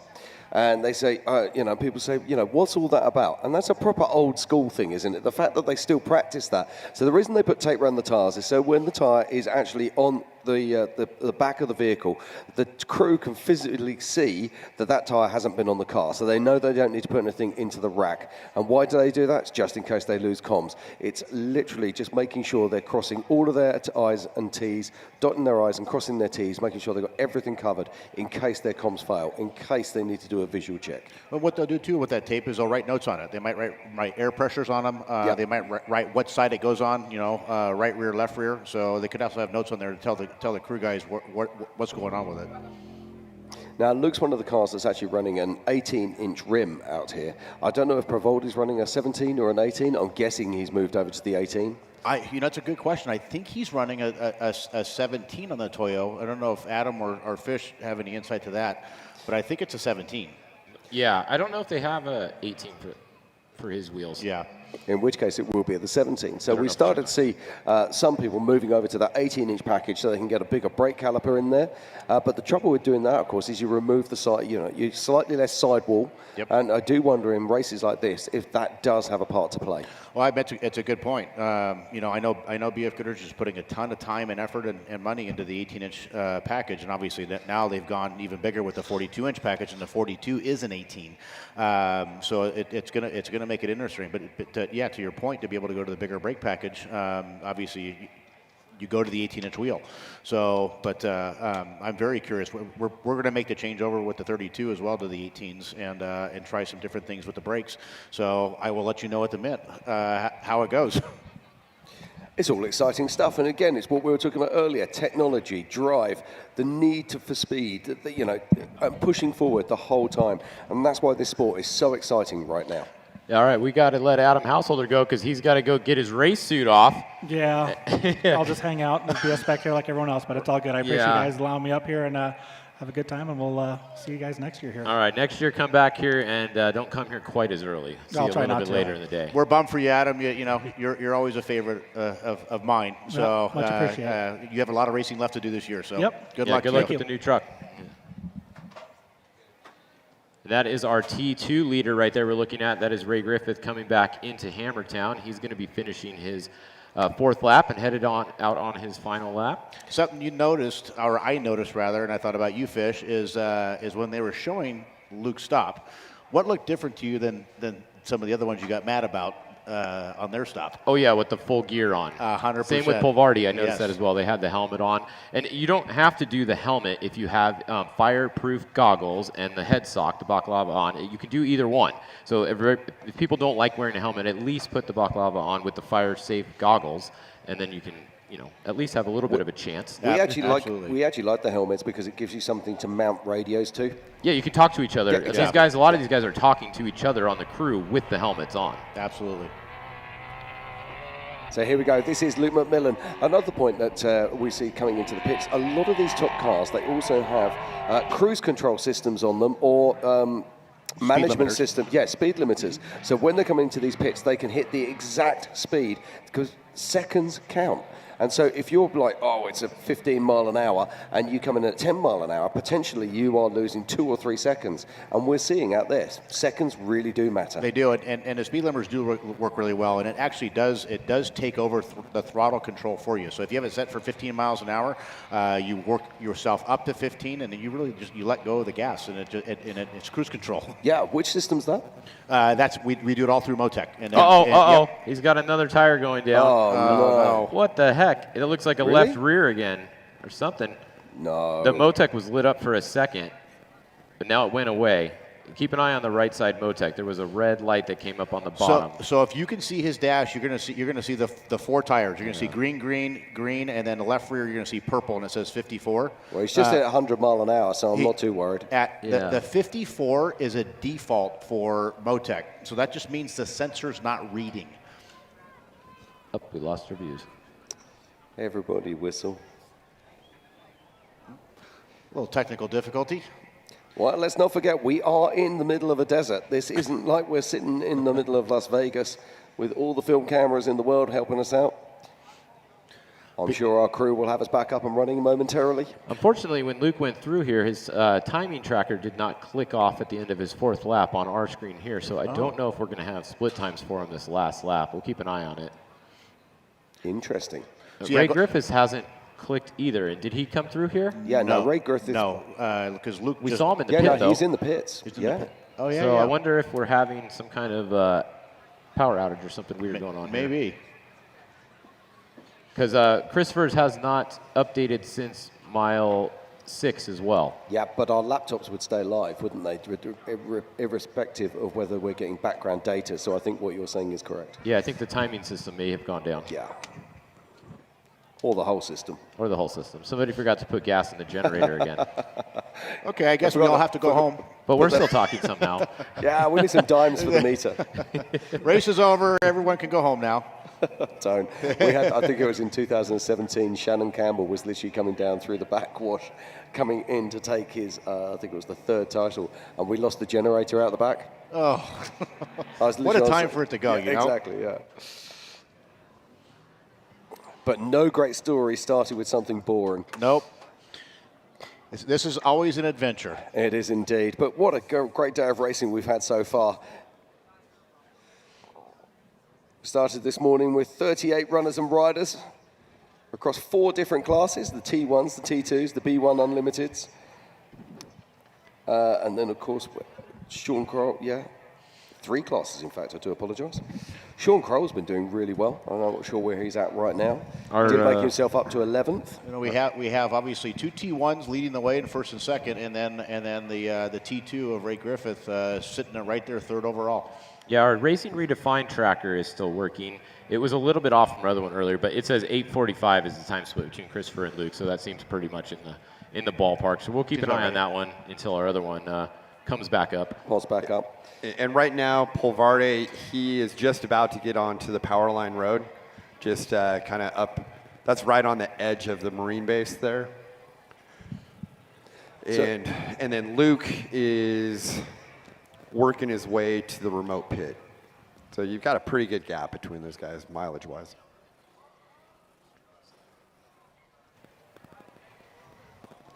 So we're currently looking at Luke's in-car, I believe. All of our monitors are off. Oh, here they come.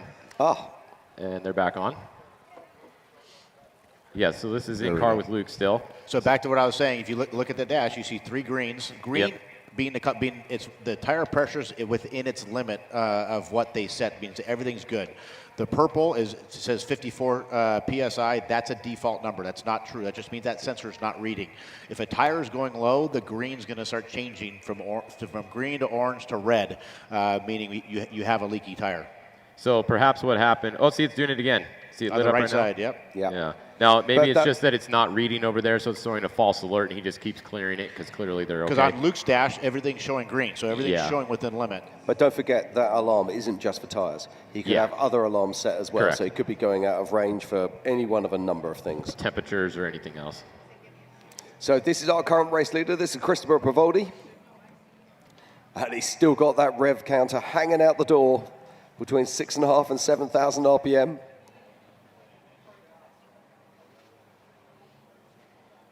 Absolutely incredible. That's the sort of rev ranges you expect to see in sort of small 4-cylinder engines. Absolutely. Not 8s.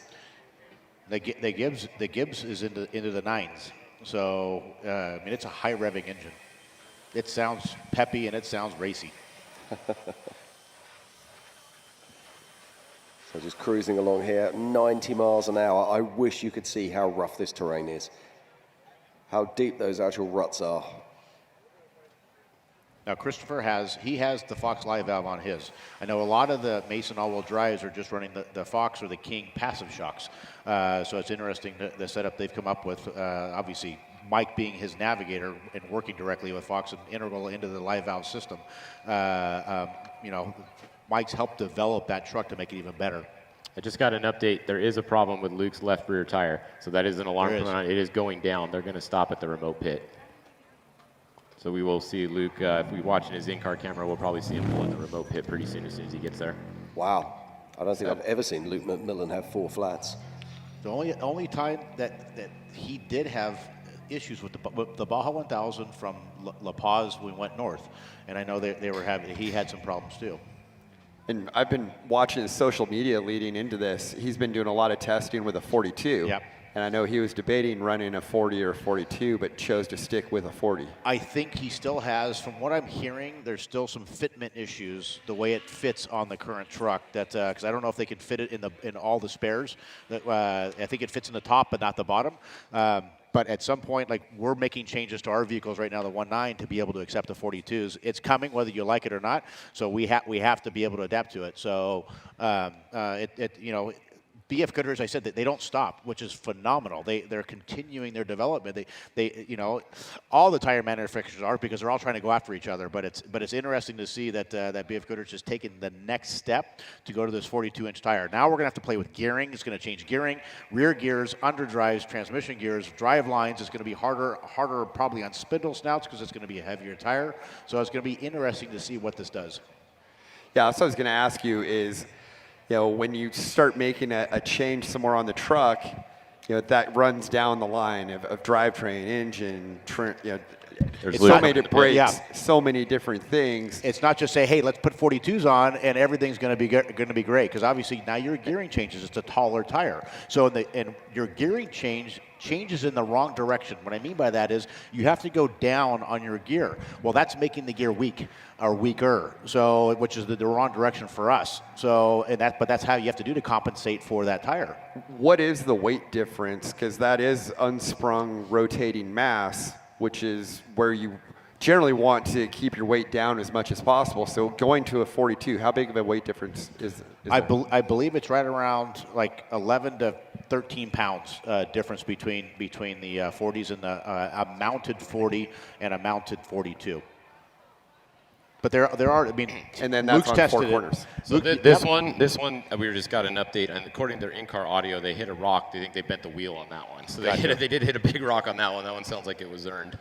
But you can still see, obviously, it's still showing default to 54. So there's for some reason there's an issue with it's probably on the truck itself where the sensors reads. And it's a little box that sits near the trailing arm or the rear end to be able to read the sensor in the tire. It's just not picking it up. Perfect. Well, our timing is back up, so I can give you guys some more time splits now. So it looks like Luke was 8 minutes 37 seconds back before what we just saw right now. So that's going to drop a little bit. Ray Griffith is out on his final lap. Jordan Brenthal truck with Dustin Grabowski driving it, is also out on the last lap. Justin Bean Smith is in 3rd place, and then Brady Fox is in 4th place in the T2 class. So the T2 class still a little bit closer together.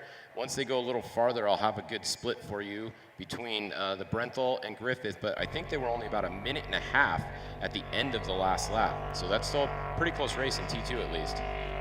And they've been a minute to 2 minutes apart now for quite some time. Yeah, looking at the last lap, they were a minute 18, 2:11, 2:08, 2:09, 2:10. Yeah, literally within a couple seconds of 2 minutes, the whole lap. And how far back is Bean? There we go, just to update it again. Okay, so Brenthal's entry is 1 minute, 36 seconds back from Ray Griffith right now. That's still that's still an incredible race. I mean, that's nothing. 136 is close. And then once Bean goes a little farther, we'll get another good split for him. He was only 2:08 behind Brenthal, but that would mean he was like 3.5 behind out of the win. But that's still striking distance. Oh yeah, absolutely. That's one tire still. Or it's still one. Yep, that's one tire. That's a couple mistakes here and there. That's getting caught up in dust. If you catch a lap guy, that could be the difference right there.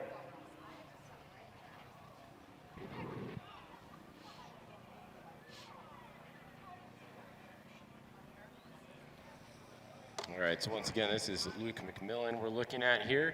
He's trying to drive as hard as he can to hope that, at this point, he's just hoping Christopher has a problem. That's the only thing that's going to happen here. He's not going to make up 8 minutes in a lap.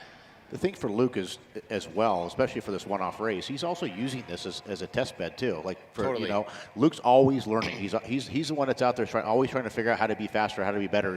He's huge on looking at data and seeing what's going on. And obviously, this is the first race for this new Gibbs engine, and so this is a great test for it. And Luke has a method to his madness in the sense that obviously Baja is his happy place, and so for him, it's whatever I need to do to make sure that we're top notch for the 4 Baja races. What is the difference with this new Gibbs motor? Because I saw him make some posts about that, but can you elaborate? Because I feel like you know more about that Gibbs package. As far as I know, what little I've talked to Mark, it's a little bit bigger package, and they brought the RPM range down. So on the current Gibbs package that I run in the 32, that engine really, its sweet spot really comes in at mid-range, and then that engine just continues to climb all the way up into the high 9s. And so what they did is they brought that range down a little bit to help with the all-wheel drives, and to make it more beneficial for the all-wheel drives, I should say. Question being is I know Paul Wheel and Toby Price have been running the Gibbs. If they're going to put that new Gibbs in their new truck, that would have been a good question for Toby when he was here.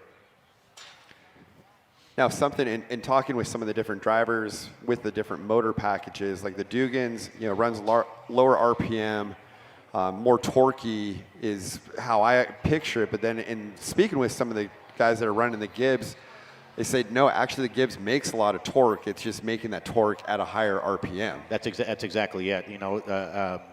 Dugan's builds a phenomenal big block. I mean, that thing is so much fun to drive, and to me, it's like a tractor. The thing pulls so well off the bottom end, and it does. It pulls all the way through, and then the Gibbs lights up at that mid-range power, and then it just starts pulling to the high RPM range. So it's funny because they both get the job done, and they're both equally great engines. They both just get there 2 different ways. And then how would, say, like a Croyer or a Danzio motor fall in between those? Great question, and I have very little experience driving the new Croyer's big blocks or the Danzios for that matter. So it's hard for me to tell because I've never drove them just to figure out where that power package comes in. I know obviously like Justin Lofton races with the Danzio package in his Mason all-wheel drive, and obviously he's fast as hell in that thing, and so it'd be interesting to get their take on it and what they think or feel. On the, you were talking about Danzio there. Chris actually texted me a little bit ago when we were talking about having live data and being able to tune the engine. Chris has been doing that. He's actually sent me a picture. He's doing that right now. That's so awesome. Some of his customers are racing this race, and he is on his computer able to make changes and adjustments to their engine right now. There you go. We talked about it's doable. It's just having the right personnel to be able to do it. Yeah. Yeah, he's doing Scafuto's truck and then the Brenthal truck with Grabowski driving.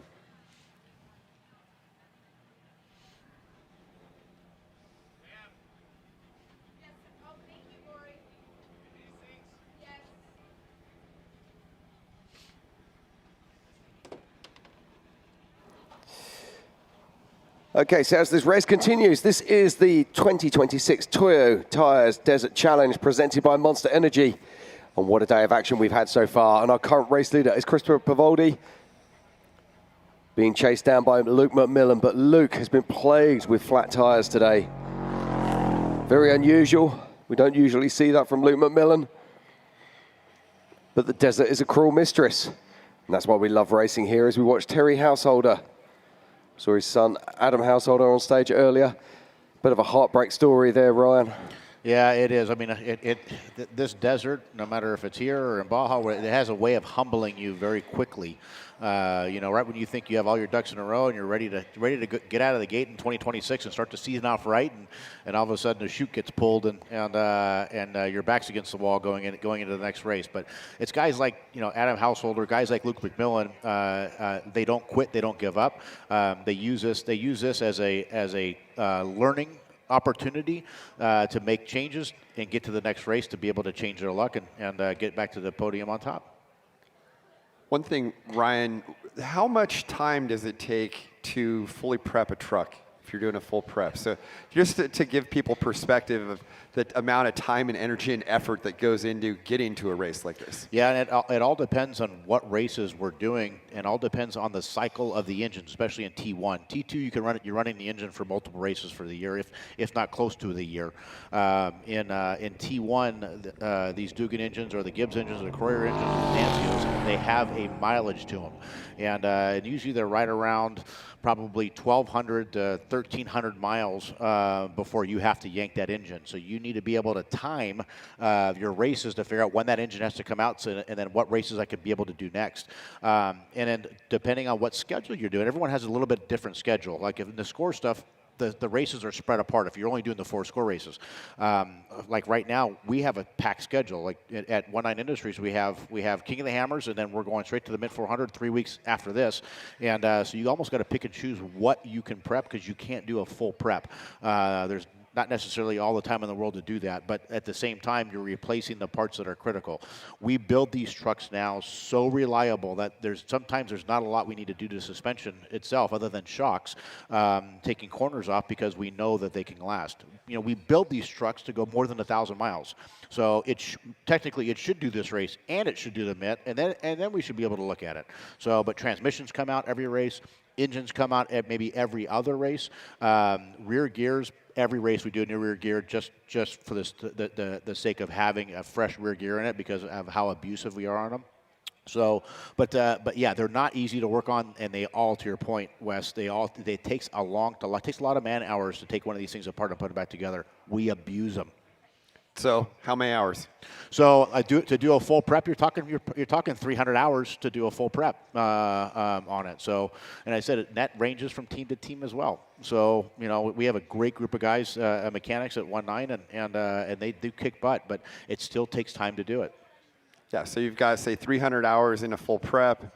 You've got multiple days of testing and tuning, and then pre-running. So it goes on. There's and on so and much on. Time, effort, and money that comes into just getting to one of these races. For sure, and not to mention pre-runners. So I mean, obviously, we're allowed to pre-run for this race Thursday and Friday. So you got pre-runners. You also you pre-run for the Baja races. So you're prepping those as well. You put more miles and you abuse the pre-runner sometimes more than you do the race truck. So your 300 hours, just I don't know, general shop rate. Maybe around $185 an hour or something. That's $55,000. There you go. Just in labor. Yep. No parts, no nothing. Parts. Yep. Yeah. So the cheapest part of these vehicles is actually buying them. Yep. It's exactly it. I'm watching the tracker on Racing Redefined, and Polvarde is almost to Emerson Dry Lake. So I'm going to say he's 15 minutes out or something. Does that sound about right? 15 minutes from now. Is it 3 in a row that will be for him? I believe so. Yeah, I looked up 24 because I know Bryce won one there somewhere too. Yeah. I thought it was 24, but the results I looked at.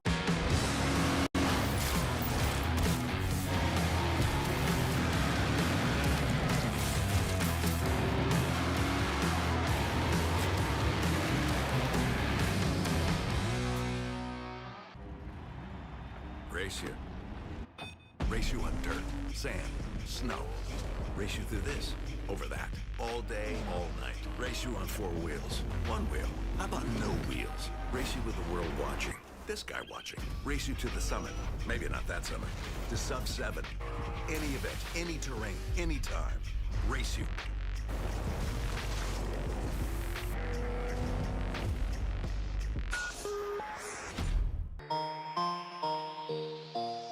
Pick it up, pick it up, pick it up.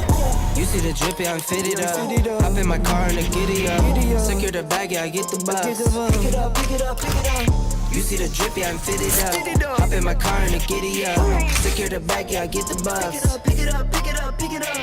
You see the drip, yeah, I'm fitted up. Hop in my car and I giddy up. Secure the bag, yeah, I get the bus. Pick it up, pick it up, pick it up. Whenever someone asks, "How was your weekend?"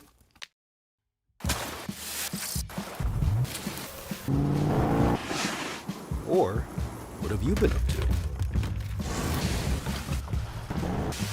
Or just, "What's new?"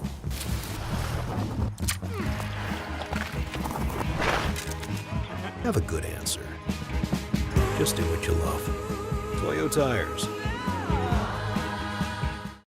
behind a flying RJ Anderson. RJ was absolutely smoking hot until the end of the first lap, where he had belt issues, pulled to the side, and it's been all about Christopher Pavoldi ever since. And he's been giving us a masterclass. Okay, work through the wash there by outer limits, and then go up that sand hill by Emerson Saddle, and then basically be heading back to Hammertown. Which is where he was this last lap when he was stuck behind that dust. He's not too far off where that was. Now you look in front of him, and there's dust again up there a little bit. Yeah, but it's a little ways away, so he's probably going to catch it right back where he did the last lap. So as this race continues, this is the 2026 Toyo Tires Desert Challenge presented by Monster Energy. Our top 10 right now. In 10th position and 5th in T1 is Rolf Helland. In 9th and 4th in T1 is Chris Hirsch. In 8th and 3rd in T1 is Brett Serapis. In 7th and 5th in T2 is Trey Gibbs. In 6th overall and 4th in T2 is Brady Fox. In 5th and 3rd in T2 is Justin Bean Smith.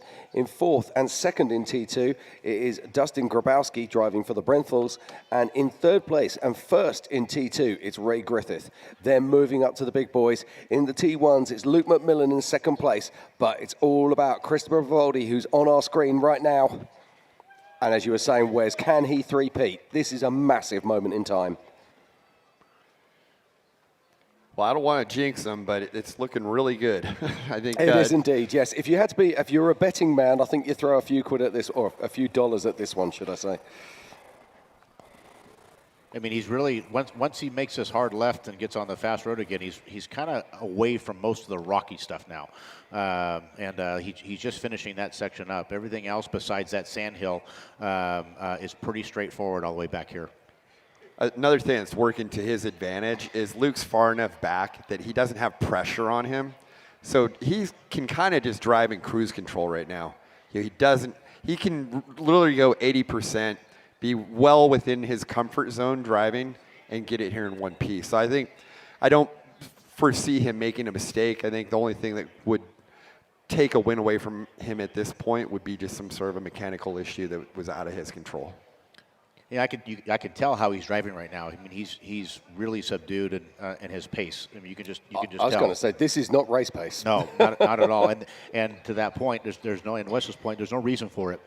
He's got a big enough cushion that he can relax. But also, you've got to be very, very careful. These cars are designed to operate at race pace. If you go too far away from race pace, it has the opposite effect and starts to hurt them. Well, there's sometimes that to your point, you pull the pace back down and you start making mistakes. Exactly. So your brain has been wound up into a race pace that you pull it back and you're like, oh man, I'm starting to blow corners now at a lower speed. Yep. Well, and your vehicle handles differently too. Yes. When you're sat in a car in this situation, I don't care who you are, you can't help yourself. You're already in your mind going, I want to thank my mom, I want to thank my dad. You got to pull yourself back into the game. Yeah. Put your eyes high, eyes wide, and go, come on, let's get back on this. To your point, I've done that same thing, and then immediately I've had to correct myself and to your point, and tell myself, no, we're not to the finish line yet. Exactly. You still have work to do. I was going to say this when I've been leading before, and it's like you have the win, and it's like right there, and you like literally you're like thinking about how much contingencies you're going to win and like a vacation you're going to do or whatever. And I literally would start kind of reciting like a mantra and just kind of meditate and get myself back in the zone and be like, no, you can't think about that right now. For sure. Yeah, no, we have it with the co-driver. We'll be sitting there and we're talking to each other. Say, hey, dude, come on, get back in the game. Work still to do. And that's exactly what Mike Kim will be saying to him now. Haven't crossed that finish line yet. Exactly. Mike Kim must be one of the most successful co-drivers of all time. You think he's becoming it for sure. Obviously, I know Duncan, who usually rides with Luke. They've won a lot of races together. You have O-Ring rides with Bryce Menzies. They've had a ton of success together. Yep. So he's well within great company. That uphill's getting really whooped out and peaked through there. It is, but that all-wheel drive just pulls you all the way, doesn't it? Makes it look way too easy. For sure. And it goes back. We talk about the navigators. I mean, the navigators are a critical part of this whole operation. Yeah, the driver's the one that's pushing the pedals down and steering, but that navigator is massive. Being able to relay those notes to the driver, being able to do quick tire changes on the fly, to do them in a minute, it's critical. You know, who you have in that right seat, especially when you're trying to win, is massive. You know, I had no on my side. It's a good friend of mine. One of my best friends that I've known since I was 5 years old, Travis. He's a hell of a navigator, and he's a hell of a tire changer, and I wouldn't want anybody else besides him in my right seat. And and I've had some great navigators throughout the years too. Ben Metcalf was phenomenal, and I said that right seat matters. I think if you have a choice, you want either your prep guy, your suspension tuner, or your motor tuner in there, because those are all going to bring major things to the table for you. Absolutely. You can't tell me Mike's not already thinking about what he's going to change in the suspension for the next race.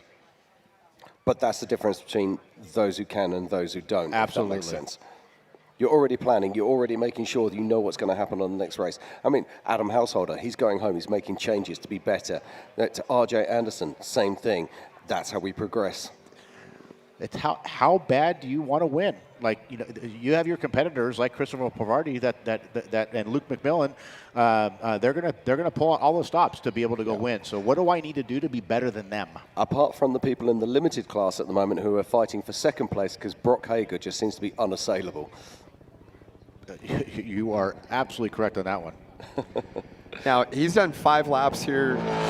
Who knows how many times that these shocks have cycled? Do you run temp tabs on your shocks, and you know like what kind of temps that the suspension is running? We do have the temp tabs on there, so we do know, and it is amazing the abuse that we get out of them. And if these shocks do leak, it's maybe because it got an unlucky nick in the shaft and it took part of the seal out. But they are so robust. And to your point, what I would like to know would be a good number is like how many times did that shock stroke during the course of a race?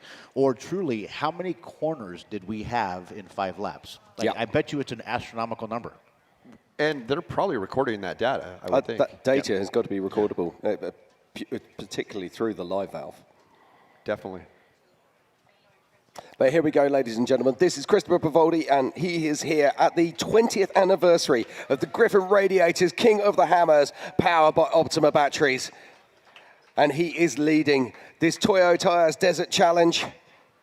He's been out there for 4 laps already. This is his 5th and final lap, and he is heading back towards Hammertown right now. How far do we think he is out, Wes?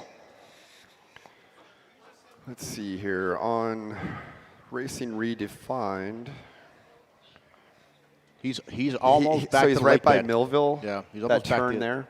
Oh, massive jump there. I love the way you see these huge jumps in these cars, and you look into the cab, and he's just calmly steering the wheel, No just problems. as he was. Yeah, so he's going to make this left right here, start heading pretty much towards Baldwin's Leap, and then towards Backdoor and into Hammertown. Yeah, as soon as you get to Baldwin's Leap, it is literally only a few hundred yards before he'll be joining us back in Hammertown. They said it wouldn't be possible. They said a three-peat was a feat too far, but step up Christopher Pavoldi and the entire of his team. They've been doing great things for the last few years. Baja wins here at King of the Hammers. Yeah, and he's just coming off a big win at the Baja 1000. Uh-oh, did you guys talk about Luke having a problem already? No, I just got back on stage. No, we didn't know he did. We didn't have an that. engine problem. Oh, no. Sounds like Luke is done, maybe. Well, let's see. Can we go to Luke's in-car? We can put Luke's in-car up on the screen. Let's see if he's stopped. I'm showing him moving on the tracker. He's right by Emerson Let's see if Lake. we can pull up his in-car. I think it just happened. Who's this? Is this Luke McMillan right here? Looks like it. Oh. Yeah, so it sounds like he's out with engine issues. That's a bummer. Would you say that was a new engine? That's a brand new engine package. So I don't know how. I don't know how many test miles he has on it, but that's a brand new package. Now, This is an interesting one because obviously it's not a warranty engine. I suppose it goes back, they take it apart, they find the issue and they fix the issue. It's not a case of the engine builder going to put his hands up and say, hey man, I've made a mistake, because it doesn't work like that. Not at all. So I mean, you're taking the risk on too for this new engine package. Now, I do have to say, working with Mark Conquest at Gibbs for as long as I have, he is an incredible guy that will, if there's something that they did wrong, he takes the burden on himself, and especially if it was a mistake that was made or something screwy, he has made it right. So, but for the most part, most engine builders, you're in racing. It's a race engine. It's racing. Yeah. You're rigging this thing out, and as a team and as a driver, you're asking a lot out of it, but you want it to perform. You're demanding it performs. And let's be honest, it can be the smallest of things. It can be a compression O-ring that fails, that stops the oil pressure. It can be any oil line that just breaks down. For sure. Any one of these things. He could have thrown a belt. Yeah. You know, he could have thrown a belt, and that could have been the end of it. All of a sudden, he lost oil pressure, and you're done. So it looks like, Luke had probably about 250 miles, what we're hearing on that engine before the test, which is, it's not a lot, but it's also, it's actually a pretty decent shakedown as well. Yeah. And I know Gibbs also ran that engine on the dyno numerous times. Mark's not letting anything leave that shop at Gibbs unless he puts his stamp on it.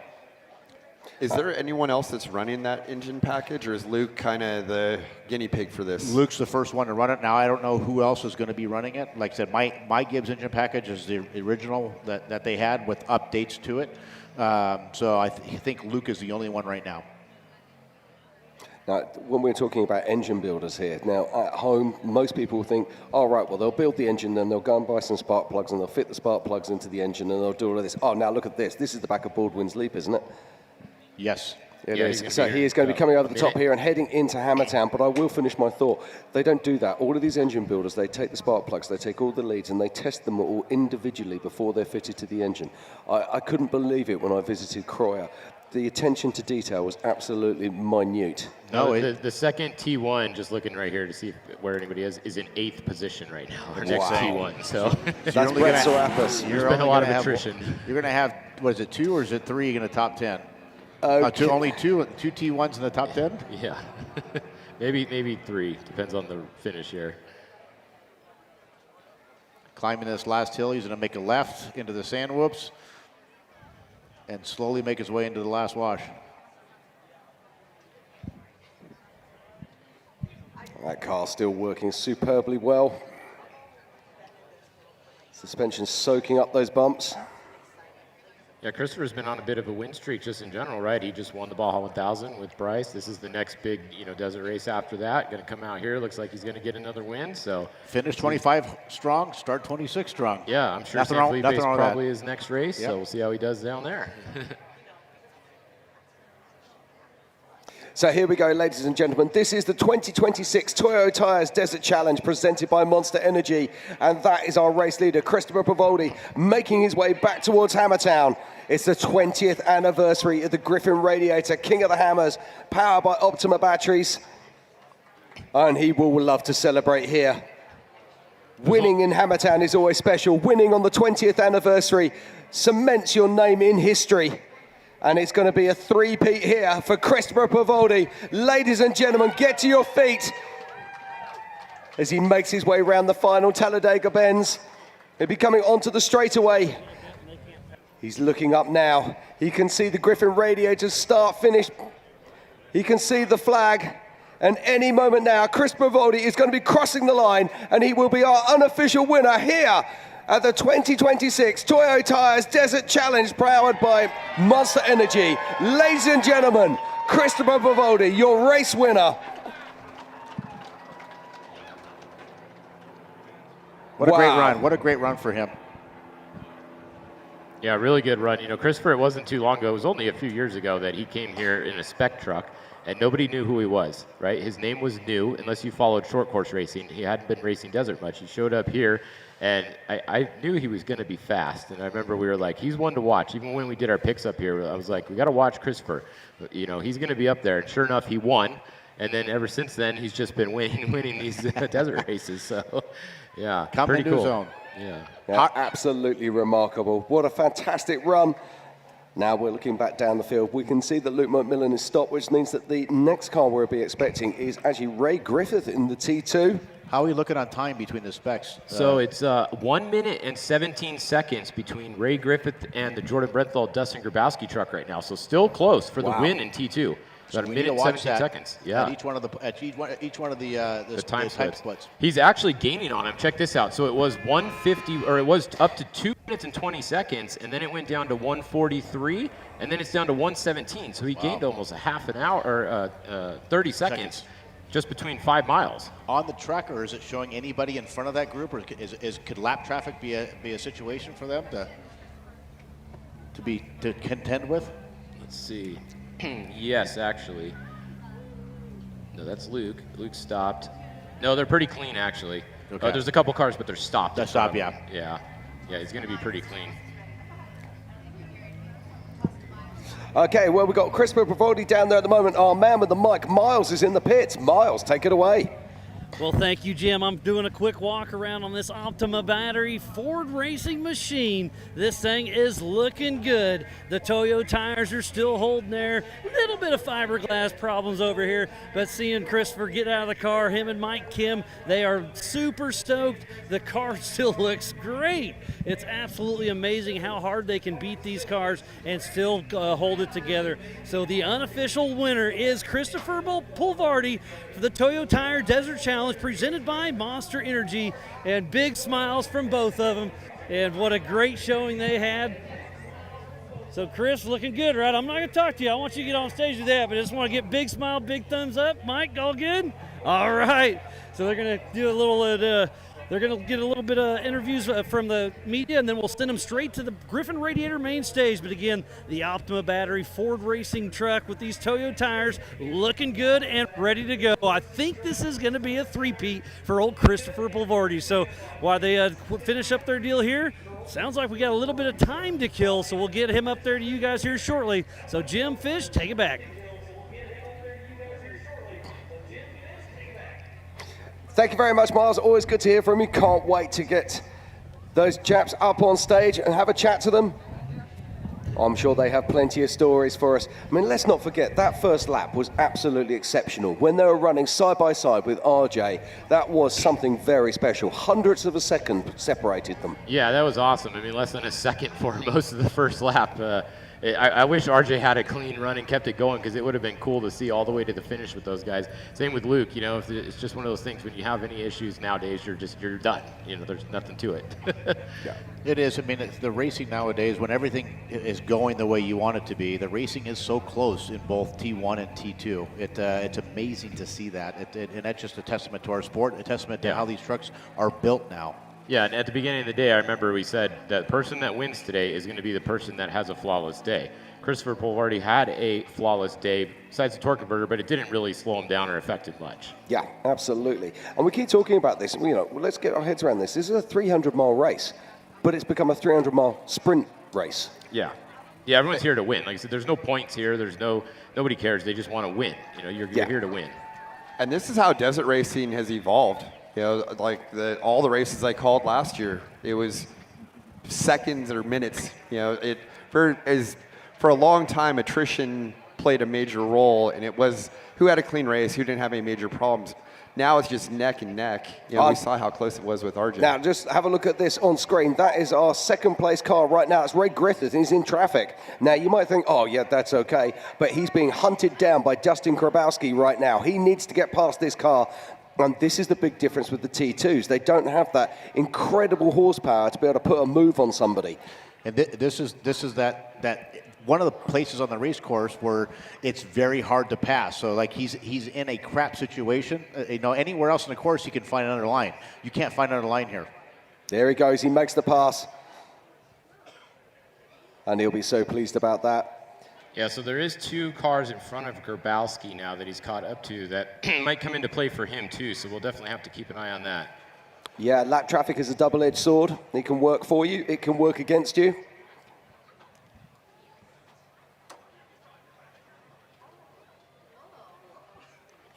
I always find it's good to walk around the pits before these races. Make sure that people who you might be catching know who you are. Right. So Ray Griffiths is making his way back towards town. Ray, of course, had a fantastic race. This is a Mason two-wheel drive spec truck. And he's had a pretty flawless race because he was the top qualifier in the T2, and he's led start to finish. Yeah, I mean, this is a stacked field in T2 as well. I mean, we have a look down at who's here. You know, The tire's still there. I don't know if you guys just saw, but that tire, It was still the tire there. hasn't moved. The tire is still sitting right in the middle of the race course. Yeah, the same one that we saw earlier. Yes. You know, we're talking about a stacked field here. You know, we're talking about Dustin Grabowski. We're talking about Justin Bean Smith. We're talking about Trey Gribbs, Brady Fox. You know, some really heavy hitters. Whose tire is that? Remember we were talking about someone earlier and they only had the bottom one? I don't remember who that was. Oh, yes. That's probably whose tire that Oh, is. no, that was Serapis. That was Serapis. Okay. Yeah, the that very might be beginning. his. Yeah. that would make sense. Yeah. Yeah, clearly they didn't leave it right there. That fell out. Someone's coming by without a hood here. Yeah, especially the tires, the wheels, the sensors, they're not cheap No. by any means. You don't want to leave those. No.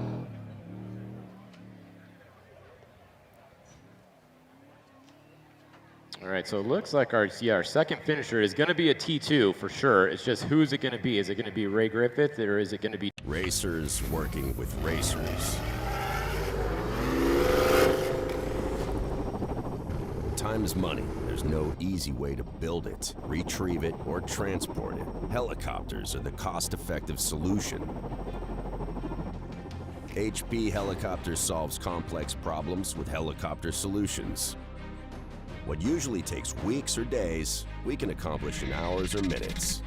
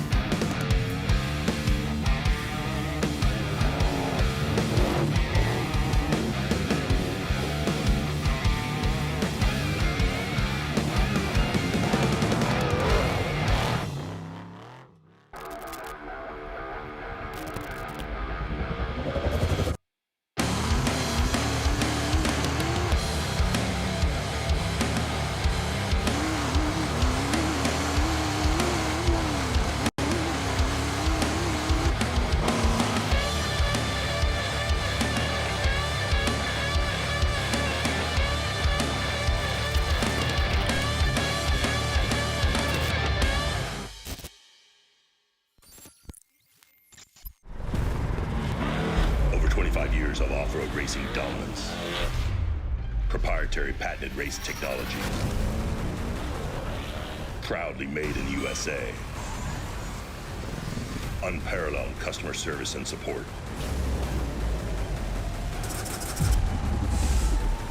The choice of champions. King Shocks. The leader in off-road shock technology.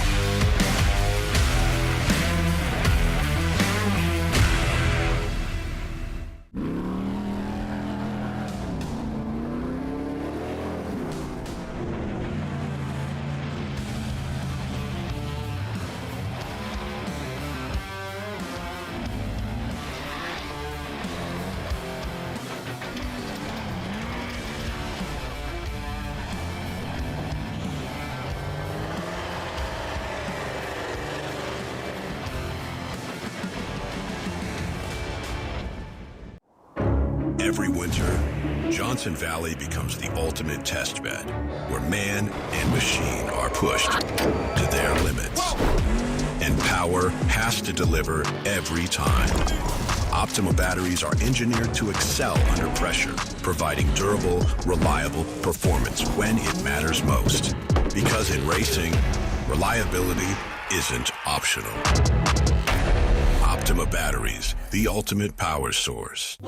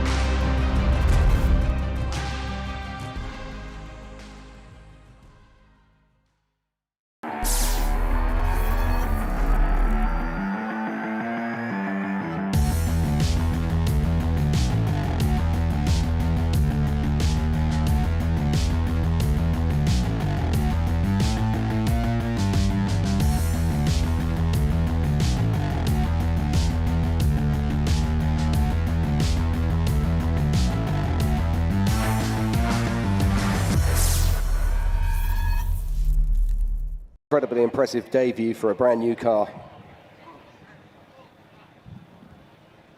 I mean, you can't ask for much more than to go qualify P1 in your class and then lead it wire to wire. Absolutely. And against a quality field as well. That's the other thing. That's the other point of note. And finish second overall. Yeah, here comes our overall winner, it looks like, coming up on stage. I hear him. Indeed. So here we go. It's Christopher Pavoldi and Mike Kim. They make their way on stage, the unofficial winners of the 2026 Toyo Tires Desert Challenge. We're going to throw it down to Pam Hall, who's down on stage, and she'll be talking to the pair of them and finding out all of the stories from this race. Thank you so much, Jim. Christopher Pavoldi, you are unofficially a three-peat out here for King of the Hammers, and congratulations, but it was a hard-fought battle out there. Give us a little rundown of your race day. Yeah, that was a lot of fun. It was a tough one. That course really got rough there at the end. But the beginning was super fun. Me and RJ was giving it a lot. I was like, oh man, he's really going to make us work for it this year. It was a lot of fun those first couple laps. Was pretty bummed to see him go out, and then after that kind of just went on to cruise control. Just managed all day, and yeah, this Optima Batteries Red Bull truck is just so much fun to drive in this rough stuff. Mike Kim's got these Fox shocks just working amazingly. We're in there dialing it in with our live valve, so yeah, just getting it comfortable every lap. And then on lap 4, we caught a lot of lap traffic, and that just got a little hectic. Made a couple mistakes in there and was like, all right, we just got to calm down. But Mike did awesome, kept me calm all day, and yeah, just pretty exciting to be out here. I love this event, love the people, and yeah, three-peat, baby. Three-peat, it's awesome. But right now, Christopher, I mean, you're sitting there, you know, battling the dust and everything else that was going on out there. I mean, to do this 3 years in a row physically, and what do you do throughout the year to just keep yourself in this shape to go out here and battle like you were? Because I have to honestly say, on the live stream, your in-car, you guys both look like you were on a Sunday drive. I can tell you it doesn't feel like that. Some of those hits I'm definitely going to feel tomorrow. But yeah, no, I just try to stay fit, go to the gym, cycle a little bit, ski a little. But yeah, I've definitely, I'm 25 now, which I know doesn't sound, but this is my 16th year, and it definitely hurts a little more here and there. So making sure I still have a strong neck is a big part of my program because, yeah, it's rough in there.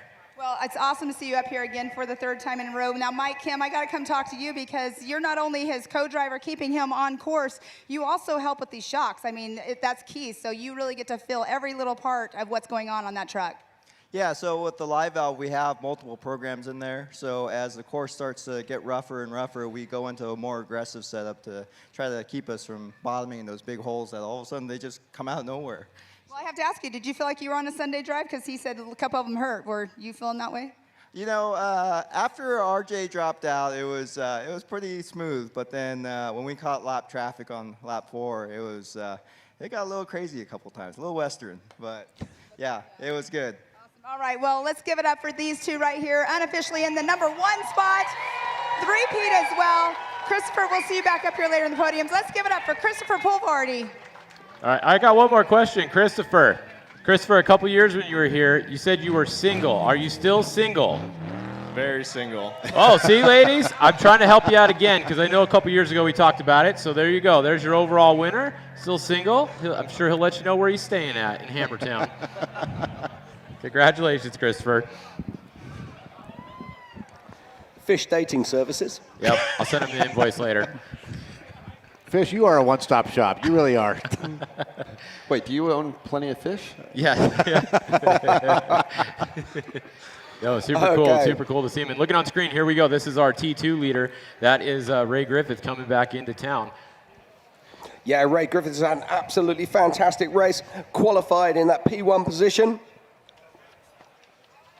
in the T2s. And he was right up there right from the start in 8th overall. And he's just been working it hard all day long. Car still looks really fresh as he makes his way down here. This is running a stock LS3 engine package as per T2 requirements. And what a debut for this vehicle as Ray Griffiths makes his way into the infield. And it's not just going to be a win in T2, it's going to be a 2nd place overall for this car. Brand new, straight out of the box. Little bit of rash on the front there, but he won't be minding that as he makes his way around the final Talladega, lines it up and brings it round for the Griffin Radiators. Start, finish. He can see the checkered flag. And any minute now, Ray Griffiths is going to cross the line for an unofficial 2nd place and 1st in class in the 2026 Toyo Tires Desert Challenge, powered by Monster Energy. What a result for Ray Griffith. Yeah, that's pretty awesome to be able to, basically build your own truck from a roller that you got from, from someone, put it together, come out and get a win in your first race with it. That is super impressive. Really, really, really cool. Stoked for Ray. He's a really good dude too. Not a huge budget team, and it's cool to see that. Okay, we've got Miles down there right now, and he's going to give us the walk around on Ray Griffiths' car. Miles, take it away. Well, thank you, Jim. Yeah, how cool is it to see another Ford racing truck overall in the, an overall 2nd place, but 1st in T2. Ray Griffith, if I remember right, he's won here before in the B1 class, so it's cool to see him step out of that class into a T2, and bragging rights is going to be strong from him for getting an overall possible 2nd and 1st in class. The truck still looks like it's in great shape. A little bit of a carbon fiber damage here and there, the fiberglass. Other than that, man, this truck looks great. And it's just so crazy that the suspension is unlimited, but the sealed engine, so it's really a driver's class. Obviously, with RJ and Luke having issues, helped him out. But to see him up here, once again, doing a great job. Ray Griffith is super stoked. Big smiles, lots of high fives. Man, thank you, everybody. This has been a lot of fun for the Toyo Tire Desert Challenge, presented by Monster Energy. We're going to kick off some of the rock racing qualifying tomorrow, but it's still the highlight right now of the desert race. It's been a great event so far for the Griffin Radiators King of the Hammers, powered by Optima batteries, the 20th annual. How cool is that? So it looks like Ray's getting ready to head up on towards you guys. So, man, another good showing. We'll see who comes in next. Jim, Fish, back to you guys at the Griffin Radiators main stage.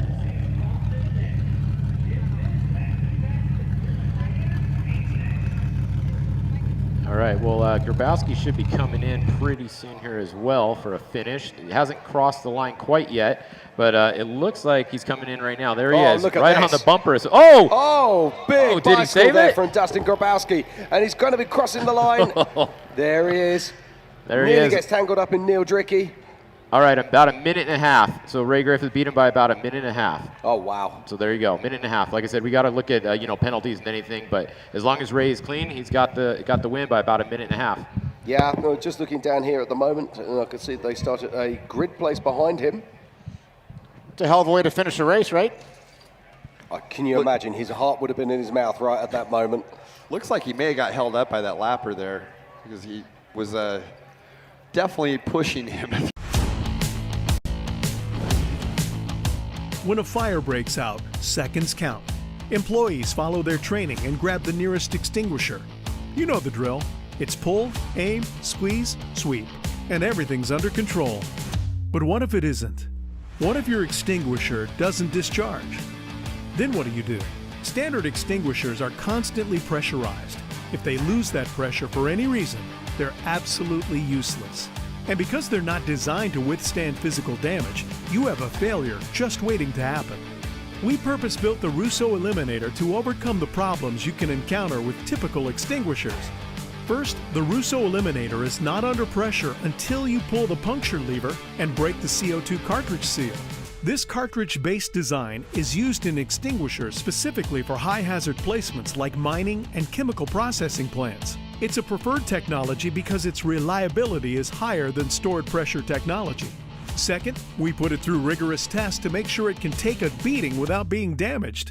We've dropped it, smashed it, even run over it with a truck. This is one tough product, specially engineered to give you peace of mind.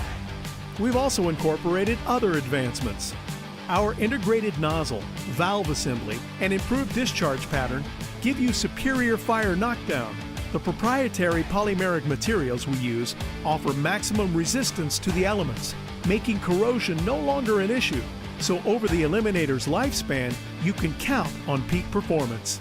Russo features self-service technology, meaning you can perform your own inspections with no need for contracted monthly or yearly third-party service. We offer free online training on our website. The Russo Eliminator fits most standard extinguisher cabinets.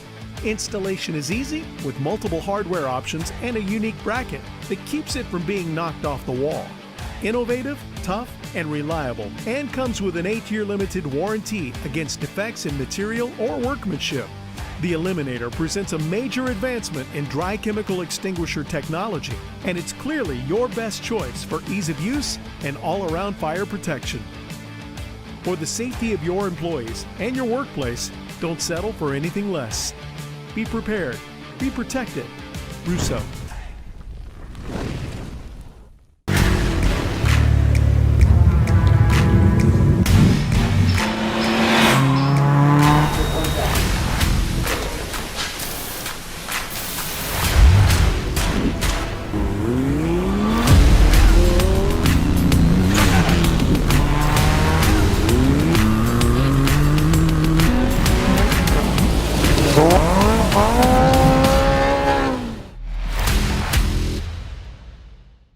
KOH 125, and we're ready to throw some laps down and have some fun.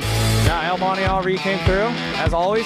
It's a good setup. Having these little motorhomes and coaches is nice. You get a place to chill out, relax during the day, and get ready for race day morning, and you can't go wrong with it.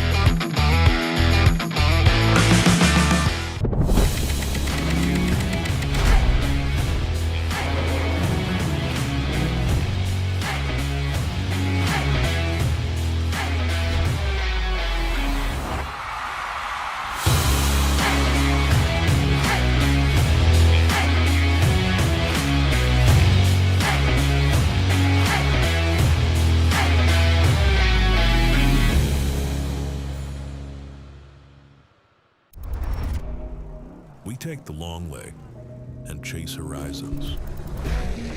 We open the throttle and crawl. We thread canyons and crest the ridge. We roll together and find solitude. We make memories and enjoy getting lost. We don't just share these lands, we defend them. And most of all, we belong here. Join us.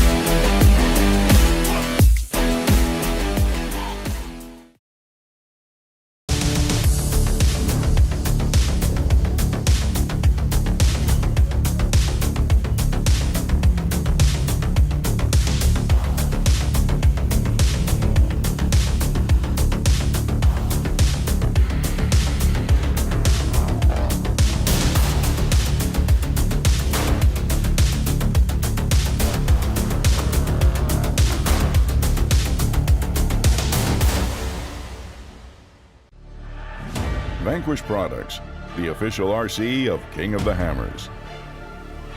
From ready-to-run vehicles to premium kits, Vanquish Products remote control vehicles push the boundaries and capabilities of RC design.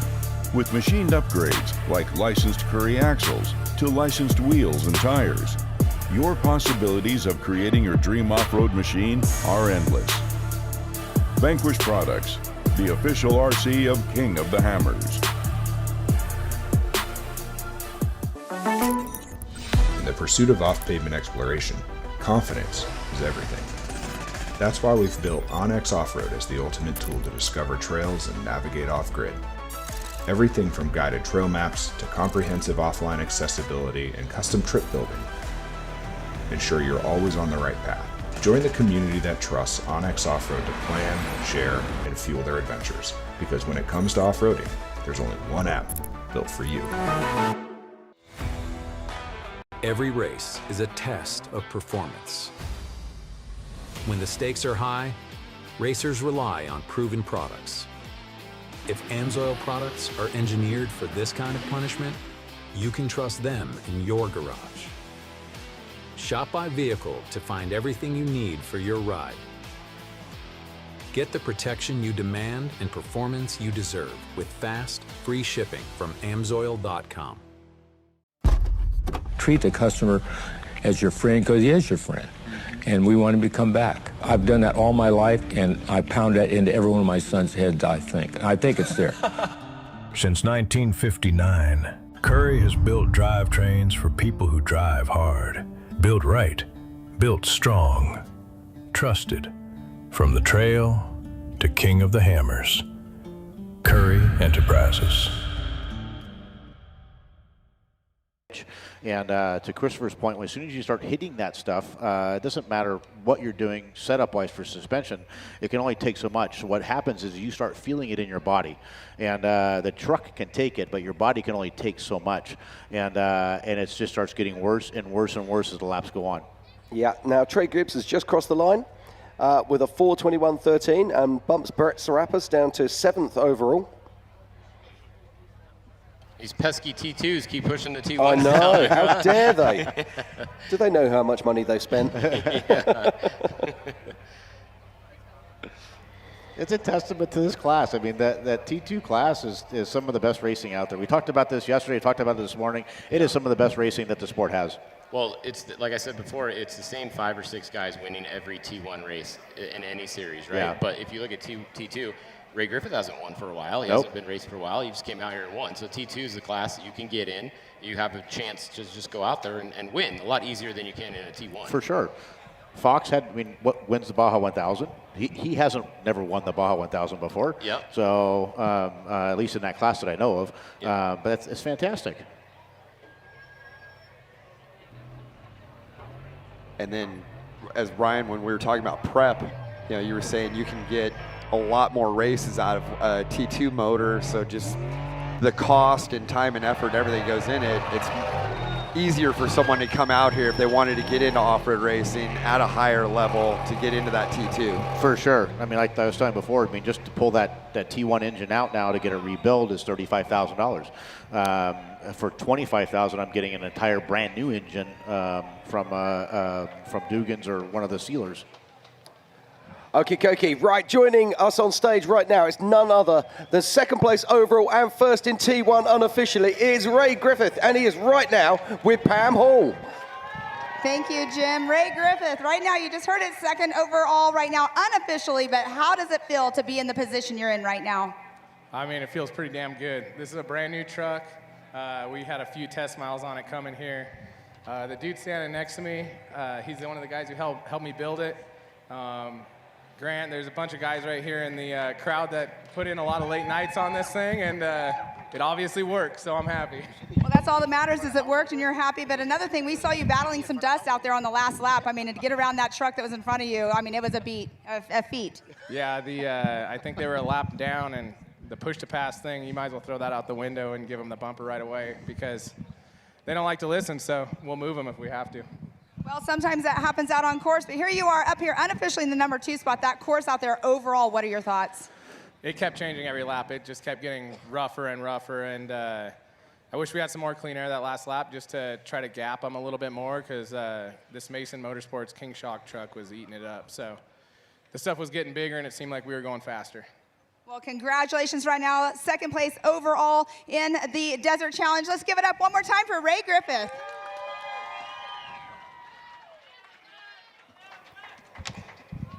Thank you very much, Pam. Great to see new faces up here on the stage at King of the Hammers. And I'm just looking over at that car right now. It's an absolute work of art, isn't it? Yeah, no, it looks pretty clean still. You got missing a little bit of the right rear fender there, as it should be. That's the co-driver's side.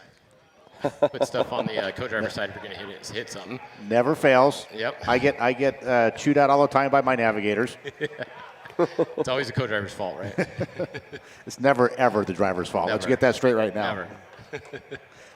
It's funny, too, how the passenger side is the one that usually gets damaged more than the driver's side. That's what I was saying. All the bushes are over, you put all the bushes over there.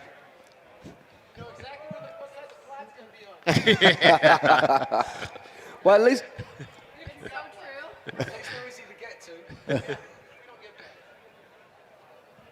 All right, so if you guys are still out there on course, the way it works today is you have until 2:30 to start your last lap, and then this race is over at 3. So I don't think you're going to do a half an hour lap, though. So basically the race is over at 3. No matter what. Yeah. So I'm just looking down my list right now, just seeing who we have actually still out on course, who stands a chance of completing. EJ Hurst is still moving. Terry Householder, Cameron Steele. We know Luke McMillan is out, unfortunately.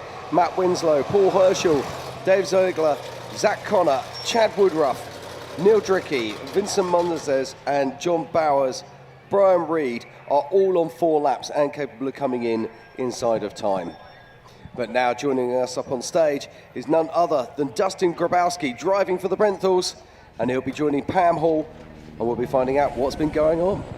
All right, thank you, Jim. Here with Dustin Grabowski, we have Jordan Brenthal as the driver record, but you just drove the whole entire race out there. I mean, brutal course is what I keep hearing, and it kept changing from lap to lap. So I want you to tell us how your day was for you. Yeah, no, started off fast in the morning, probably the first 2 laps, and I'd say by about lap 3, it got really dug out, and by the end, we were just trying to keep forward momentum because all the sand got dug up, and we were struggling on the uphills with having limited horsepower. So it got super rough, and it was a good day. The truck worked good. We had no problems. Just kept moving, which is all you can ask for. Well, that's exactly it right there. Just keep moving, and being smooth and consistent is definitely key out in that desert, because it's a rough one out there for you. But congratulations out here for the weekend. I mean, a successful weekend for you. Yeah, thank you. I just got to thank, obviously, the Brenthal brothers for giving me a call to come out and drive their truck. Really appreciate it. And just got to thank everyone else who helps them. All the guys in the pits, they did great pit stops all day, no problems. Just got to give them all a shout out. Thank you, guys. All right, let's give it up for Dustin Grabowski. All right, well, we finally had a couple more T1s finished now. We have a 3rd and 4th place. We've got Chris Hirsch in 3rd, and then we got Rolf in the 71 is going to be 4th. So those are our last 2 finishers. They're 8th and 9th overall as well.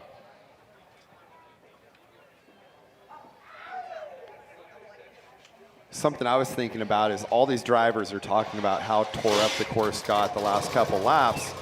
Well, we've got all the rock crawling races coming up, and they're going to be running a large part of this desert course.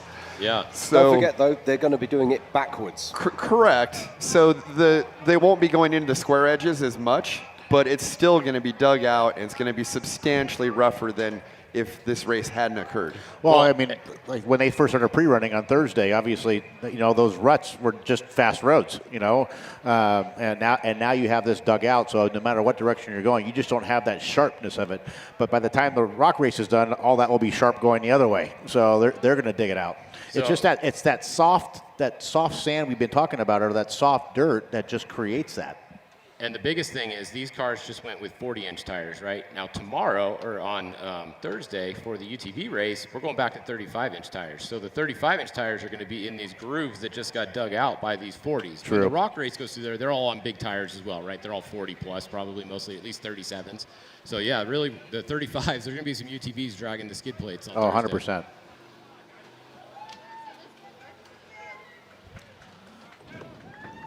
got Justin Bean Smith coming up here. He's on the tow rope, but that's a good spot to be after you cross the finish line on the tow rope. I was going to say, if you're going to have a problem, do it after you finish the race. Yeah, that's why you never turn a truck off at the middle of the race. Yeah, exactly. So Justin Bean Smith is going to be joining Pam on stage now. He is 4th overall and unofficially 3rd in T2, rounding out that podium. Pam, take it away. Thank you, Jim. Justin Bean Smith, you're coming across the line. You got across that checkered flag under power, but here you are getting towed. So what happened? Oh, it was a brutal race. King of the Hammers is nothing less than brutal. So we didn't qualify as good as we wanted to. We ended up 4th in class and 11th overall, and we knew we had our work cut out for us today. And we just all day in the dust. If the race was 300 miles, we were 285 in blinding dust. It was brutal.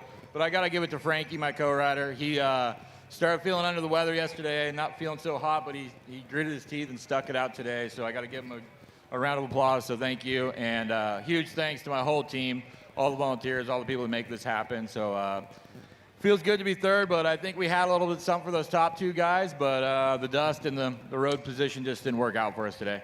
Well, Justin, you have a lot of seat time under your belt over the years of racing, and you said it right there, though. Your co-driver was under the weather, but you said, roughly 285 miles in the dust. That's when you really have to rely on that co-driver to get you from start to finish each and every lap. So give us your thoughts on how important it is for that in getting you here. Oh, it's huge. It's huge. The rock races, track positions, not always as crucial, right? You're in the rocks, there's not a lot of dust, there's line options, and you can go around people. For us, we had strict orders from the race director yesterday after some people got a little bit creative in qualifying and maybe didn't stay on course, that today during the race we had to stay on course. So it was follow the leader, and it was all about track position. So we had some good battles. Hopefully you guys got a little shot on TV of us nerfing the Fox truck on leaving the infield, but it was some good racing. Huge thanks to King of the Hammers for putting on a great event. I hope everybody out here is having a great time and has a safe week, man. Well, all about you right now, having a great time being here at the finish line. Congratulations, though. Overall 4th and unofficial right now. Let's give it up one more time for Justin Bean Smith. Thank you very much, Pam. Always great to hear from Justin Bean Smith, a firm favourite with the crowd at so many different races. And what a race this has been, Fish.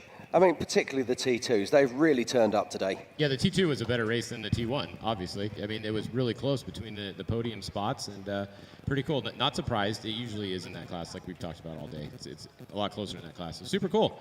Cool to see. We still have some more finishers coming in, too. Got a couple guys that are getting close here. I think Brady Fox will probably be the next one up on stage in a minute. Yeah, it looks like we've got Brady coming up. He will be 5th overall and 4th in class. A solid run from him. Our next T1 will actually be in 7th position, and we'll be getting up after we have this next couple of T2s. And there's still more cars coming into Hammertown. Yeah, I think EJ Herbst will be the next one that we see coming into Hammertown pretty soon. He's only about a mile out or so. Rolf already crossed the finish line? Yep, Rolf is in. He's the last one to finish so far. There's EJ right there. That's there he him. is. That's him coming at the backside of the mountain right now. How'd you know that was him? I guess this time. Oh, Kikoki. Well, this is Brett Sarappers who crosses the line, and he is 2nd in T1 and 7th overall. Pam, take it away. Thank you, Jim. You just said it right there. You're 7th overall, 2nd in place unofficially right now. But Brett Sarappers, it's been a long time since you've been out here, and here you are up on this podium at the finish. Yeah, it's been about 5 years since I've been in a truck, so really feels good to get to the finish line. It's super dusty out there. We got a well-deserved flat on the first lap, and we lost a couple spots, and then it was kind of just sitting in dust all day.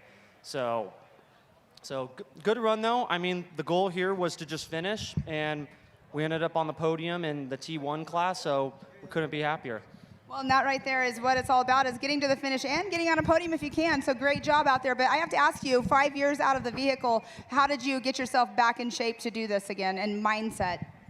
Oh, I've been thinking about it for the past year now. So mentally was getting there. We went out testing a few times, so started getting more comfortable with the truck. So after 300 miles here, I feel a lot more comfortable. There's still a lot to learn, but we're just happy to be here.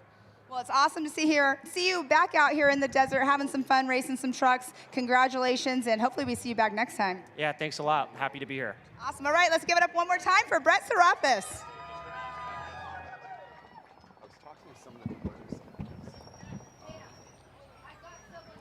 Thank you very much, Pam. And still the finishers keep on coming here at the 2026 Toyo Tires Desert Challenge powered by Monster Energy. Now, Wes Miller's been in the booth with us all afternoon. He's going to pop out now. He's got some things to do. Just want to say thank you very much, Wes, for joining us, and we look forward to catching up with you very soon. It was great working with you guys. Awesome race, and looking forward to go check out Hammertown for a little bit now. Enjoy, Wes. So here we go. This is Terry Householder. We know that because, unfortunately, Adam Householder isn't on track anymore. Very distinctive livery. And if you're thinking about building a race car, think like Householder. Nice, clear, easy to see. As we've got another car just joining us on stage right now. And that looks like that is Brady Fox, who is 5th overall and 4th in T2. Pam, take it away. All right, Brady Fox here at the finish line. You're missing a couple panels on the front of your truck, but you have a smile on your face, so that's all that matters. Yeah, I got into Ray Griffith off the start and broke the hood off. So at the first remote pit, we pulled it off and then just fought dust all day. So it was a super fun day. I'm very grateful to be to the finish, and thank Kellen for calling corners. And we had a super great day. All right, so about 305 miles out there battling dust in the rough terrain out here at Johnson Valley. I mean, in all, the thoughts of the course. It didn't get any smoother. So, no, it was a fun course. So it was fun to come out and race with everyone. It's not very forgiving out there, is it? No, not at all. There's plenty of stuff to hit, so. Awesome. Well, congratulations on getting up here to the finish, and we'll see you hopefully next time, but congratulations on getting that checkered flag. Awesome. Thank you.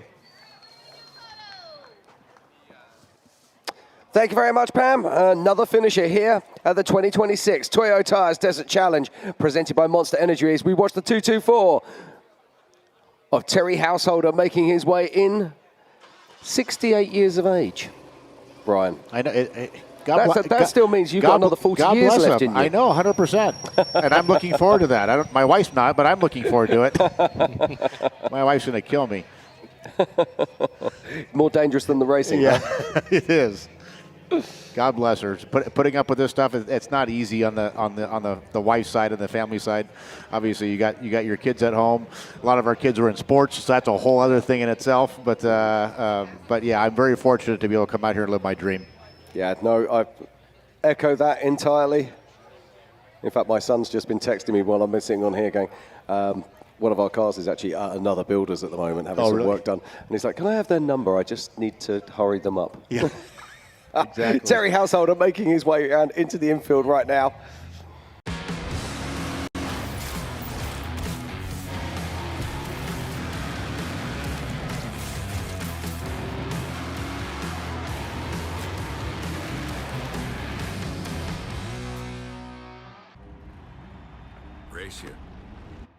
Race you on dirt, sand, snow. Race you through this, over that, all day, all night. Race you on 4 wheels, 1 wheel. How about no wheels? Race you with the world watching, this guy watching. Race you to the summit, maybe not that summit, to sub 7. Any event, any terrain, any time. Race you.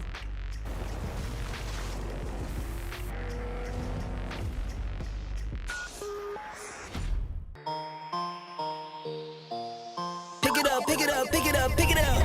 You see the drippy, I'm fitted up. Hop in my car and I giddy up. Secure the bag, yeah, I get the bus. Pick it up, pick it up, pick it up. You see the drippy, I'm fitted up. Hop in my car and I giddy up. Secure the bag, yeah, I get the bus. Pick it up, pick it up, pick it up. You see the drippy, I'm fitted up. Hop in my car and I giddy up. Secure the bag, yeah, I get the bus. Pick it up, pick it up, pick it up. Whenever someone asks, how was your weekend?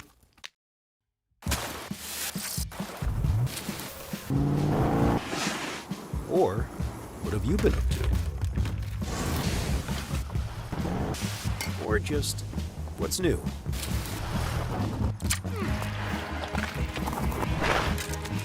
Have a good answer.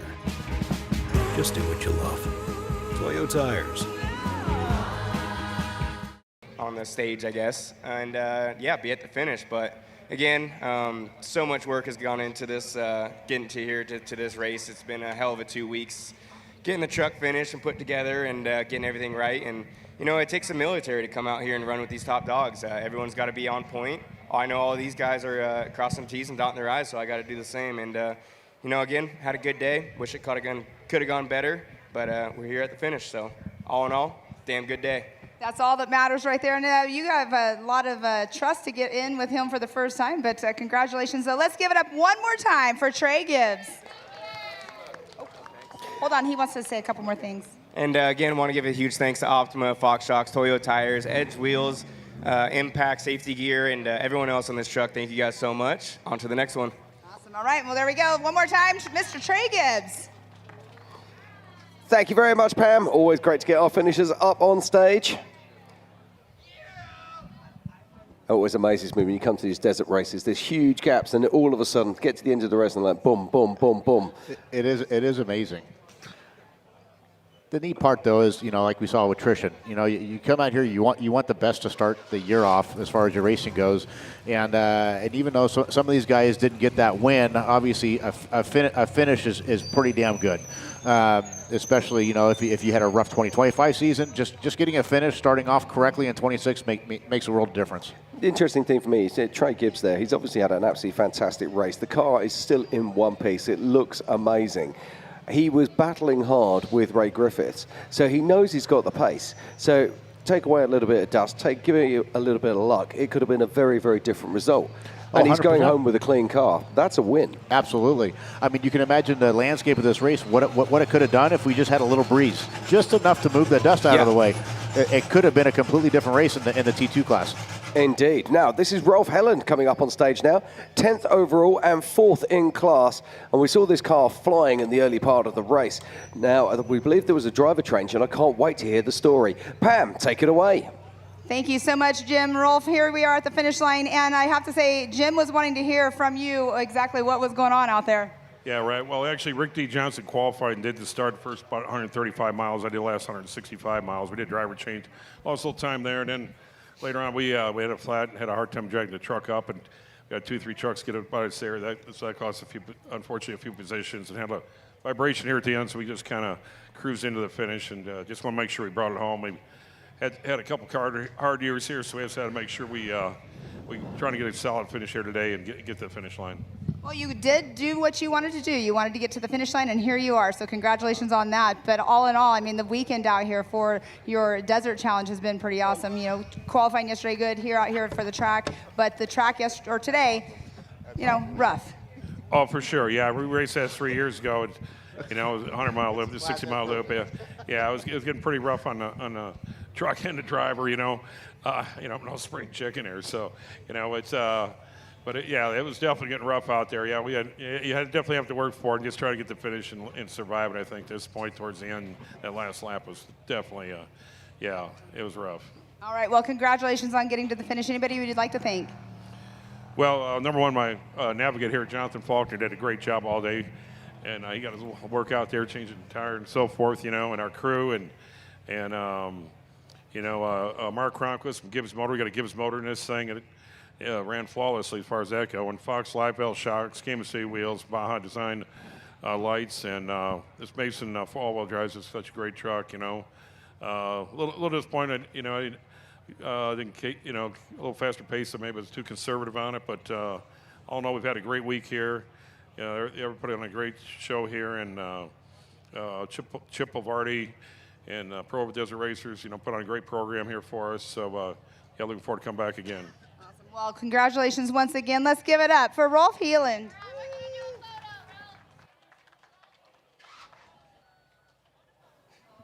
Thank you very much, Pam. I love hearing the stories of these race cars. And everybody has a different story. You don't just turn up at one of these races. There's always a backstory. There's always a family. There's always a group of friends. There's always something going on. It is. It's a family affair out here as well. And I mean, you're going to be talking about your experience for the next week or so, and then you're going to start remembering more stuff that you just forgot at the finish line here. Like, oh yeah, you remember that corner there, or you remember us blowing that corner, or you remember the helicopter above us there. You know, there are, to your point, and everyone has a unique story in the same race on the same course. Absolutely. And we're just watching Chris Hicks on screen there, making his way back in towards the finish of this, the 2026 Toyo Tires Desert Challenge, presented by Monster Energy. And this is Chris Hirsch making his way up onto stage right now. And this is going to round out our podium for the T1s unofficially. So it's 8th overall and 3rd in class for Chris Hirsch. Take it away, Pam. Thank you so much. That's awesome news. He's sitting here telling you you're rounding out the podium for your class. That's pretty awesome, isn't it, Chris? Excellent. We tried hard and we did it. Thanks to my co-driver over here, keeping me on the track, keeping me on the right course. We did good. Pushed hard, and it's extremely rough out there. Well, and talking about that, I mean, we've been talking about this with a lot of other drivers. I mean, the co-driver really is key in the car, especially when you're driving through all the dust. Absolutely. We were chasing down dust constantly, and she's keeping me on the track. She's like, we couldn't even see in front of us. She's like, just stay a little left, a little more left. And she kept me on there. Well, that's awesome to hear. So, co-driver, you did an amazing job. Congratulations to you for keeping him on track. But out here at the finish line, how does it feel to be at this finish line right now? It feels amazing. I've wanted to be here for a long time, and I'm finally here. Well, and you know, it takes a lot of hard work and effort to get your trucks ready to get you out here to the finish line. And then being out on that course, I mean, keeping that mindset to keep you on track to get you here is also a whole nother feat in itself.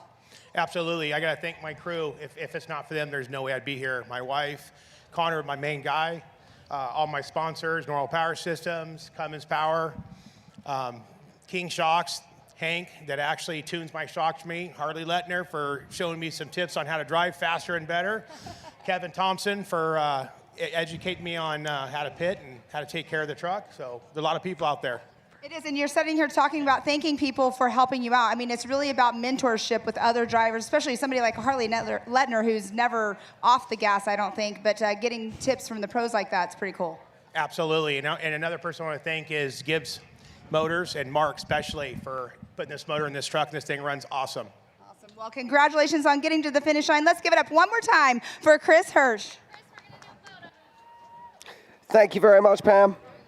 And that rounds out our unofficial podium in the T1s. And if you're just joining us and you're trying to find out the results, earlier on today, Christopher Pavoldi crossed the line to do a three-peat. You got it. He's now won this race 3 times in a row. What an incredible record from that young man. And then in second place, it was Ray Griffith crossing the line, who was first in the T2s. Then in third overall, it was Dustin Grabowski, who was also second in T2. And in fourth across the line and third in T2 was Justin Bean Smith. Then we move right down to 7th overall and 2nd in T1 with Brett Serapis. And then we've just seen him on stage. 8th overall and 3rd in T1 is Chris Hirsch. What a race. Now, Ryan, we've got someone coming up on stage right now that you know a little bit about. This is the 263. Who's this? This is E.J. Herbst and Josh Montoya riding right seat, and they did a heck of a job today. Kept the truck clean. The truck looks like it's one piece. Josh, good job. Yeah, so E.J.'s finished in 9th overall and 6th in class. Take it away, Pam.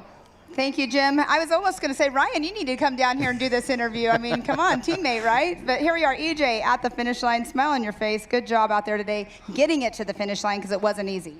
Yeah, no, it was a tough course out there this year for sure, and the dust was lingering for the first 3 laps. You couldn't see very much at all, but we pushed through and it opened up, and we had a great day. It wasn't a great day for the whole Herbst team overall, but, you know, we're happy to make it here and hope to be out here next year. I just want to give a quick thanks to all the sponsors we have, you know, BF Goodrich and Monster Energy, of course, and my dad, Ed, and my uncles, Tim and Troy, for, you know, making this all happen. And look forward to being out here next year. Awesome. Well, congratulations on getting yourself to the finish line. Let's give it up for EJ Herbst.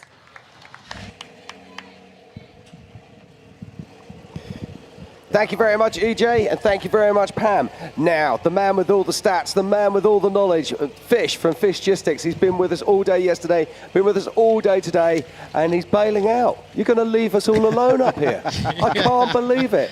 Hey, No. I stayed later than I normally do. Usually it's first truck cross finish. I'm out of here.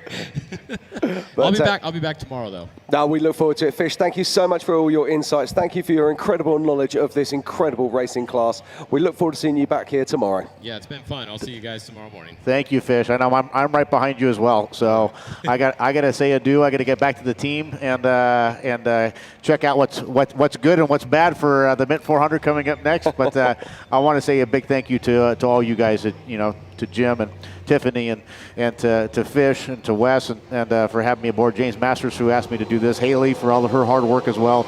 This is a great group of people here putting this race on. So I loved every minute of it. Ryan Arciero, you are one of the greatest racers we have in the United States, in fact, in the world. Thank you so much for being up here and giving us your insights, and we cannot wait to see you racing at the Mint 400. I'm excited to get back behind the wheel. I appreciate it, guys. Thank you.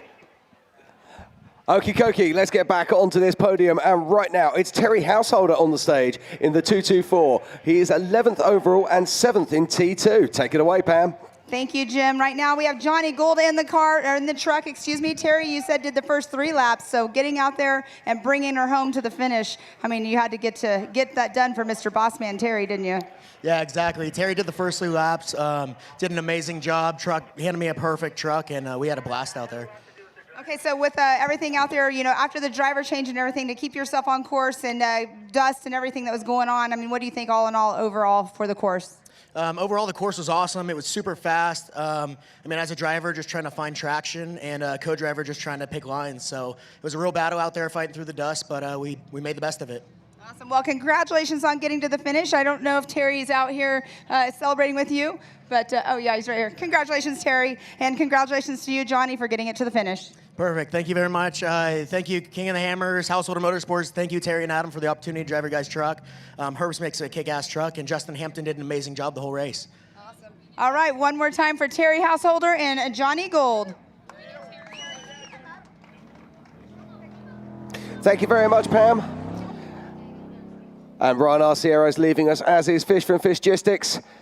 But I have another special guest joining me on the stage right now. It's none other than Tiffany Stone. How are we doing, Tiffany? Good. How are you doing over here, Jim? It's been great listening to this race. It's been an epic race from start to finish. It was some good stories out there. There's so many stories. It's King of the Hammers. It's the Toyo Desert Challenge. The stories always keep on coming, which is why we love it. Now, briefly, while I was introducing you, we saw Paul Herschel on screen. And that's going to be an interesting story that we need to keep an eye on, because he's looking for a qualifying position at the Race of Kings. But we still got more finishers joining us up on stage. And Pam will be bringing someone else up any moment. But if you didn't know, the big news today is that Crispin Pavoldi is a 3-peat king here at King of the Hammers at the Toyo Desert Challenge. What a remarkable thing. It's tough to win here once. It's tougher to win here twice. To win here 3 times takes a very special man indeed. As we watch the 259 of Matt Winslow coming up onto stage right now. Matt Winslow is 12th overall and 8th in T2. Pam, take it away. Thank you so much once again, Jim. Matt Winslow, here you are at the finish line. You have a lot of dust on your face, but your teeth are shining white and you have a smile on your face. Oh yeah, man, it just feels so good to get the monkey off our back and finally finish this race. This is the 4th go, and finally we get a finish.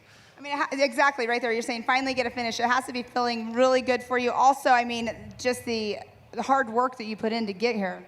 Oh yeah, the entire team just worked so hard to get the truck ready, and my navigator Trent just did an awesome job today. I'm just so grateful. Well, that's awesome. Do you have a lot of people you'd like to thank for getting you out here? Oh yeah, I want to thank my parents, Gary and Shannon and Alex and his son Andrew.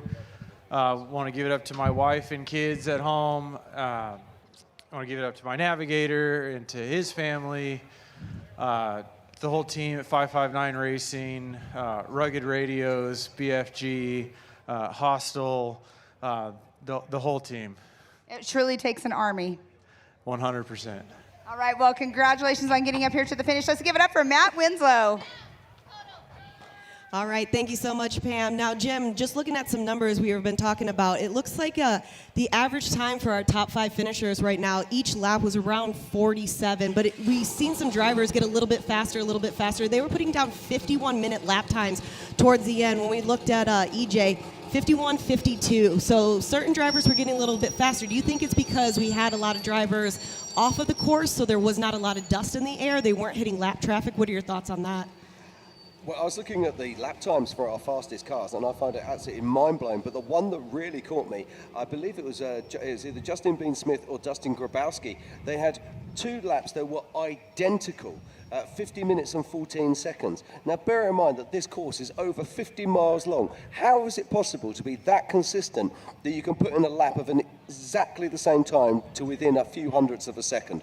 Remarkable. It is super remarkable. If you look at some drivers, Ray Griffith, Justin Bean Smith, Dustin Grabowski, each one of those drivers either a 50-minute lap time or a 51-minute lap time. So that's showcasing the true testament of what a driver is supposed to be. And also, let's just talk about those cars, because there's 3 different manufacturers there, 3 different shock packages, and I think there might even be 3 different tyre packages in amongst that lot as well. So you chuck all that lot together, you mix it in a big bowl, chuck it on the floor, and they're still within a few seconds of each other. It's mind-boggling. It is, and then, you know, you've got Ray Griffith who said that this was a brand new truck for him. He had a few test miles on there, so you're throwing that into the mix. Now looking at Justin Bean Smith as well, he had a desert race a little bit ago. He was driving with Tracy Graff. He qualified, had great qualifying times over there. So we've always talked about how seat time is very, very important to these drivers, especially right now. We're still looking no wind. There's tons of dust in the air, but I feel like the race that he had a few weeks ago, same exact thing. It was very, very minimal air, lots of dust. Yeah, absolutely. And seat time is absolutely critical because there is only seconds between these vehicles, and crossing the line right now, this is actually one of our door slammers. This is actually a 1450 or a 1400 class car. I believe, I'm just looking down through my list, I want to say it's the 294 of Vincent Munoz. You got it. This car raced yesterday. And he's got Danielle in the driver's seat. Yeah, or the that's co-driver's cool. seat, my apologies.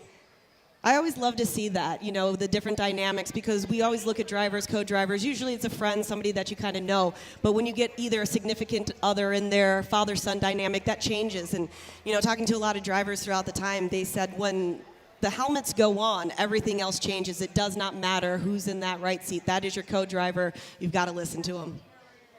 Absolutely, and we keep saying it, this is all about family. And that's Chris Hicks there, making his way back towards Hammertown. Now, it's going to be very interesting to see how many cars we have finished this race. Yesterday, less than 50% of the starters completed course inside time. Now, we do have a hard cutoff here at 3 p.m.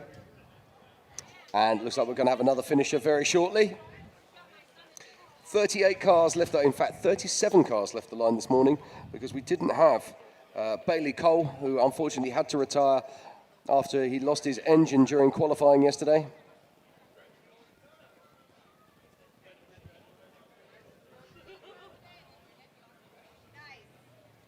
Now, Jim, that we've talked over the years, especially because of this race now, in the last 5 years, we've had different times on there. Sometimes we've had 2 laps, sometimes we have 3 laps.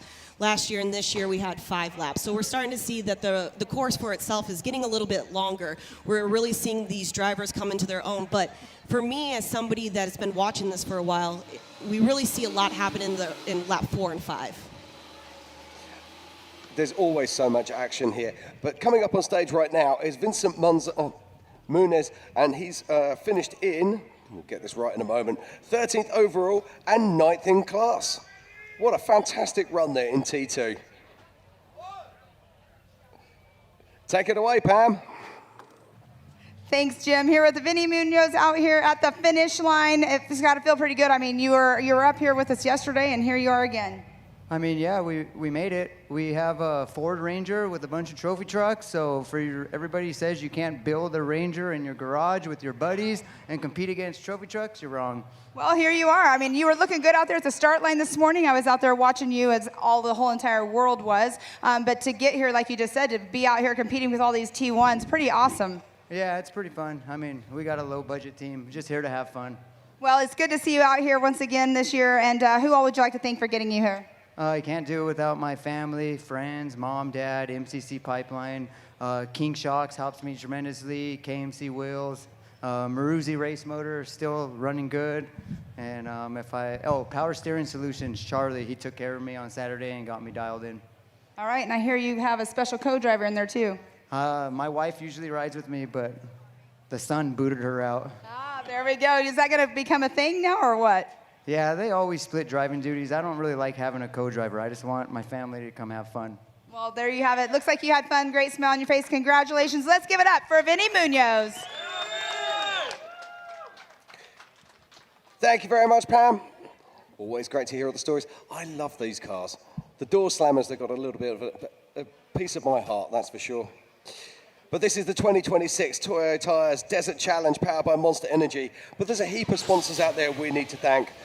Optima Batteries, Ford Racing, Can-Am, Monster Energy, Toyo Tires, El Monte RV, King Suspension, Slovenia Off-Road, Warn, Yokohama, Amzor, Yukon, Griffin, IBAC, Seymour Paints, FR8 Factory, Onyx, MBRP, who we saw racing here yesterday, PCI Race Radios, Curry, Lazenup, VP Racing, Gates Corporation, Slow Ride Garage, PPR Seats, Brannick Motorsports, Vanquish, Lazenut, Hanuk, and Raceline Wheels. As Miles would say, support the people who support the sport.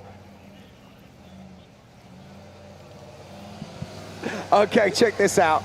Paul Herschel just crossing the line there as we have another car coming up online. So this is the 61-23 of David Ziegler. Finished his 14th overall and 10th in class. Pam, take it away. All right, here with David Ziegler at the finish line. Here we are. You're getting yourself a little bit of a drink of water, but your truck's looking pretty good. So what was it like for you out there? The course is great. It's fast. It didn't chop up as bad as we thought. There's so many lines out there. You just get on a new line. We had a really good time. Well, I have to say, most everybody's saying it is a smooth ride. I was going to give you some props for having some amazing shocks on there. Oh yeah, King takes care of things. I got All Tech does the tuning. Wayne's out here. He does a phenomenal job. This truck's like built for this kind of stuff, so it's awesome. Well, congratulations on getting to the finish. Who all does it take to get you out here? All the guys back at DNA Carpentry, they're all working hard and letting me play a little bit, so that's always good. The wife lets me out too. I brought a couple son-in-laws with me. My brother's in the passenger seat, so kind of family affair. Then Brenthal does all the prep and stuff, pit service. They do a phenomenal job. We're super happy with them. Awesome. Well, congratulations on getting to the finish line, being a family affair out here with an amazing team behind you once again. So let's give it up for David Ziegler. Thank you very much, Pam. Always great to get more finishers across the line. Now, this is a special one for us. We just saw him crossing the line a moment ago, Tiff. It's Paul Herschel. Now, Paul Herschel is one of our fastest guys in 4400. And we usually see him racing on the Race of Kings. But today, we've seen him lining up with the desert cars. Not in a Class 1, but in a 4400 class car. Now, why would he be doing that? Well, somebody earlier this week and stuff said that if you race this, you'll be able to get a good starting position for Saturday's race, and I think this man right here is super happy. I think it's a very, very smart move. You also get a look at the course a little bit as well. Absolutely, we will just wait for him to power down. So Paul Herschel is now on stage. He's 15th overall and 5th in class. What a fantastic run here from Paul Herschel. Pam, take it away. Thank you, Jim. Here you are, Paul Herschel at the finish line for the Desert Challenge, and he just said you're 5th in class, and I can't remember what he said overall, but oh my gosh, out here, hopefully next week is just as successful for you. But I have to say, taking off the line this morning, this car, your car, blew the car away that was on the line next to you. Well, it is a short course car. It's not really a desert car, but we might be on fire. Well, hopefully not. We hope not, but... Yeah, it was definitely rough out there. It was in this car. It's a little too short of wheelbase. It's kind of what they say, a rock donkey. But did you have fun out there doing this? I mean, what did you do the Desert Challenge for this year? Because we all know that you'll be right back out here next week. So getting a little more extra seat time for you, like you need it. You don't really need it because you're in the seat all the time. But what was your reasoning for doing this? We always need more seat time. Now that we have a few cars, we thought we'd come out here and just get warmed up for the week. Awesome. Well, congratulations on getting to the finish, 5th in class overall right now unofficially, so that's got to feel good. Yeah, it's pretty amazing. You know, these trucks are just so fast, and without a navigator in the dust, I can't push. But the car ran great. The team kept the car together. You know, we have to fuel this car every lap because we only have about 30 gallons of fuel. It's just not the right car, but it did great.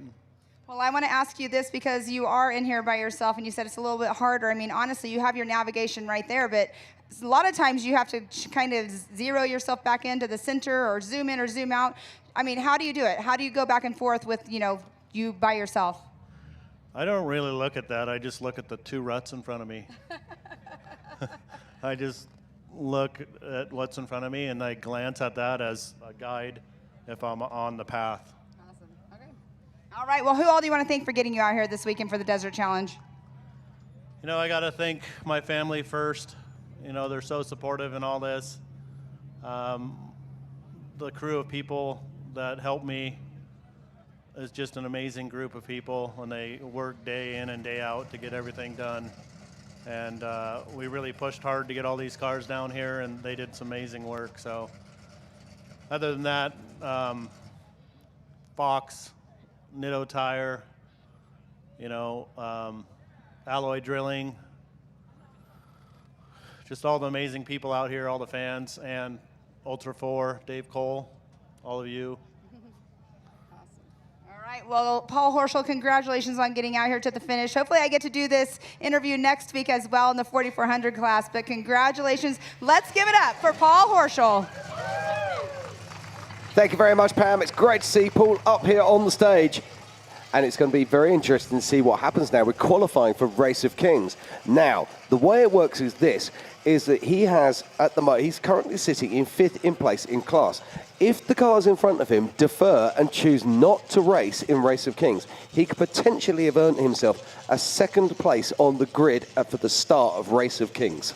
I think that's super important, especially because we see what happens later on in the race. And obviously for the past 2 days with lack of wind, we know that that's a thing that we actually need. You need the clean air out there. You need to be able to see anything. From my perspective, always that remote pit too, usually on the rock weekends leading up to it, anything could happen because they can come in one way, leave out the other way, and you can hit that pit multiple times. I'm excited to see where Paul's going to start on the Saturday. Absolutely. It was a brave decision taking to the track today, but I think it's one that has really paid off. And there's going to be lots of drivers in that 4,400 class who are right now going, oh, maybe we should have done that. And I think it's smart. Pam told him how fast it looked out there, and I saw it. That short course, the way that he took it, he was super low. He was very nimble. It was out there, and it showcased a little bit different than what we saw from the T1s, T2s earlier as well. Yeah, and it's the people say to us, are these 4,400 class cars, are they competitive against these T1s and T2s? And the honest answer is no, they're not. But there's a reason for that. They're substantially smaller. They're substantially lighter. And they run a much smaller shock absorber and spring package than these other vehicles. Right, here we go. We've got another one up on stage right now. Pam, take it away. Sorry, Jim. We have the daycare going on in the front cab of your truck. I love seeing you guys come up here with all of your kiddos because it's so exciting. But Cameron Still, here we are at the finish line for the Desert Challenge this weekend. You got more races to go throughout the week, but how does it feel to be here right now?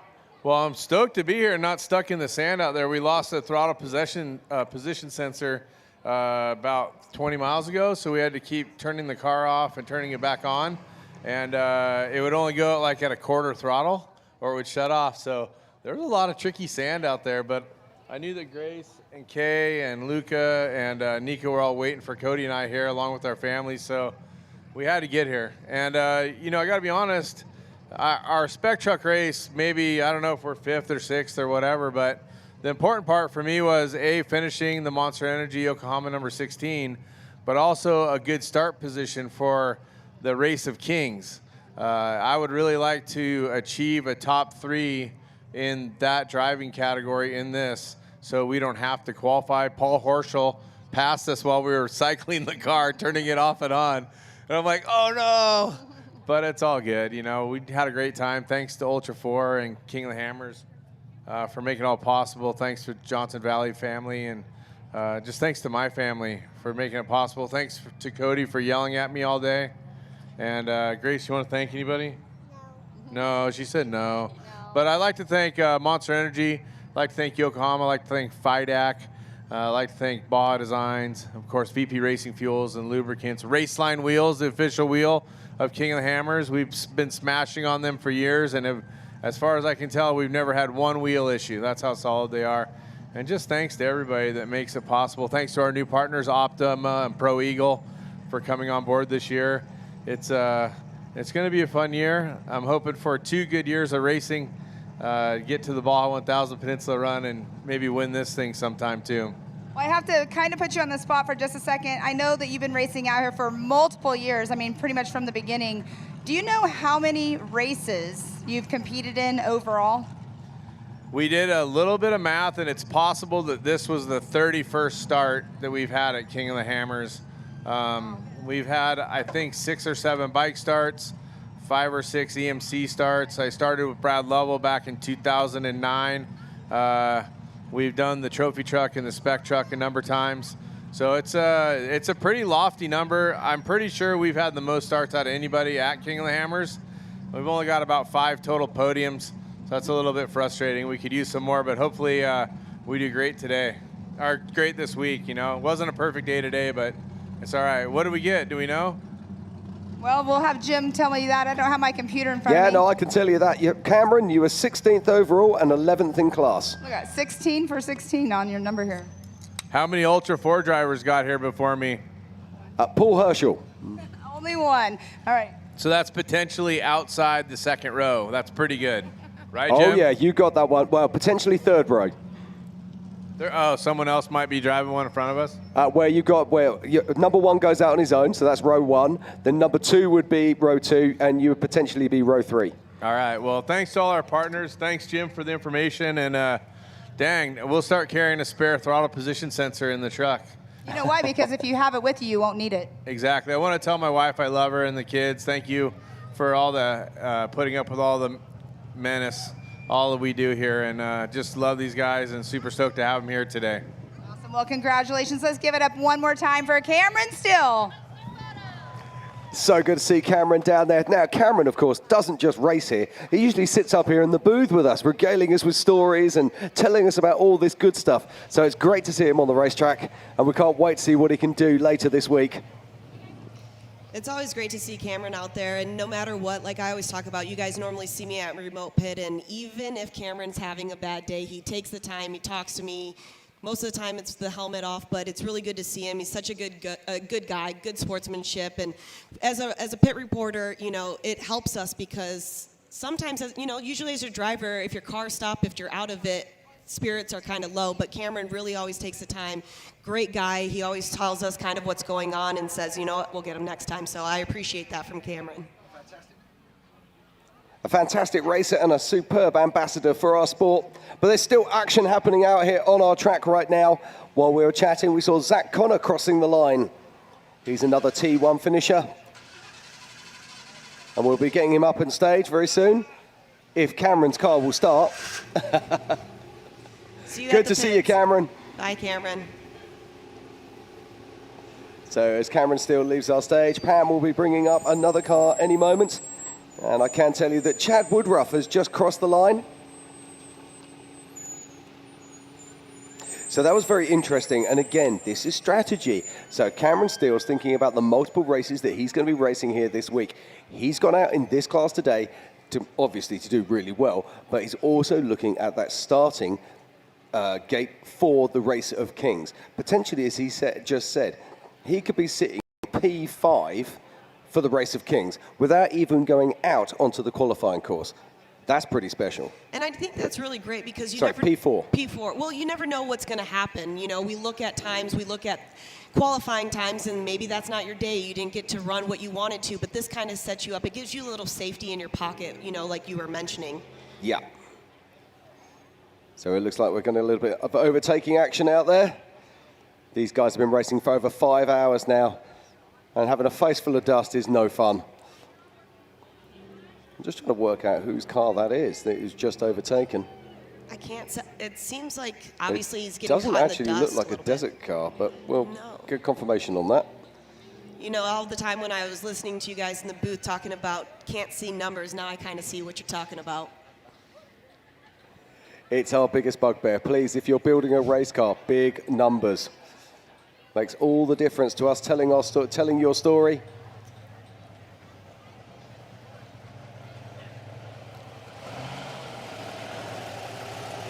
Okay, so we've got another car joining us on stage now, and it is number 44 of Zach Connor. It looks like SoCal Eric's in there in Ducky's truck right now. So Zach Connor's joining us on stage, the car 44. It is in the T1 class. It's finished 17th overall and 6th in class. Pam, take it away. All right, here with Eric Connor, SoCal Eric, here we are at the finish line. You said your son did the first couple laps, and here you are at the finish line. So was it a battle of who was going to start and finish this race to get it to the finish line?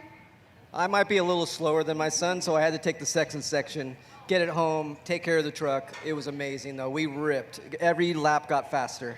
It was lovely. Well, and that's, I mean, saying every lap got faster, most people are saying every lap got rougher. It got rougher, but I just let my neck just hurt tomorrow. I just went for it. Go find you a masseuse, right? Yeah, I'll just get a masseuse, yeah. But all in all, the course, I mean, like I just said, everybody keeps saying it was getting rougher and rougher out there, but for you bringing it home, I mean, were you just being smooth and consistent and easy just to bring it to the checkered flag? Yeah, especially the last lap. We tried to do our best, smoothest lap, the last lap. That was our goal, and we did. We made every turn perfect, and we did go fast still, but kept it smooth. We'll have to look at your lap times and see if the last lap was the fastest lap, because we always say smooth is fast, so we'll see about that. It might have been the fastest lap. Awesome. Well, congratulations on getting to the finish. Who all would you like to thank? I want to thank KMC for getting us here. They're our title sponsor this year. We love them. Everybody else from Ball Designs, PRP Seats, Pro Eagle Jacks. Of course, Toyo tires, not one flat the entire race and all those rocks. Amazing. This is our first year on Toyo, and we absolutely love the tires. Awesome. Well, that's awesome to hear, them being our title sponsor for the weekend as well. But do we have Ducky around here to bring him up to take a photo too? If he's up here, let's bring him up here. But let's give it up one more time here. Actually, I want to talk to Ducky because we had him on up here last year. But last year, a different truck. Huh? Wasn't it a different truck last year? It was the 1450 blue Ranger, yeah. Yep, I remember that one. Yeah, so Ducky, I mean, come over here for me just a minute. So Ducky, I mean, switching gears from the truck, your 1450 last year to this, what's your thoughts? Big difference, way different, beast, everything. Completely different from the Ranger. Everything just upgraded. Nothing comparable. Did you have to change up your driving style? Honestly, not with this truck. This truck is similar, but again, heavier, yeah. Completely different, yeah. Awesome. Well, it's awesome to see you guys out here once again racing with us. Not on top of the podium like you normally are used to, but you are at the finish line, and that's all that matters. I mean, I don't think we'll get a podium anytime soon. We're still getting used to this truck, new series, new everything. So we'll keep pushing, keep practicing. This is still a third race with this truck, and I'm stoked for how the truck was performing and everything like that. So. Well, I have to say you are going to have to give yourself more credit, because if you guys keep saying smooth getting to the finish line, that right there will get you on a podium spot in reality. So congratulations to both you and your dad and your whole entire team for getting out here for the finish. Yeah. All right, let's give it up for SoCal Eric and Ducky Connor. Thank you very much, Pam. Great to see more finishers coming up on stage. Tiff, do you realize that means with that 18th finisher that we've actually had over 50% of our cars finished this afternoon?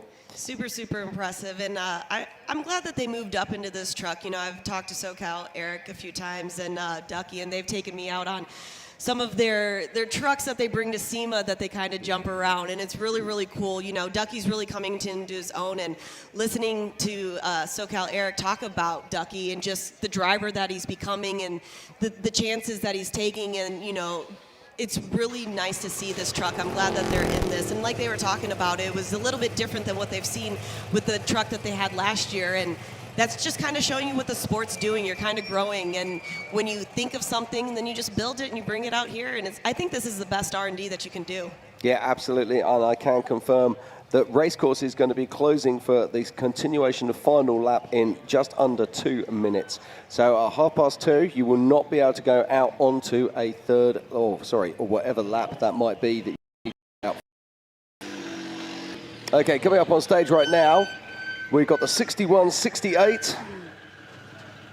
And this is Chad Woodruff. Now, this is an interesting car because this is in our T2 class, but it's not running an LS3 motor. But we'll let Pam find out more about that. 18th overall and 12th in class is Chad Woodruff. Take it away, Pam. Thank you, Jim. Chad Woodruff right here at the finish line. I want to talk to you because your vehicle sounds a little more interesting than everybody else's out here. I mean, it doesn't have that rumble to the engine. So let us know what's under your hood. This truck, we're running the Ford motor, the 6-cylinder 3.5 EcoBoost, and it does pretty good. Well, it sounds good. It's just different than what we're used to. Oh, it sounds a lot different than what we're used to. Just real, when you're under the RPMs, it's really loud in the cab. Okay, well, I got to tell you, I mean, your truck still looks good. I mean, no issues out there. I mean, you look like you could go do another 300 miles. Oh, I don't know if I could do another 300 miles, but the truck could probably do another 1,000. It was rough. I mean, the last lap, as the race went on, the holes just got bigger and bigger and rougher. And, our ADS shocks sucked them up, and our Maxxis tire kept us going up the sand dune, and we just stayed at it. So all in all, a good day for you. Oh, it was a wonderful day. One flat tire. I hit a giant boulder in the dust trying to get around to the truck behind us, and made a mistake. And they jump out at you. Oh, it came from nowhere. Well, congratulations on getting to the finish. Who all would you like to thank for getting you out here? Well, I need to thank my partner and co-driver, Dale Burns, my pit crew, Maxxis Tires makes it happen for us, ADS Shocks, Holly Off-Road, Bear Brakes, Simpson Race Products, Babbitt Ford, and King of the Hammers for putting on a good race. Well, welcome out here. Once again, here we are, though, at the finish line. Congratulations. Let's give it up for Chad Woodruff. Thank you very much, Pam. So Chad Woodruff is our 18th finisher and finishes 12th in class. One of the things I love, Tiff, about being at King of the Hammers, I'm looking out across here right now, and so many of the vehicles that have finished this race are parked up just off stage, including the winner, Christopher Voldi's car. And he stood over there talking to fans, having photos, doing autographs. That's really cool, isn't it? It is really cool, and that gives you a moment, especially if you're a fan or somebody that's just kind of watched this and it's your first time here on the lake bed, that you get up close and personal with some of your favorite drivers. You get to see the machines that they're driving, what they're working with, just the dynamics of it. And my favorite thing right now on Christopher's truck is the suspension. I just really like looking at that, and especially when you're watching it and watching drone shots, it just looks like it's flawless out there. Yeah, it's a massively impressive car. I mean, we keep talking about technology, and the technology just keeps getting better and better every single time.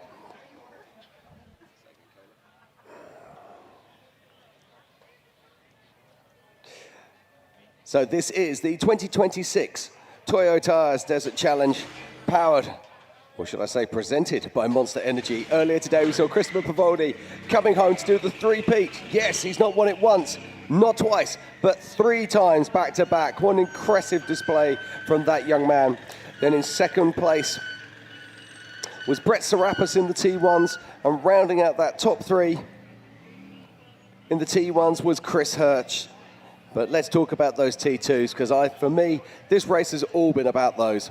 In second place overall, first in T2 was Ray Griffith. In second in T2 was Dustin Drabowski, and third was Justin Bean Smith. An incredible run from our T2 drivers there. I absolutely love seeing that. Like we keep talking about, seat time's a lot for everybody, but going to the T2s and just seeing what they've done, the handful of drivers that have won over there, like Grabowski, he knows what it takes to take that podium spot. So it's really cool to see the development. And like you said, the trucks are just getting a little bit better. They're getting faster. Drivers are getting better and getting faster. And I'm still, I'm a person that likes looking at times on stuff. So let's go back to Christopher Pavoldi right now. We've got 5 years, 4 different podiums that he's done. You know, last year he did this in about 5 hours. This year the course is a little bit different. He's doing it in 3 hours, 59 minutes, so subpar 4 hours, which none of us ever thought about what's going. So is it a true testament of how fast the trucks are getting, that he's knowing these great co-drivers, or is it an accumulation of everything, the truck, the driver, co-driver, speed, the course, the way it was laid out? For somebody that races as well, Jim, what do you think this, you know, the overall comes to it for Christopher Pavoordi? Well, his package at the moment is almost identical to the package that he raced here last year. But we keep saying about this, off-road racing is not the same. It changes every single time. The courses are different, the dirt is different, the weather is different. And this year, we've got some really lovely warm weather. Okay, we've got heavy dust. Last year, of course, we had that lovely, wet weather leading up to King of the Hammers, which meant we had less dust.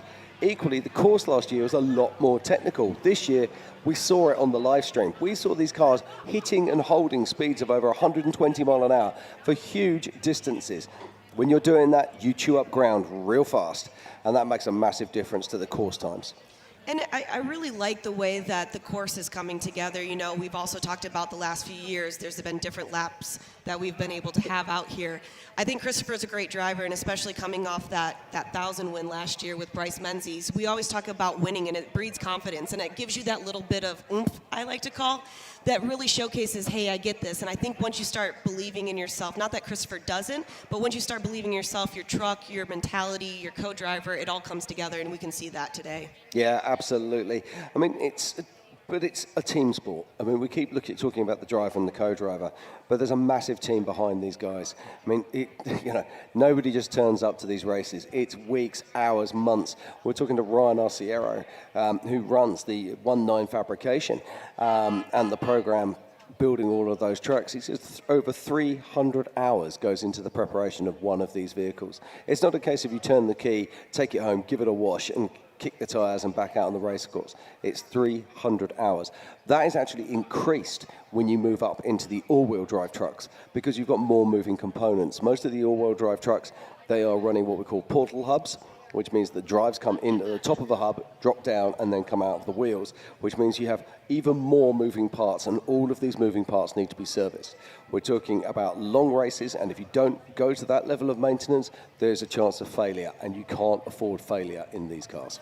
And going back to talking about the teams, especially, you know, out at remote pits, sometimes there's one, sometimes there's two, but they all have a plan. Everybody has a strategy going into that. Sometimes I like to talk to them, is this going to be a mandatory pit stop for you? Are you doing the splashes of fuel? Are you checking the tires? A lot of the times, like we saw like earlier with Christopher when he was stopped over there, it's about a 30, 45-second pit stop. That means splashes of fuel, changing maybe out some tires, re-racking that, and noticing what that is. It comes down to the seconds. You know, like earlier we were seeing 49 seconds separated 5th from 6th overall, and that could be your pit strategy. And sometimes they change. You know, you never know what's going to happen. Well, I think the big one is if we actually look at, you know, Dustin Grabowski, Justin Bean Smith, and Brady Fox. I mean, there was literally only a couple of minutes between them. In fact, seconds separating them after nearly 300 miles of racing. So one flat tire, it's game over. One mistake in the pits, it's game over. And these guys didn't have any problems out there today, and that just shows how incredibly close they are. Well, yeah, and then we also talk about what happens when you get a flat out there. So, just going to finish that thought there, but this is Neil Drickey, the 6116, crossing the line here, and he will be an official finisher at the 2026 Toyo Tires Desert Challenge presented by Monster Energy. So a nice run there from Neil. It's good to see 19th overall unofficially.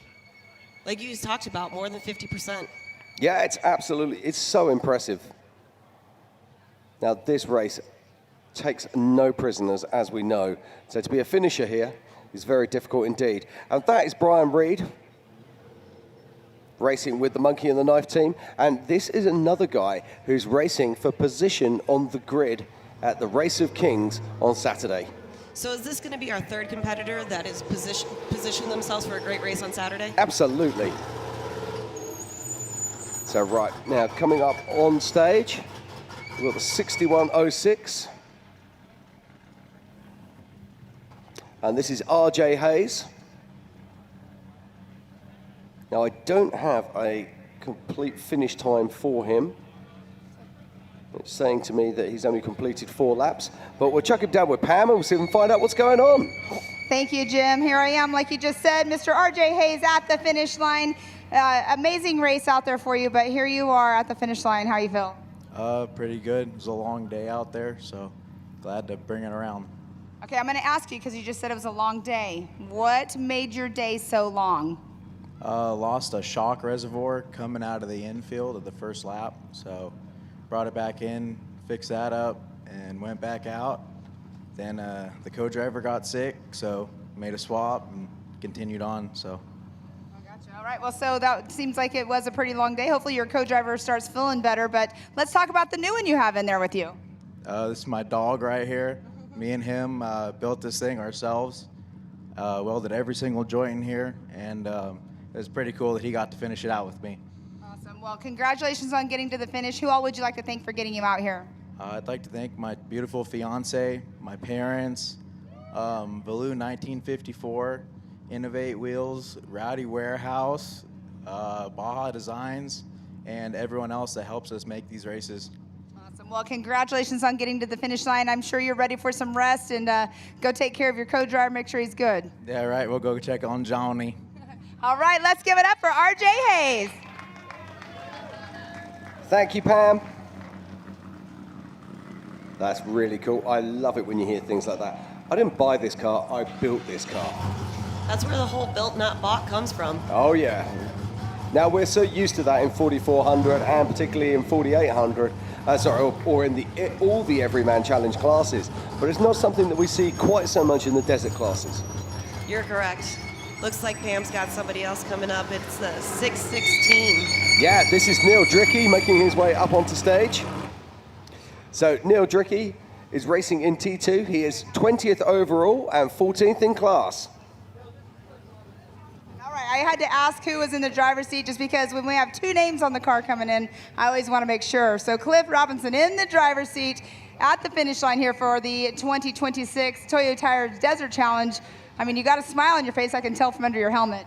Yeah, it was a rough day. We had a couple things not go as planned, and then I got a left front flat, and I went back to change it, and I'm like, damn, we're missing a tire. So being down a tire, I had to kind of like back it way off because I knew a finish is better than being out there trying to go fast with get a double flat. So I don't know, not our day today, but we didn't even know we were racing until about maybe Monday, and we decided, hey, let's go do this. So we're here.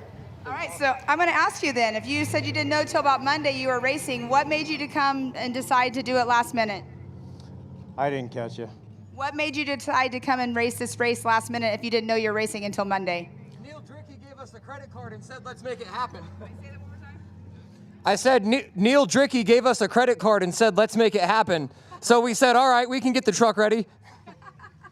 Yeah, it was a great thing for Gearworks, all of our sponsors really, Super Winch. I don't even have them right now. Toyo Tires, of course, right? Redline Oil. Baja Designs. Baja Designs. Dirty Life Wheels. Dirty Life Wheels, and pretty much you and all the volunteers being here and everybody helping us. Well, thank you guys for coming out and racing with us. Hopefully you guys come back next year and have a little more time to come out and do some pre-running and everything, so maybe it won't be so last minute. We'll be here. All right, well, congratulations. Let's give it up for Mr. Robinson. That's very cool. Now, I need a friend who phones me up and says, hey, here's my 6100 truck car, and here's my credit card. Go race it. I think that would be amazing. I would love to see that for you. I would love to see that for me as well. We need to get you in a T2. Sign me up. I'll be there. Especially with somebody else's credit card, too. Yeah, I think it's always best with someone else's credit card. So I think this is going to be Brian Reed coming up on stage now. So this is Brian with the Monkey with a Knife team. And they are finishing in 19th position overall and 13th in class. All right, thank you, Jim. Michael Mills in the driver's seat, Brian Reed over there in the co-driver's seat. I have to ask, did you guys swap or was this the plan the whole time? No, it was a plan. We let Brian do the first 2 laps, just let him go, and then I just managed the car in the last 3. You know, we were managing transmission taps the entire time. We had our hands tied behind, honestly had our hands tied behind our back today. So, I mean, it was fun. This trophy truck things, it's a lot different than our IFS car. You can go through a lot bigger holes.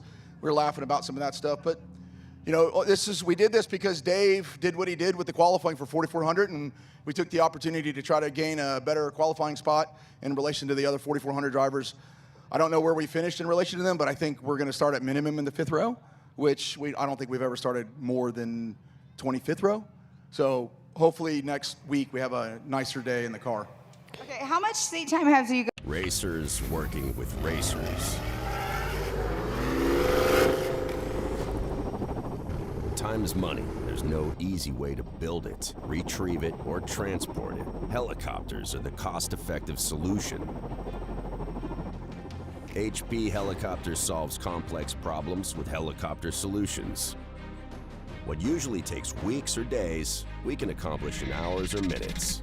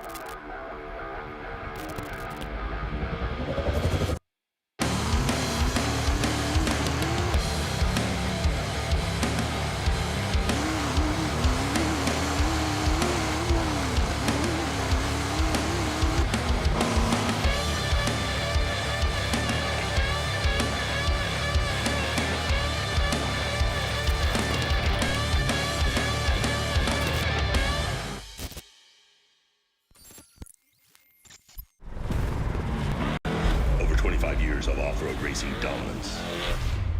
Proprietary patented race technology. Proudly made in the USA. Unparalleled customer service and support.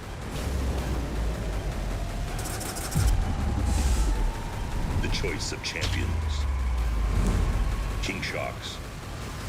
The leader in off-road shock technology.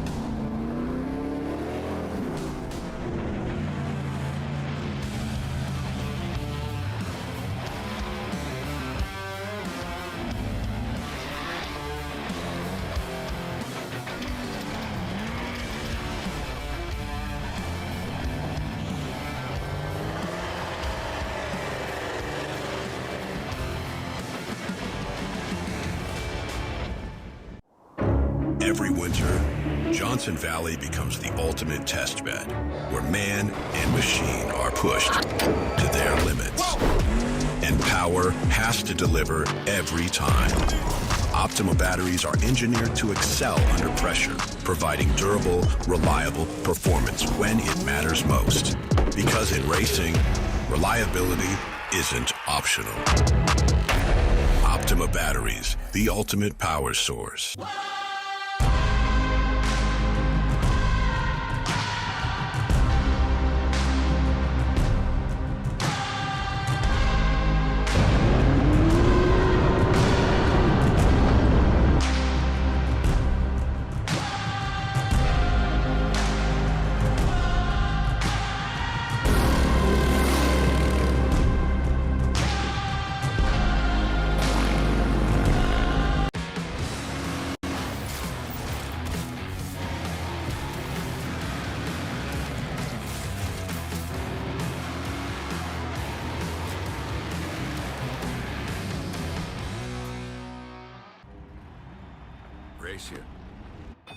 Race you on dirt, sand, snow.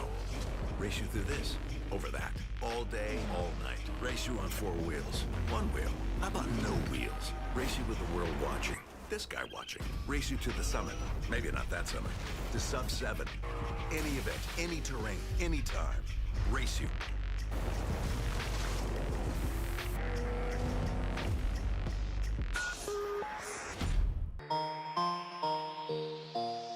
Pick it up, pick it up, pick it up, pick it up. You see the drip, yeah, I'm fitted up.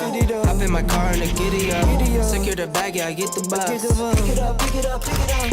You see the drip, yeah, I'm fitted up. Hop in my car and I giddy up. Secure the bag, yeah, I get the bus. Pick it up, pick it up, pick it up. You see the drip, yeah, I'm fitted up. Hop in my car and I giddy up. Secure the bag, yeah, I get the bus. Pick it up, pick it up, pick it up.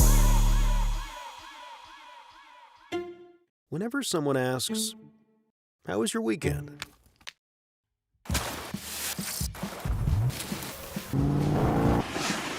Or, "What have you been up to?" Or just, "What's new?"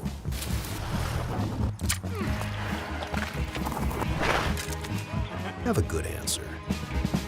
Just do what you love. Toyo Tires.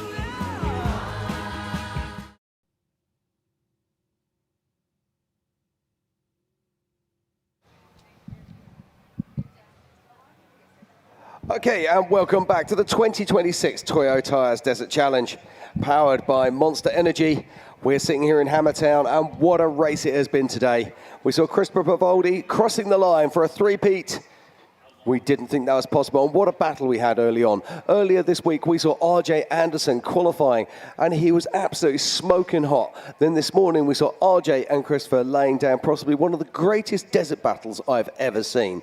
For the entire first lap, there was literally hundredths of a second separating them.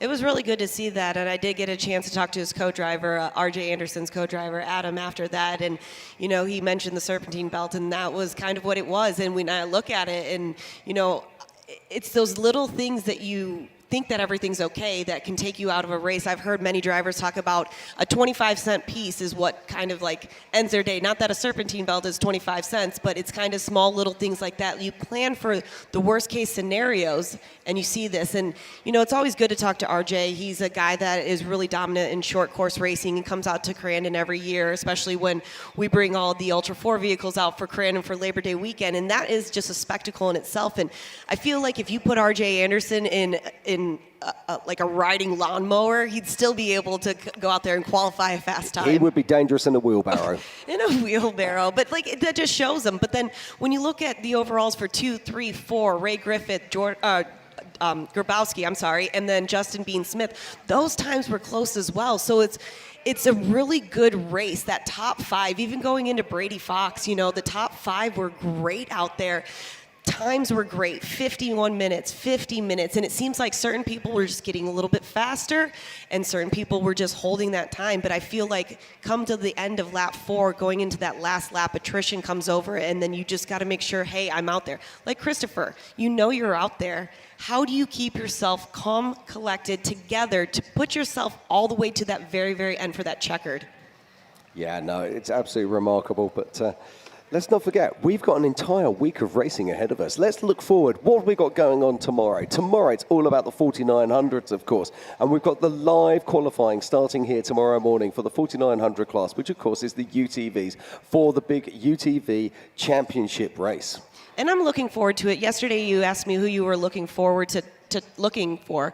Kyle Chaney is one of those people. Now, Kyle Chaney has done a back-to-back-to-back for the 4900s, and unfortunately last year he didn't get that, and I had a chance to talk to him earlier this year, and he said he's been prepping and working very, very hard. He did lose a little bit of time because of the Dakar race that he was at. Normally he's out here with his co-driver Terry Madden. They're going through the rocks, but for me, Kyle Chaney is a type of driver that he's not looking at the rock section that's the one, you know, right in front of him. He's looking at the rock section that's 4, 5, 6 movements later on. He is a driver that, you know, some of the cars were built the same that we seen last year between him and Miller towards the end. but the drive style between both of them is a little bit different. They're built the same, but you see Kyle Chaney, it's like a ballet type of movement over the rocks. He's very nimble when it comes to it, so Kyle's the one that I'm looking forward to. But then you still got the Greaves that come out all the time too. You know, short course, they're dominating out there. They know that, and they're always great out there. The first times that they came out here, they were like, hey, this is way different. We need to prep a little bit different than what we normally do. So there's a great drivers. All right, let's throw another few into the mix. So we've got Cody Miller, we've got Hunter Miller. Yeah. We've got Mitch Guthrie Jr. coming back for a return, straight back out for Dakar. We've got Brock Hager, who's going to be in a rock car this year. That's going to be special to see as well. Plus a whole host of other superstars. Do you know what? I think it's probably more difficult to win the UTV championship than it is to win the 4400 right now. There is that many talented drivers. And what's more is we're seeing more growth in that side, more new drivers, more new vehicles than we're actually seeing in 4400. Well, and I do love that. If you go back a few years, there was, you know, Mitch Guthrie Sr. He was a person that won multiple times. He knows what it was like to have all the rocks. And I think he obviously told Mitchie a little bit about that, but Mitch has grown into his own. Like, I no longer call him Mitch Guthrie Jr. It is Mitch Guthrie. That is the guy that's out there. He's been dominating as well, and it's really cool to see Mitch grow as a driver, and really, he's another person I think is super methodical when it comes to it, because with Dakar, obviously, you've got long rally stages, you've got sand. Throw some rocks in there, but still super methodical. Yeah, and we're just talking about the UTV race. In fact, in front of our stage right now is Nikolai. He's come all the way over from Italy, and they're going to be racing. I think they've got 2 cars racing this week. Yeah, they've got 2 cars racing. So that's going to be interesting to see. That they're going to be putting their mark on this race. But everything out there. Let's move forward. So we've done the Monday, we've got qualifying for that. We get to Tuesday, and we've got the qualifying for the Everyman's Challenge. 3 different classes. We've got the 4500. I've lost my mind completely. I'll bring it back someday.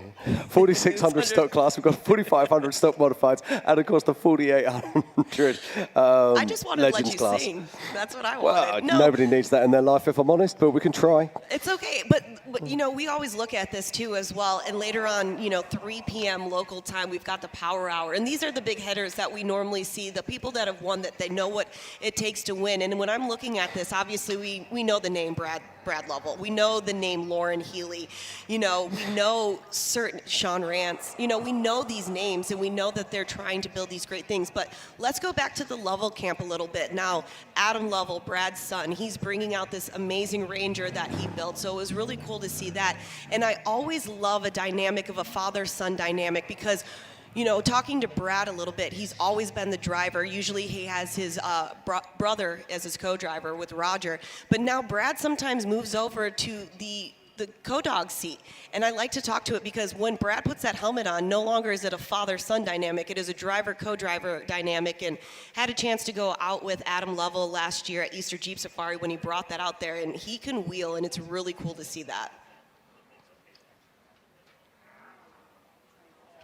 Yeah, it is, and I'm just looking here. It looks like we're going to see Erdmann. Is he going to make it? Now, this is going to be very close. We are on 14:56 at the moment, and course closes at 3 p.m. So he's just got a little bit over 3 minutes to get himself back into Hammertown. And he should just about do this. And he would be our last finisher here at the 2026 Toyo Tires Desert Challenge, presented by Monster Energy. He needs to just be standing on this a little bit. Now, we've been watching him racing all day. It's fair to say he's not the fastest driver on track, but he's out there, he's having fun, and he's enjoying himself. Yeah, but even though you're not the fastest, you're still almost about to finish this. And, you know, Jim, we always talk about that. Finishing this race especially is a lot, because it's 5 laps. Pam's been talking to all the drivers, and they keep saying that, you know, lap after lap, it just keeps getting a little bit rougher and rougher for them. So it's exciting to see if he's going to be able to make that within the time. Yeah, we've got around about 2.5 minutes, and he's just coming into the short course, so he should make it. I've got butterflies in my stomach for him.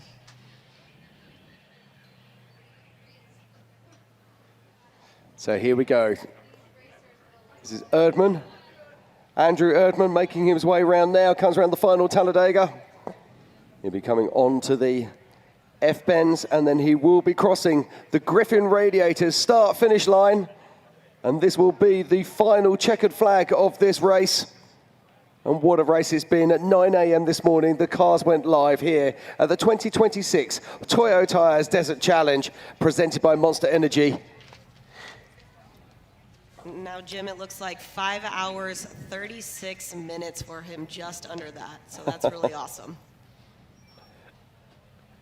I've never been in that position, but I would be so bummed out if I missed that finish just by like the minute over. And I don't know what that's like. I've never been in the driver's seat, but that would be very heartbreaking for me. Very, very heartbreaking. I was very fortunate back in 2014 to literally cross the line in 13 hours and 58 minutes. Wow. Yeah, 2 minutes before cutoff. Trust me, you don't want to do that. Prep, all that work, all those notes, just to miss it by a minute. No, I didn't miss it, thankfully. We was 2 minutes in, but by God word, it was a little bit close. So what we're going to do is we're going to get him up on stage in a minute.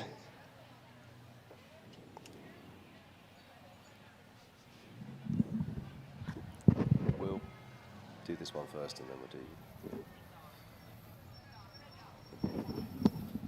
So Pam is on stage, and we'll get Andrew Herdman up on stage right now. He's unofficially 21st overall and 15th in class.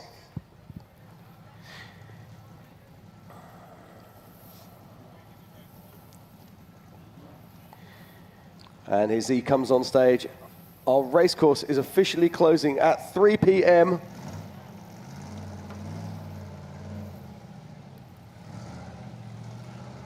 Plus adjusted time, of course.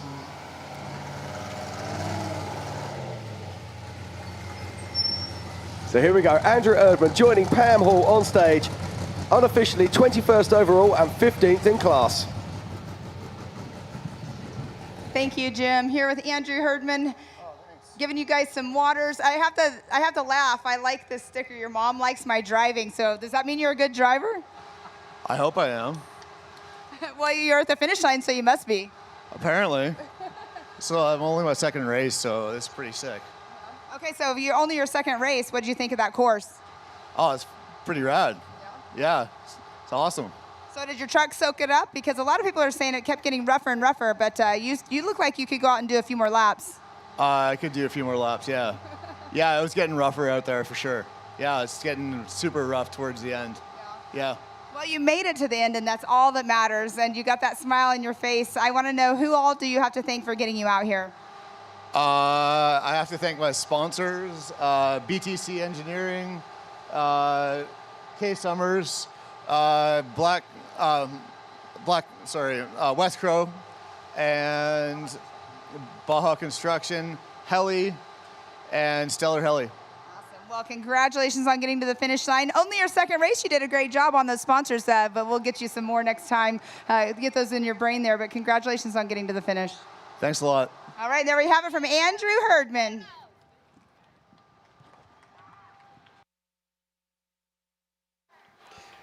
Thank you very much, Pam. And it does look like that Andrew Erdman is our final finisher here at the 2026 Toyo Tires Desert Challenge presented by Monster Energy. Now, it's been a fantastic day of racing so far, but we've got somebody joining us in the booth right now who's going to close out this race, and that is none other than Ben Napier, our race director here at Hammer King. Ben, welcome to the booth. G'day, Jim. How are you going, mate? Oh, very well indeed. What a race, mate. What a race. What an epic day. And it started out fast and flowing, and by the sound of it, it just turned brutal out there. The guys were saying that third, fourth, and especially the fifth lap, the course was just so torn up. It was pushing them to their limits. It was indeed, mate. And now, you've got some news for us, haven't you? You've got some news about the awards and when that's going to take place, and about the official results. You've also got some news for us about this new initiative that you and Dave Cole have come up with, where people racing in this race can qualify for the Race of Kings. Absolutely, Jim. So we go through a big process when the race finishes. Actually, throughout the race, we're reviewing VCPs. And so let's just, for everybody understands that, VCP is a virtual checkpoint. So it doesn't actually exist on the ground, but it exists in your GPS. And when you pass that point, you have to pass within 150 feet, yes. But it lights up on your GPS so and tells you you've got it. So the competitors see it. It's not hidden. They know where it is. They know that they've hit it or not hit it. And it's important they hit the VCPs. Yeah. So we can check that. We've been checking that throughout the day. And There's been very few VCP issues. We do have a couple in T1 in the lower parts of the podium and sort of top 5. So we can talk about that in a second.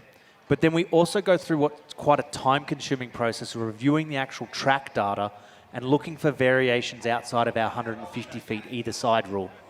So the guys have been working on that since the vehicle's finished. We download the data out of the tracker, access it, review it, and I can say now that for Christopher Povardi, we've reviewed his tracker. He has no issues and no VCP penalties. So right now we can say officially that Christopher Povardi is a 3-repeat champion. Absolutely, and we'll celebrate that at 4 o'clock at the awards. Fantastic, that's great news. And then second overall, first in T2, Ray Griffith. We've reviewed his track as well. Again, clean track, clean VCPs. So he is the winner of that class and second overall.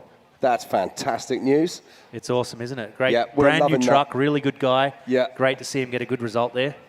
Yeah, that T2 class was so incredibly competitive, literally seconds dividing them after 300 plus miles. Absolutely. So we've reviewed all that as well.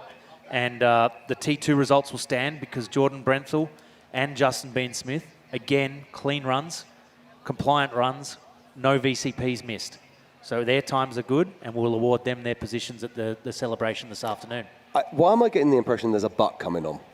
So in the T1s, we do have a couple of VCPs, and because actually so many T2s finished before the T1s got here, we validated those ones first. We're working through that. We hope within the next little while we'll be able to lock in the podium there. But there are a couple of missed VCPs by a few people in that top 5 outside of first place.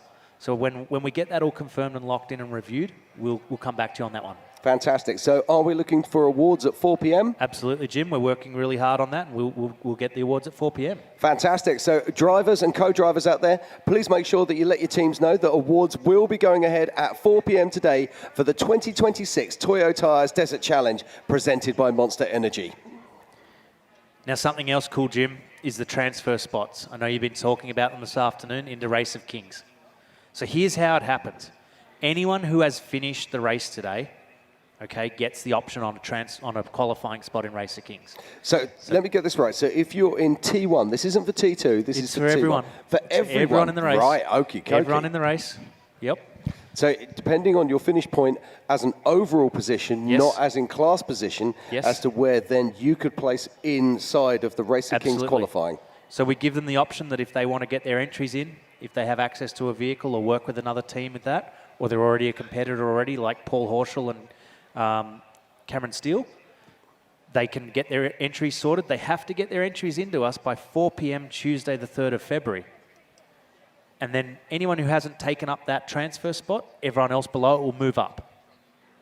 Wow, I get you. So, for example, I'm just going to do this very quickly. Let's say I am a Brett Serapis, Yes. okay? Could I suddenly become best friends with Shannon Campbell and Shannon have my place? I reckon there's going to be a lot of these drivers hanging around at the Gomez camp tonight because I think there's a fair few cars up there. Fantastic. Anyone who's looking to sell an Ultra 4 vehicle on the lake bed, I'd be coming to the prize giving this afternoon and maybe cash in one of those big checks for a car. Right, well, hold that thought for a minute. We're going to pass this down to Pam now. Pam's got some special people on stage. So, Pam, take it away. Thank you, Jim. Last night we did our awards for our 1450 class. We had a little bit of a change up throughout the evening, but right now, Mark Ackenbach, here we are at the podiums. You also have a $2,500 check from PRP for the PRP 1450 Rush. But Mark, I mean, getting this position, it was kind of a surprise to you. Absolutely. I was stoked just to finish and not wreck my truck, let alone podium. I was already back home, and I got the notification that I got bumped up to first. So a little 2-hour drive back, and I'm here, but it's totally worth it to go home with some hardware. Well, And a check, yeah. Well, that's awesome. You came all the way back here. Good thing you didn't live on the other side of the country. Yeah, seriously. Or on the other side of the world. Yep. Well, congratulations. Stoked for you, and welcome back here to Hammertown. Are you going to stick around for a while now that you're back? Maybe. I got to work tomorrow, so.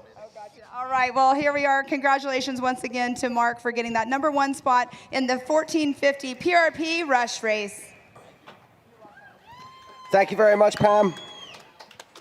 And I can tell you now that racecourse is officially closed for the 2026 Toyo Tires Desert Challenge presented by Monster Energy. Of course, there is adjusted time for anybody else who is out there, but officially it So we've is got a now couple more closed. minutes, Jim, for the last adjusted time guys to come in. Yeah, and I'm just looking here to see if there's anybody out there that might finish, and I really don't think there will be.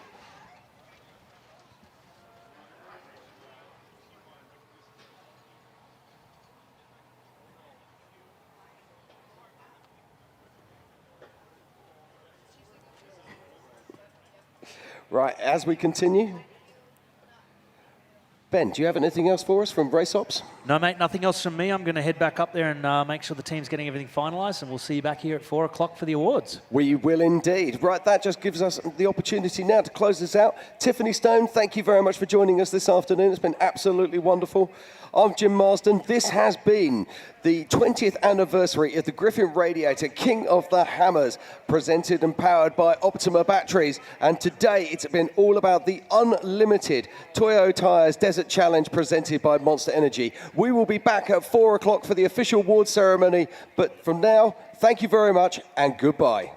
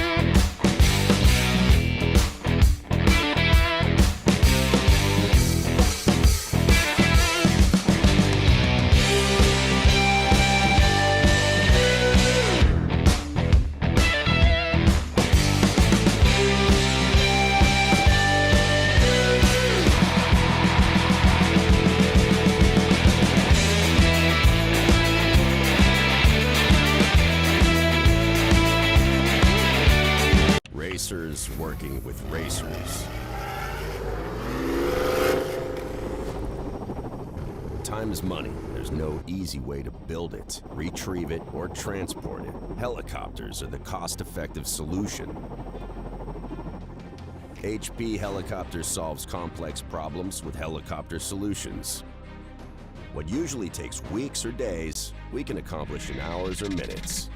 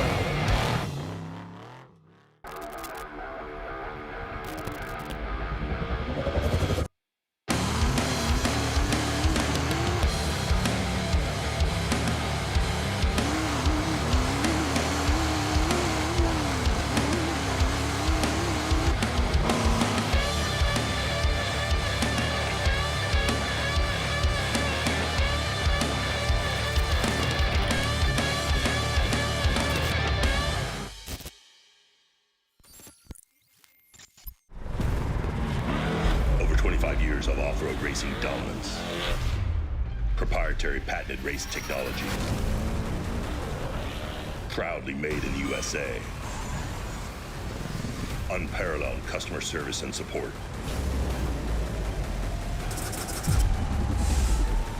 The choice of champions. King Shocks. The leader in off-road shock technology.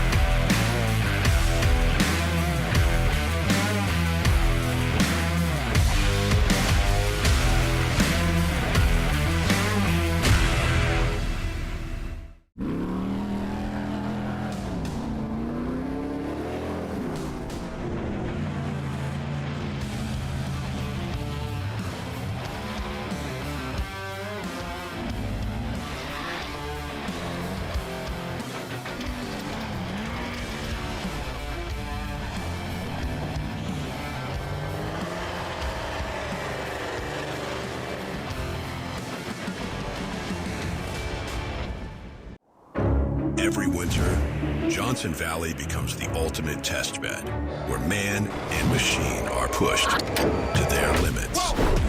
And power has to deliver every time. Optima batteries are engineered to excel under pressure, providing durable, reliable performance when it matters most. Because in racing, reliability isn't optional. Optima batteries, the ultimate power source.